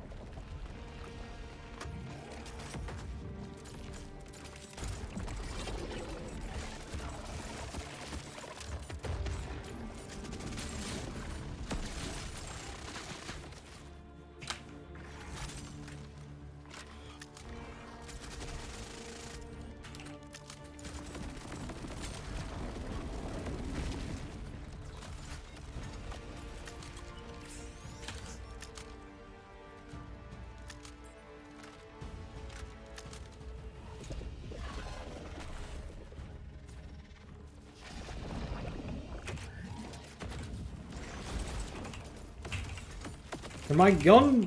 Okay, can my action skill... That was frustrating.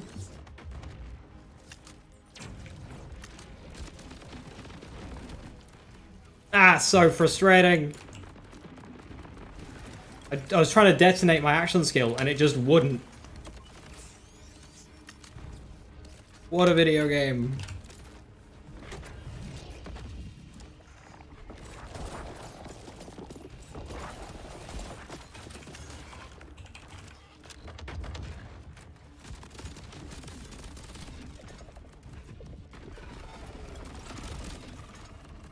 The hell got me?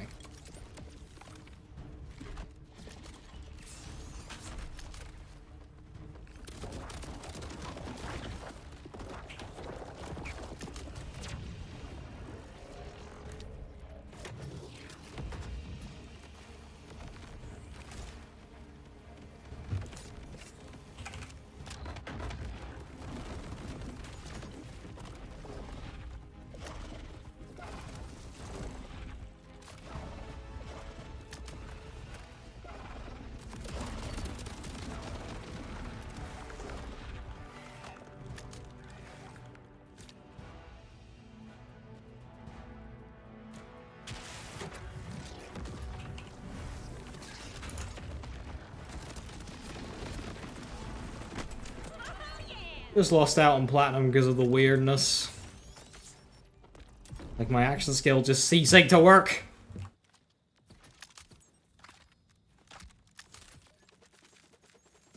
Why do you fly all the way over there? My loot!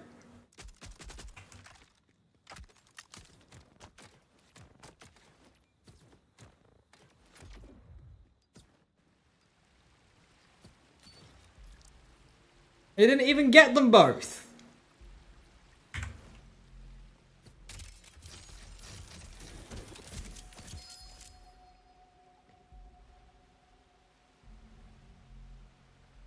Hey, speaking of Bonnie and Clyde.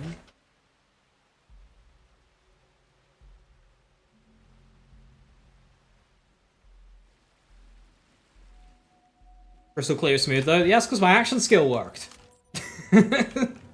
It's funny what happens when your action skill detonates when you tell it to. And doesn't just float off into the abyss. Like, hello? Where are we going?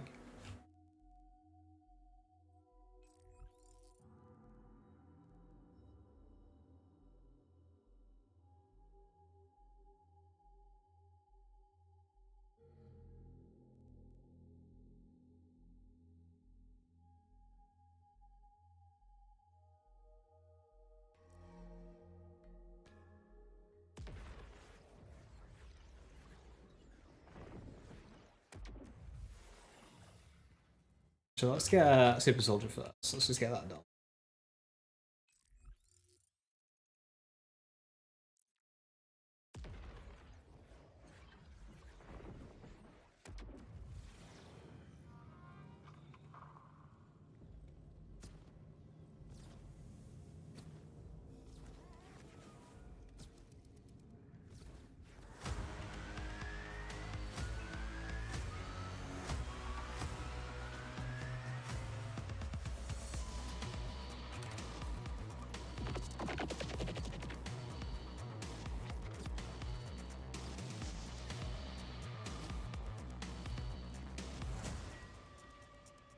Damage window being so small bugs you.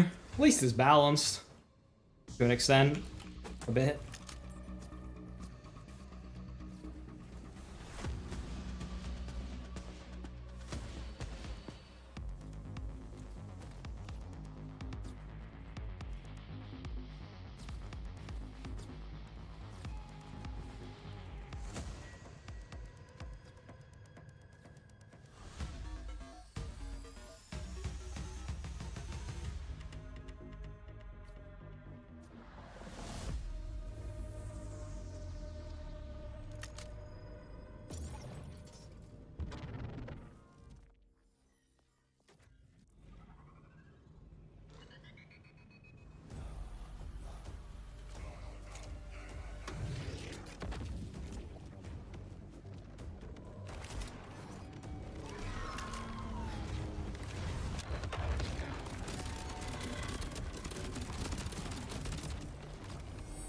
Hello, arms.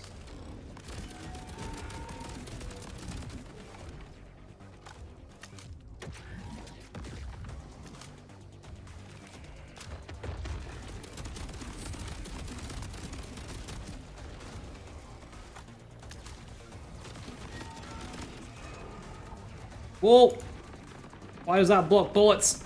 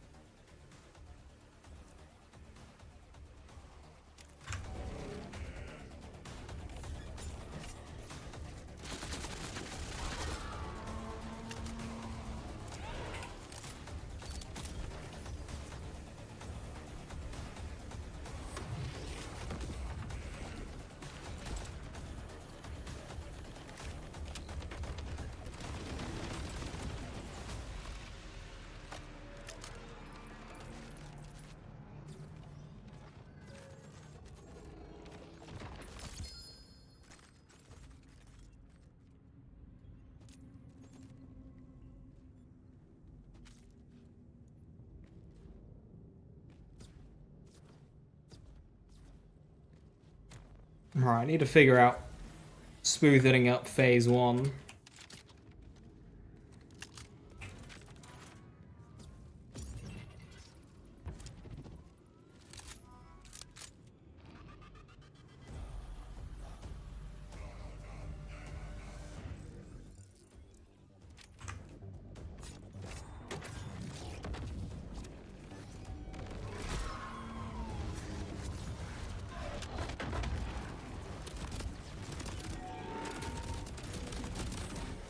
That'll do it. I'd like to get it before his face goes away, but...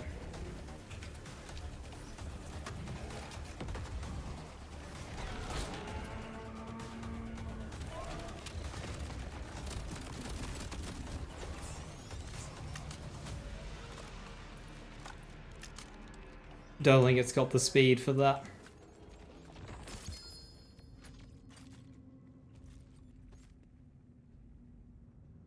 Well, it's got Siphon on it.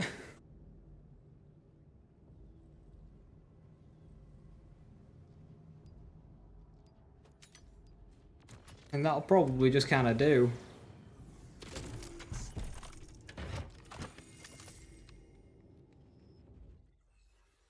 Having the class mod is the important bit. Oh, the shield, sorry.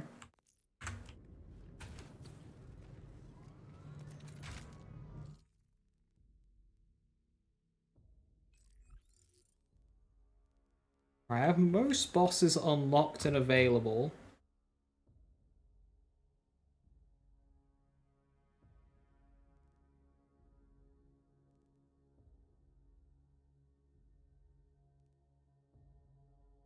I don't have Mr. Screw.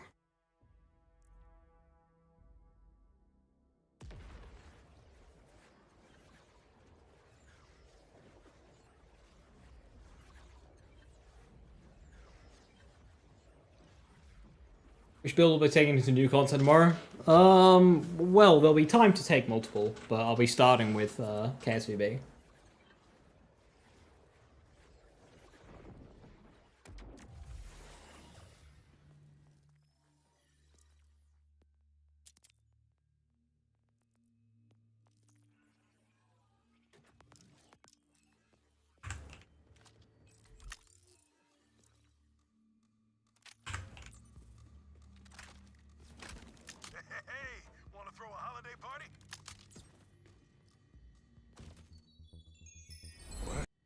Mercenary Day. Want to help hand out some gifts? I actually have a minor in sociology with a focus on holiday celebrations, so I'd love to help. Wouldn't have it any other way. See, holiday joy is exactly what the Outbounders need. Don't I have dialogue skip on? Everything. How about Guess it doesn't affect this. I need a. That's a different piece of hand them out. Just grab the thing that I need to delete. lights, would you? I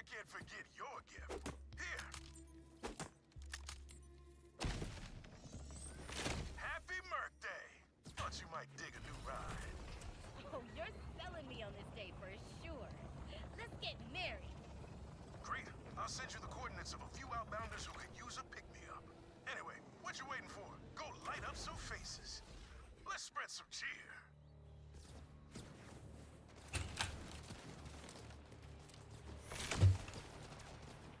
Gift delivery, all yours.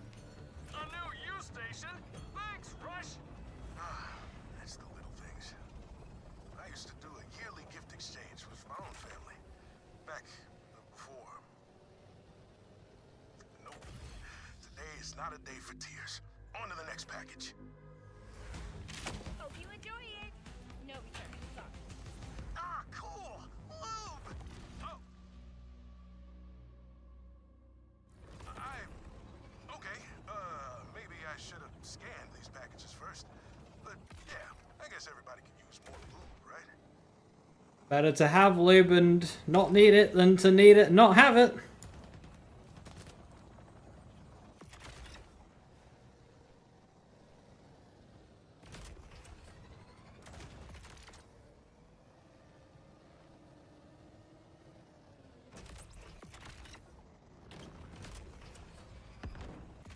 Beep beep.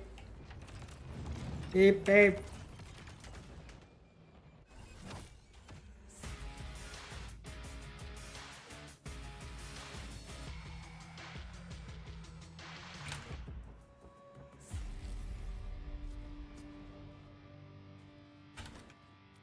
I want to see the look of surprise on his face when he opens this one. Quick, let's watch. Move away from the shack. We don't want him to see you. Woo! I am killing it on the joy spreading front.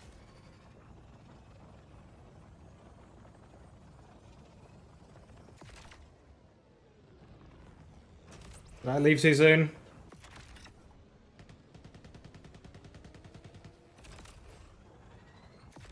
Hey, nice! Why is this ticking? Oh no, that wasn't me, was it? What? But what about the other two gifts? Hey, Rush, this new U-station is vibrating.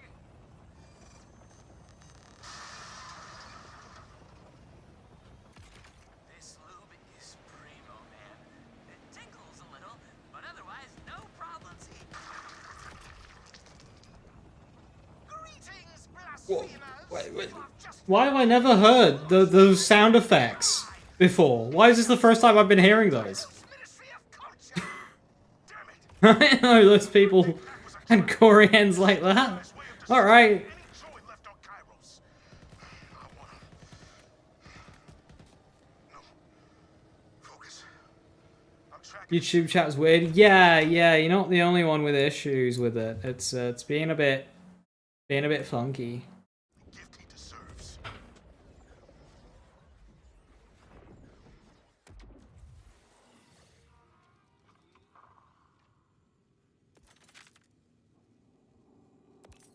Does this one not work either?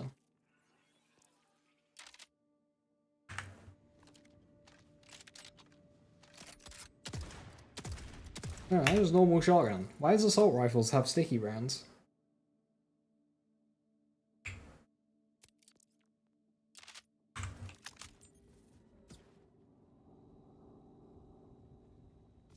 That sound the shit one? I think it was them exploding.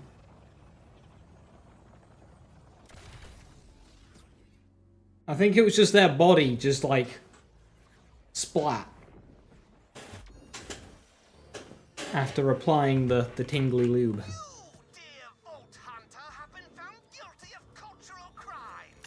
No holidays are to be celebrated on Kairos, save for those dedicated to deities' worship. This mercenary day gibberish is blasphemy. Oh, by all means, come and get me. The timekeeper was everything to me, and you killed him. It's not fair. Daddy, I will avenge you. Not great.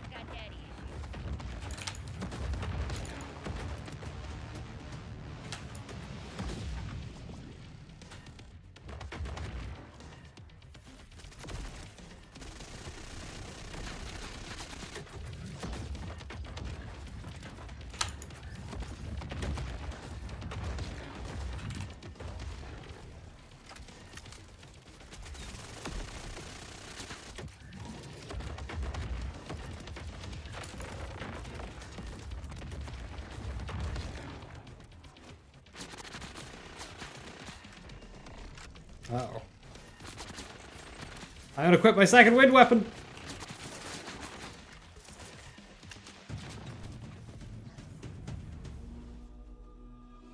What the shit, it happens. Yeah, no, Shattering Light is really falling off a bit. It's like the only damage I can do is Void Star. Kinda sucks.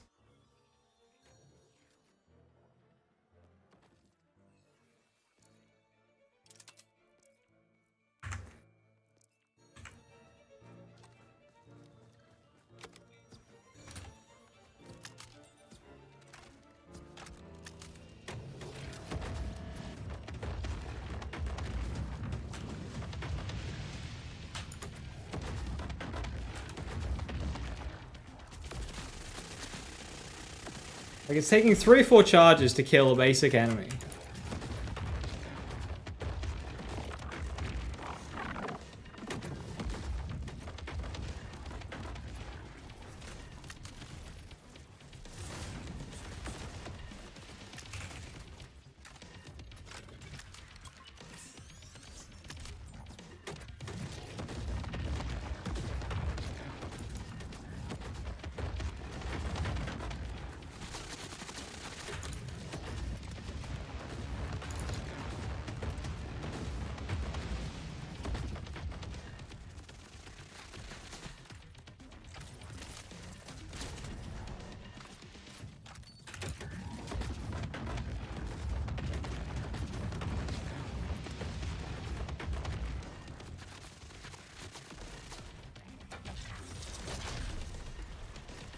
Five charges of an advantageous element, and it still didn't break his shield. I mean, I don't really know what Gearbox are expecting of that action skill, but it certainly wasn't to be usable.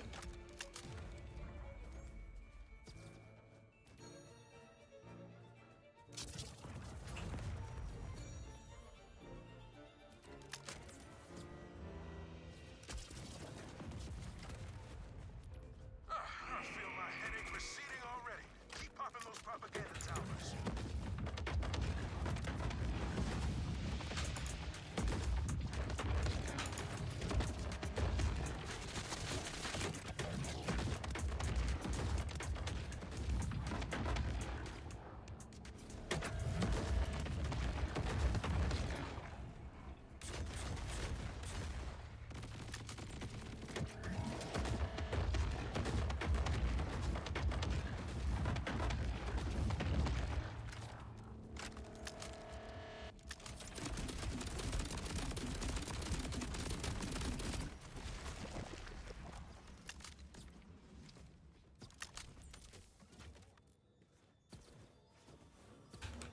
There's the power conduit. Maybe you can take it offline. All you, Echo 4.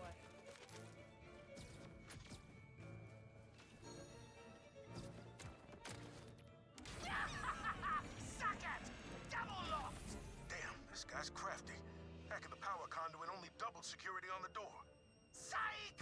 I won't give you the satisfaction of meeting me face to face. Destroy the Vault Hunter! You're just delaying the inevitable.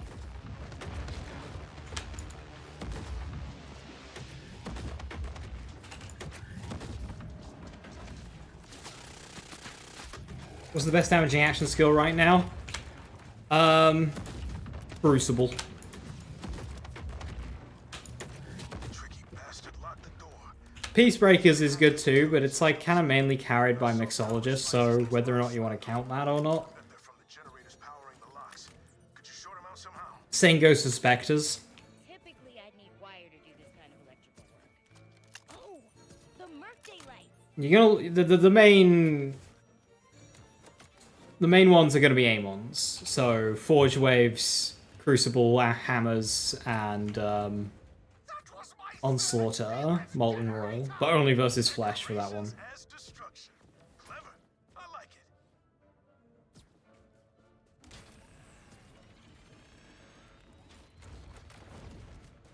You did Arc Knives is fine too, as so long as you can actually hit the target. us, but not I. Back on Hieronymus, my weak bird. And then you ruined his whole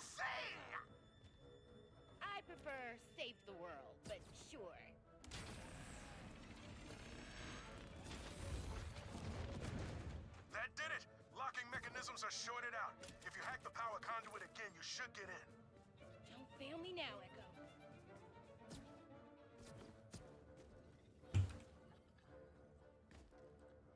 Ha! Security door down.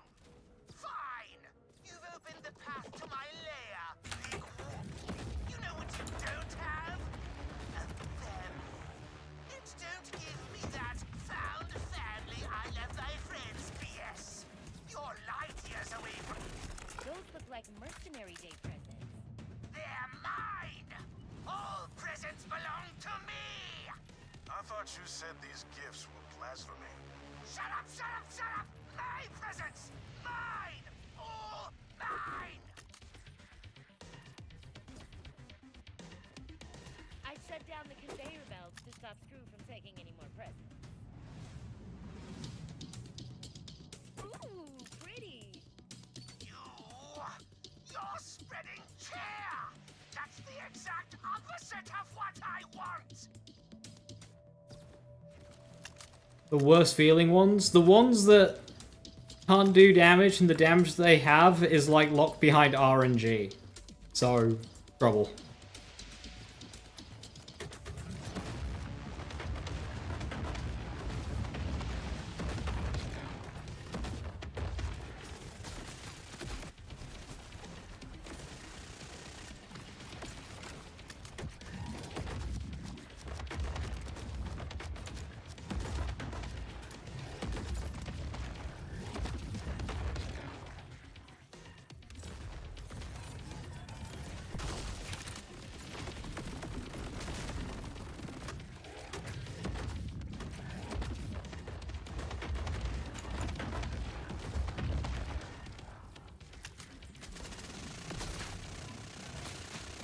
And then Harlows, if you're not doing neutron capture, cold storage, or nuclear winter. Like, Harlow's action skills are just like, use one augment or don't do damage.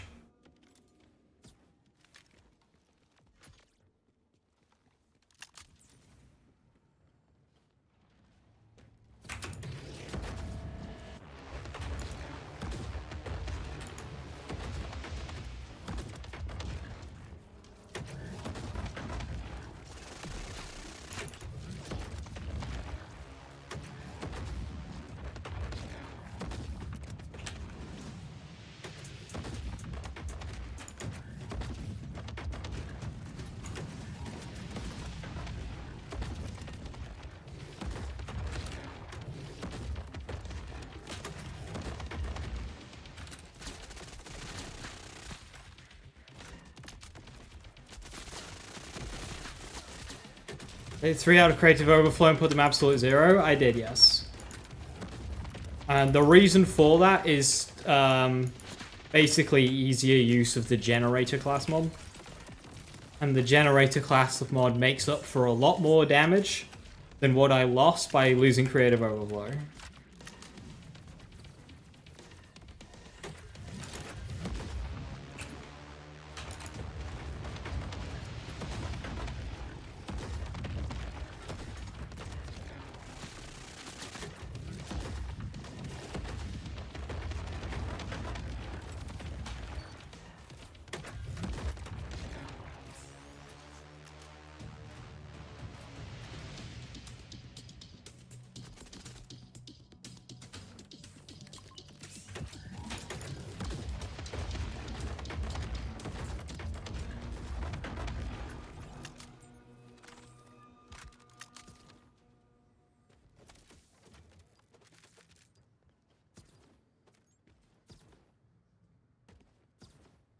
Did some research, Rush.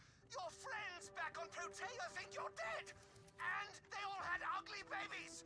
Father, dead. Mother, missing for years. You have no one. Please kill this guy. I plan to anyway.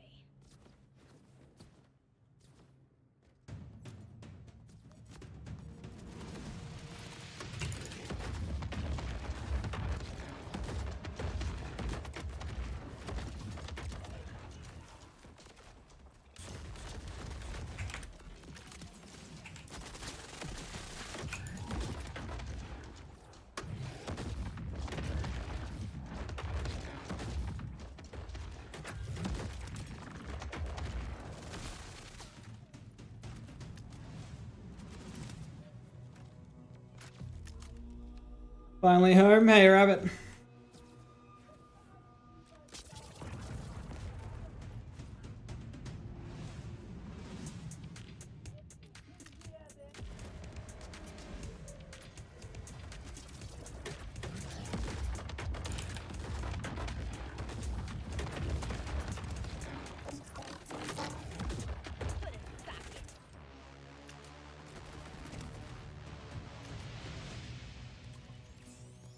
Walks a total of 17 kilometers. Sounds like effort and like healthy.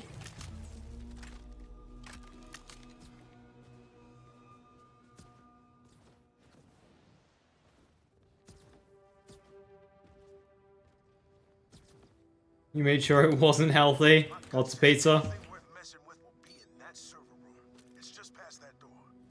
Dang, locked. A massive Mackey's order after and pizza. Schematics show a duct. Look for a vent to crawl through. I mean, a 17k walk is a 17k walk.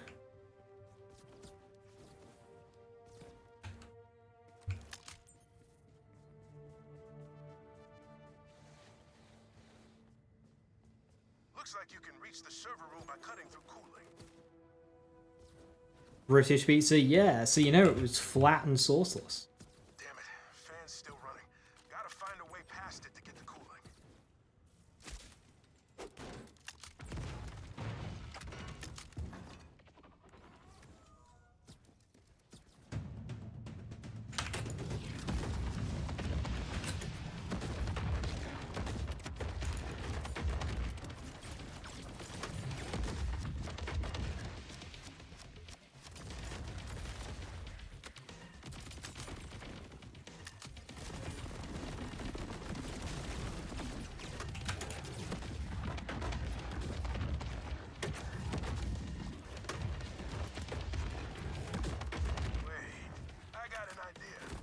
Mercenary day without a little snow. You'll need to get into the control room.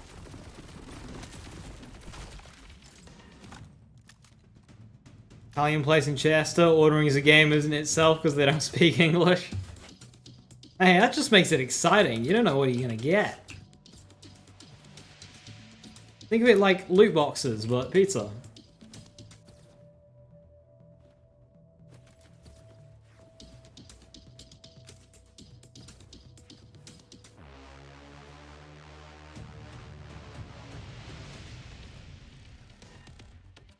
Let's mess with the HVAC.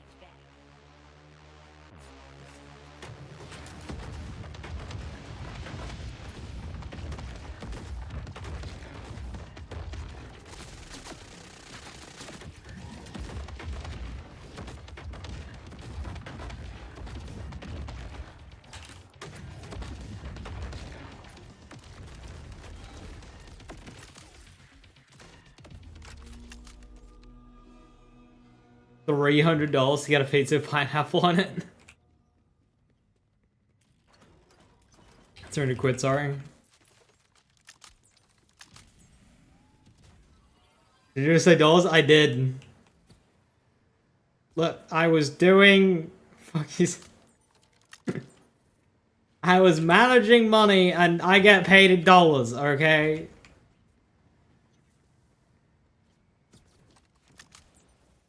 I am taking from the American economy and putting it into our own, alright? Terminal. Let's see what Screw's got on there. Are you using my computer? If taking things from other places and bringing it home isn't British, I don't know what is. Creepy. But that Why do I get paid in dollars? Because Google and Amazon are American companies.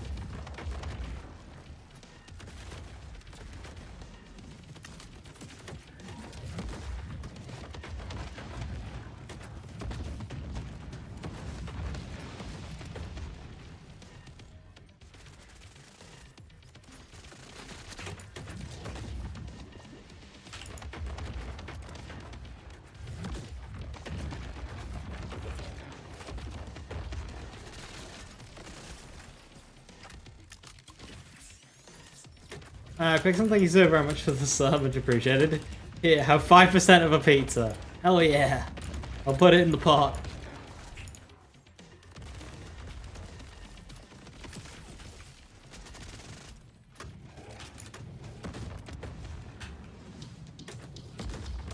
Mercenary Day is supposed to be about family. But you killed my family, so I will celebrate the other meaning of Mercenary Day. Violence. I got more than one scar from people like this screw. Thinks the world owes him something. My dad used to say, oh hell, of all days I've tried not to think about losing him, but sorry. Go do what you do best.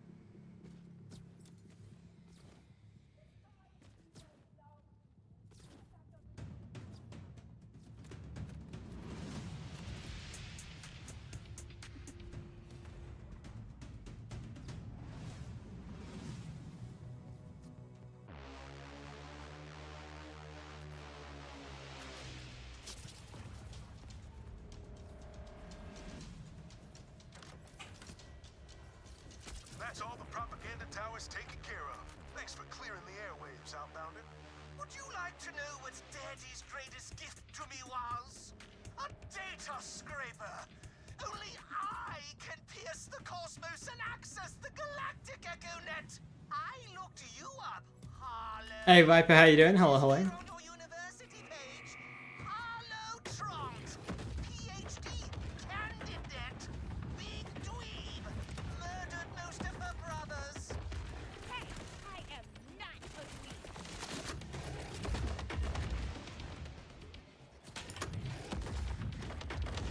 Was a D&D session, like 2 more for the end of the campaign. Nice.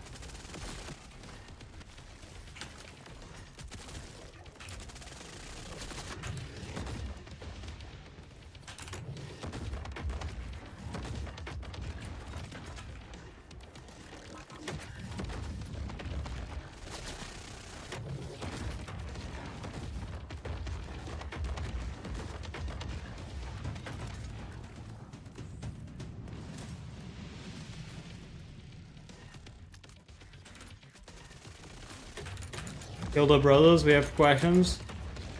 Yeah, basically they decided they didn't want players to be talking about future taunts. So they're just like, oh yeah, Harlow just killed the rest.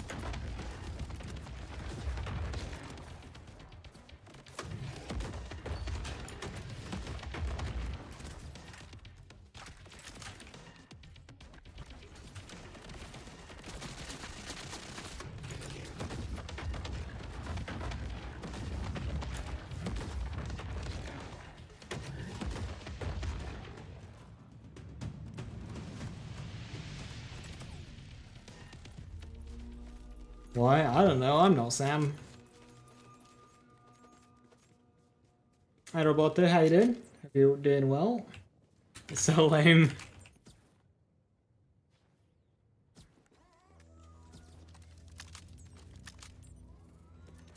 I need to watch the Gearbox videos. Is it good news or we have concern? It's all fine. It's like a nice look into the DLC, but it might be worth watching it after you play the DLC, because it is very spoilery.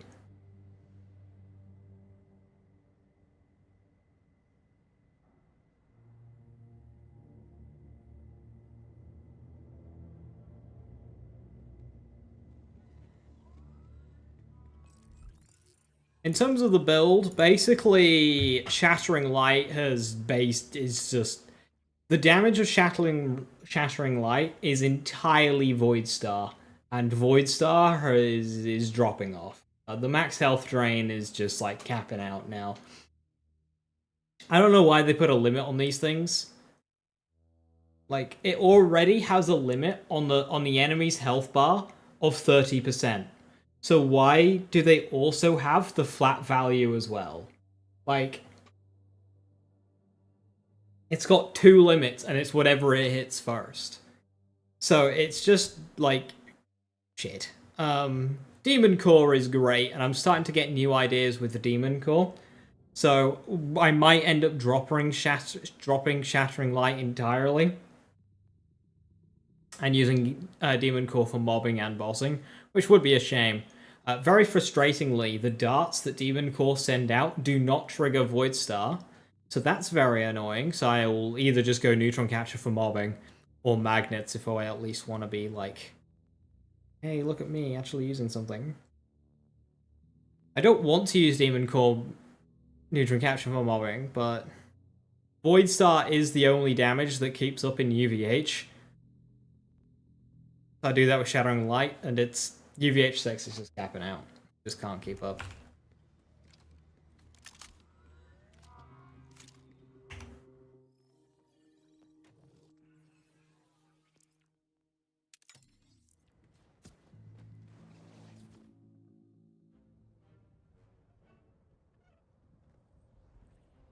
I see you, Vault Hunter.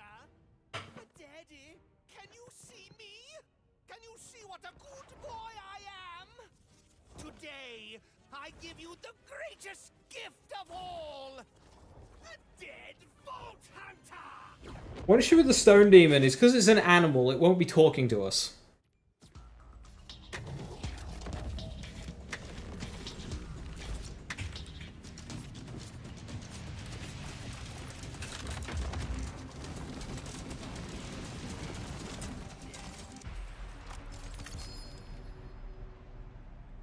That's what I think. Well, we'll see.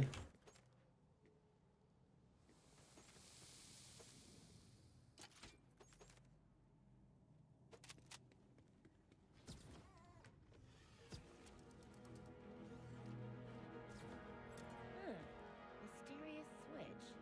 Obviously gotta press it.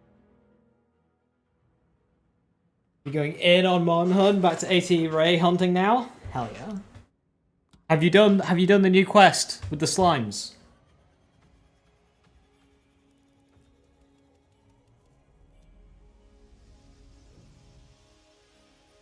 No, you haven't? Do it. Event quest. Kill 15 question marks. In Wounded Hollow. It's an event quest. Do that. Hey, good job saving Mercenary Day.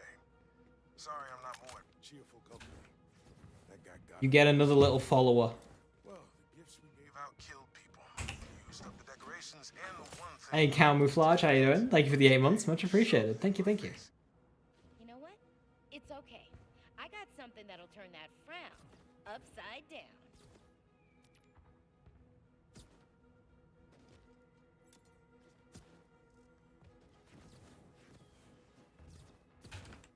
I know. Today I've been playing Monster Hunter and just working on my character's fashion. I believe this photo is. Dad? Oh, wow. It's been so long. I'd almost forgotten his face. I don't know what to say. I can't begin to repay you. Remembering colors. You kidding me? That doesn't sound very accessible. Just don't forget that you got people around here who care about you too. I've spent so much time today trying to not think about losing him. I think ignoring it only makes it worse. Plus, I still got people like you around. Different kind of family, but it still counts. Thanks. But yeah, to have an idea on what the damage is like, I'm carrying a sticky underbarrel shotgun just to like kill badasses and shit. So that's that kind of state that we're in terms of I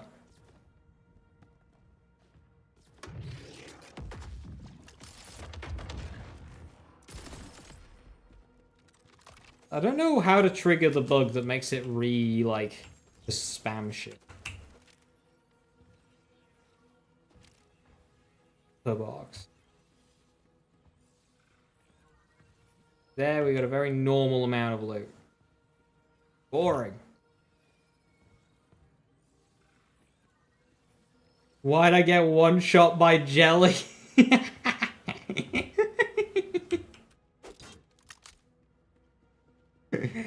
Get slimed.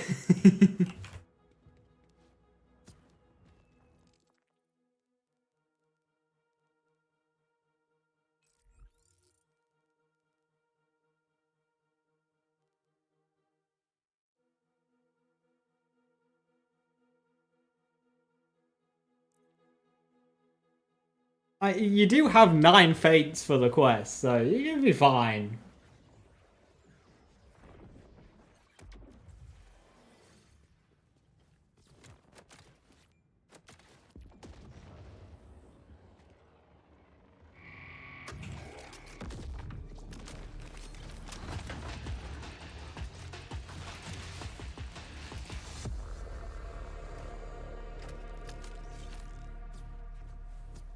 You offset a jelly.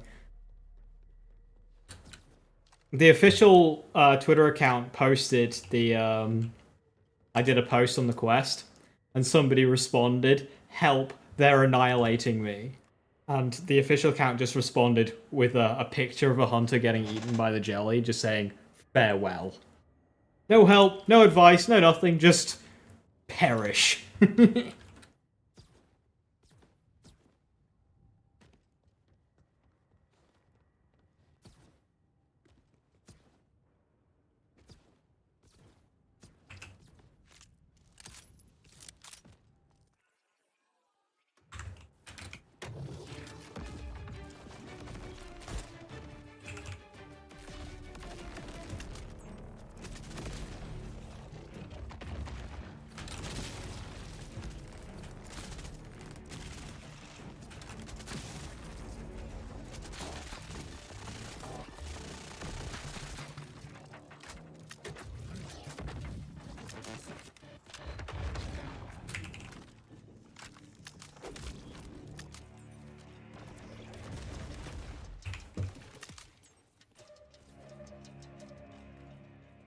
Is the newest one a good point to start the series?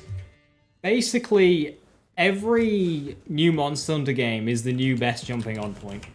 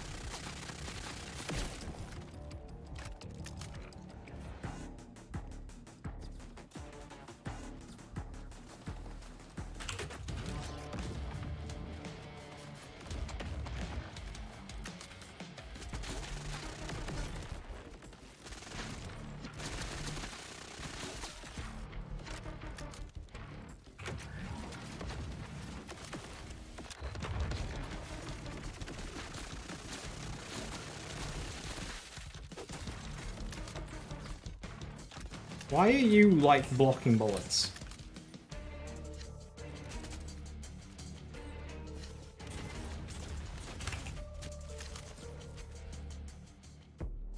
You've only seen 33% purple farming. So fun fact, that's actually 16% because it's bugged. Sticky percentage in this game is a function of your mag size. Rolling stickies is a function of rolling Torg mag. See the issue? It's always the same.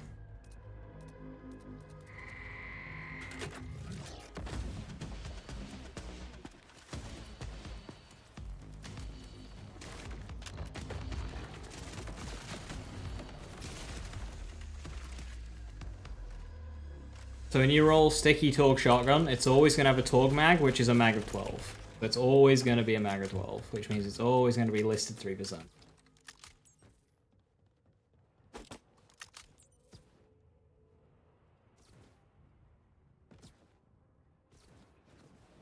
But it is bugged, and it's actually going to be 16%, because... dumb.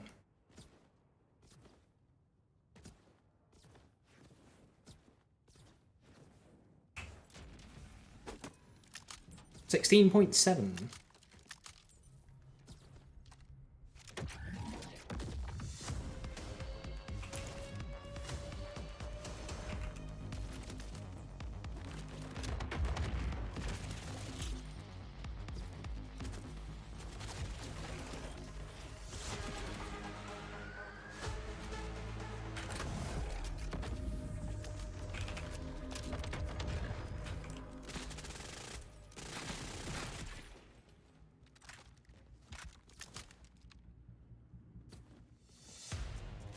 Slime's down 7 out of 9 feints. Damn, feigning 7 times versus a bunch of slimes.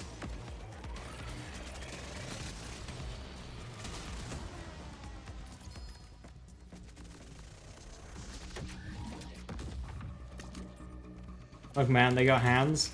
I mean, they very much don't.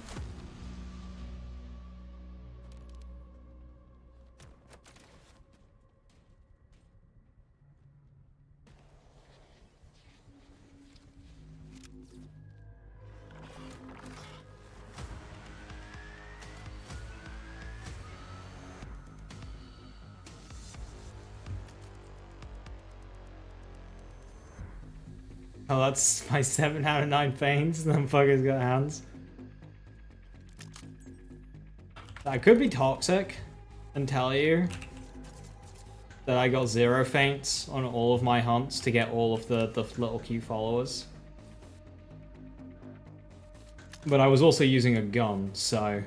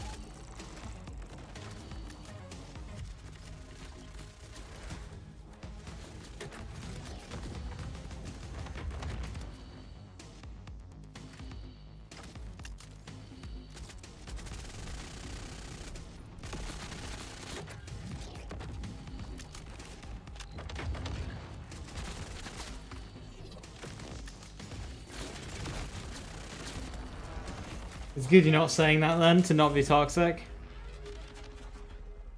Yeah, I included the information about using a gun. Like, kinda hard to get eaten by a slime if you just attack from range.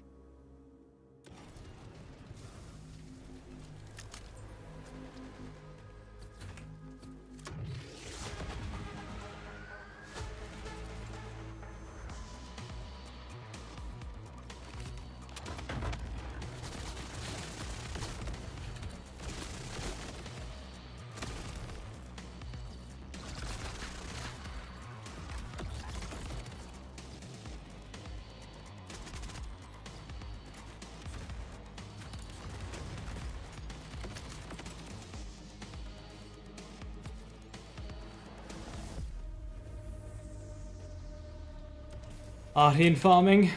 Honestly, at this point, it might be worth just grabbing, like, the best craftables. And just, like, not. Or at the very least, save scum it.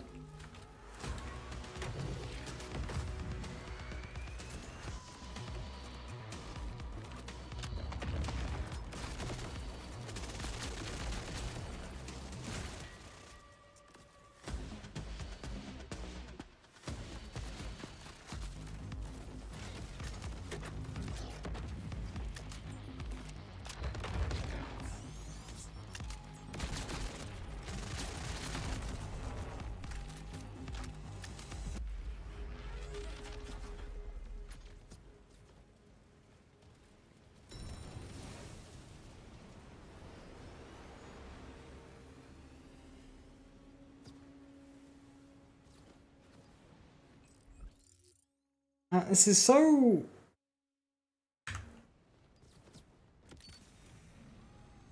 much less fun. Than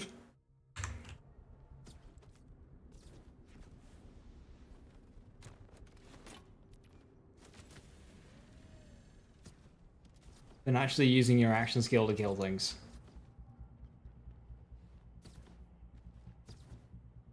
Like, I'm just doing phase cast 250, but with extra steps.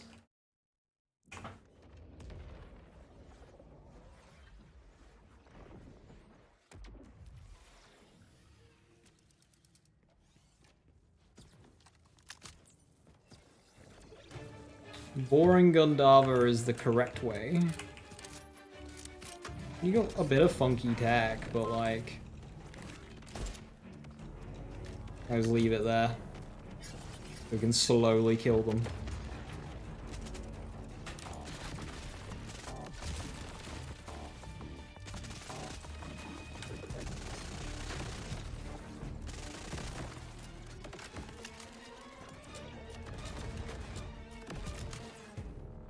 Gundava, your action skill actually kill things. See, mine can. It just takes like 5 times longer.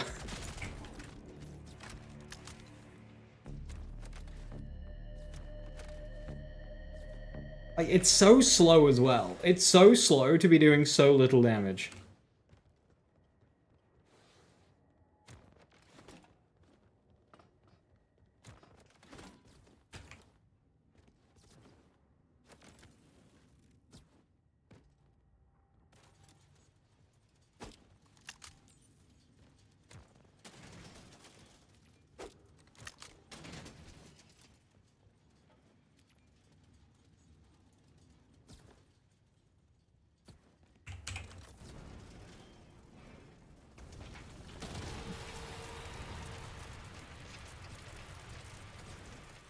Yeah, since you've stopped playing, they've added the Final Fantasy XIV crossover, Dogmazios, all of the Arc-Tempered and associated quests.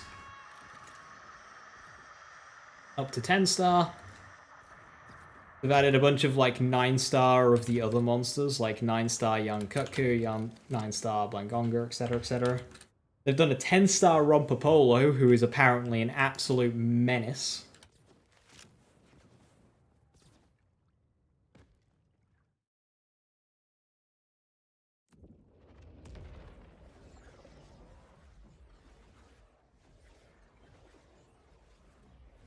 And a whole bunch of event quests that give, like, fashion items. So you can do a bunch of, like, fashion hunting. They did the Street Fighter collab. Not sure when that one was.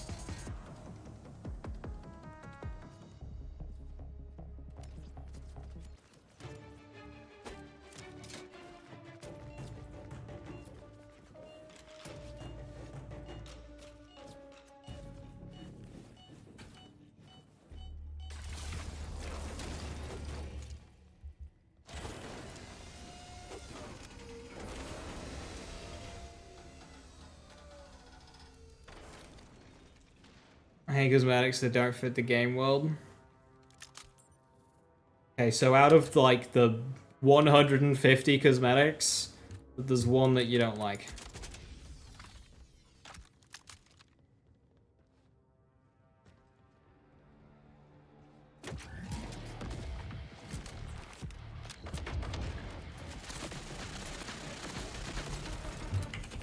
The quest was really good.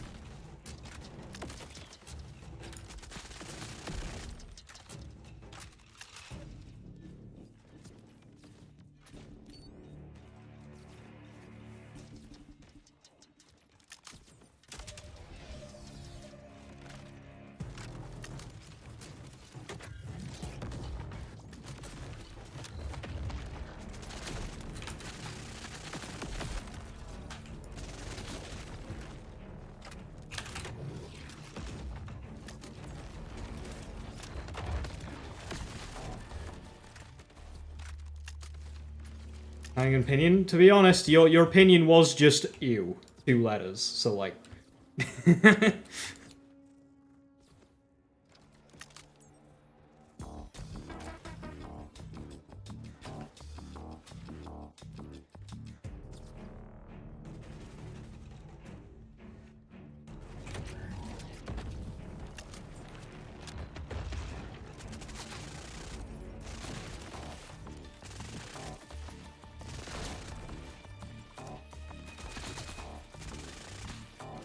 Out of bullets! Illegal.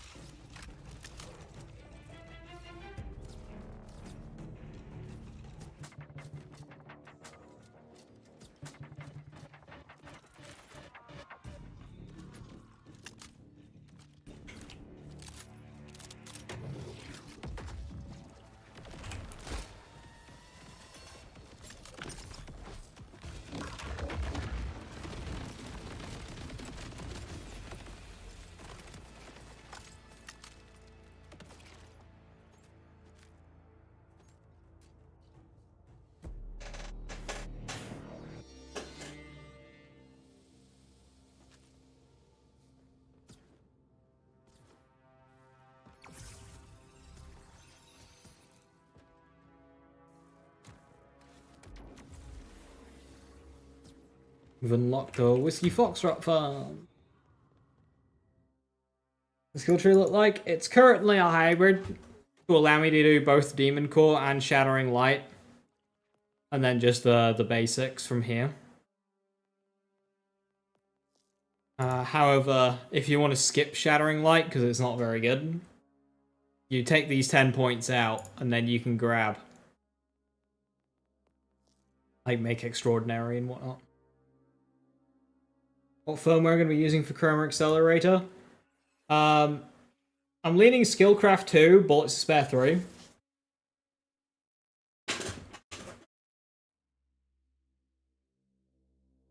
Obviously, as long as you have decent firmware, it's fine.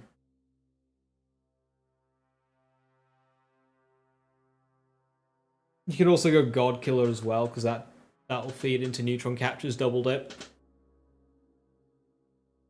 For doing pure Neutron Capture, probably like Skillcraft 2 and then whatever.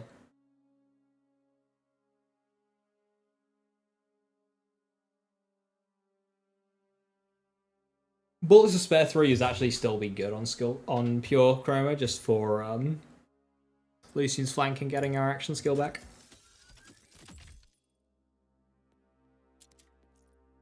So an idea I've got is I use the Jacob's pistol tech to keep it in the air.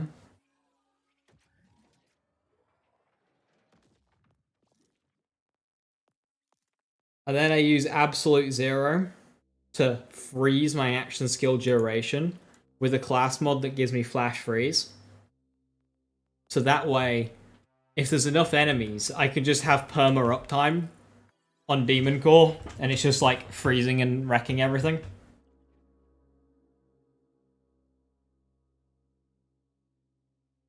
So I could just have like perma uptime.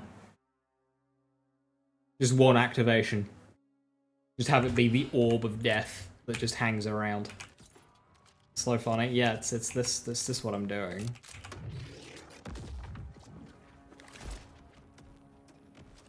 Just chills.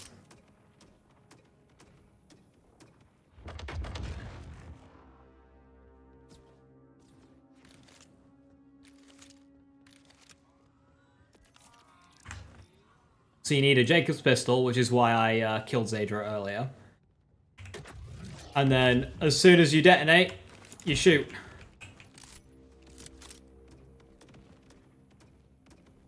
You can detonate it again on command. And what this allows you to do is it allows you to hang it on a boss. And you'll do continuous pass-through damage, and you amass a huge amount of stored up damage for neutron capture compared to just having it detonate. So your damage goes up tenfold.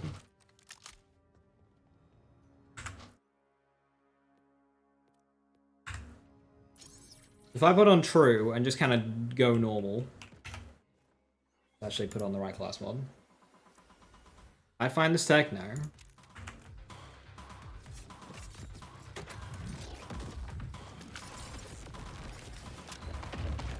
So hit a few enemies there, and I do pretty decent damage. So I'm gonna run out here. My bonus ran out just before the end because I'm not fully optimized yet.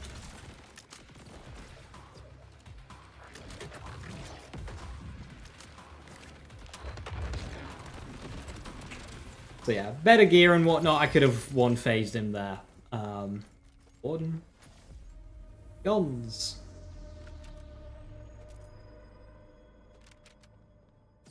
So now I'll do the same again, but with the tech.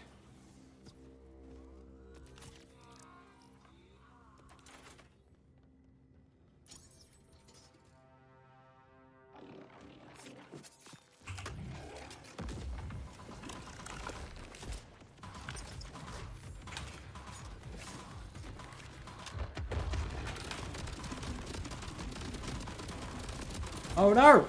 I've lost it. Bad example. Sometimes.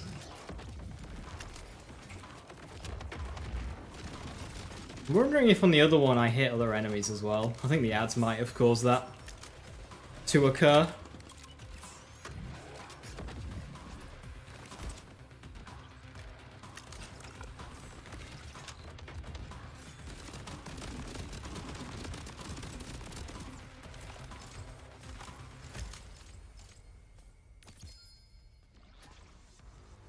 Doing decoherence on that one. I'm looking for a +5 with like good stats. Because if you get a really good physicist, it can beat Trooper.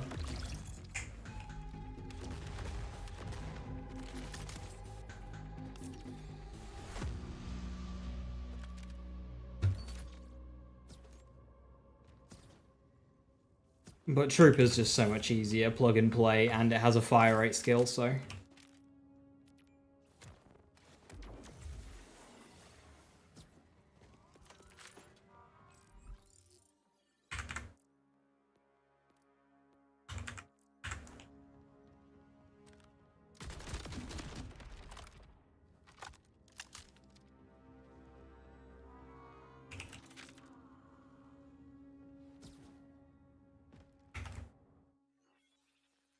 Right, with that, I'm going to call it there. Build basically complete at this point. It's just minor improvements like getting the firmwares on my Super Soldier and Dinners.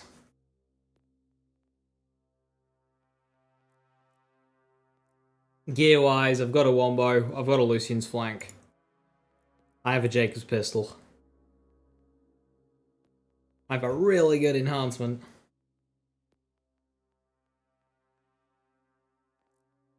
So I'm pretty good. Tomorrow, we defeat the Legend of the Stone Demon. We farm some of the new loot, and we'll do the new activity for pearls, and we'll see how the pearls are. So yes, thank you very much for watching. Have a wonderful rest of your evening. Stay safe, stay awesome, and I'll catch you tomorrow for the biggest content drop for Borderlands 4 thus far.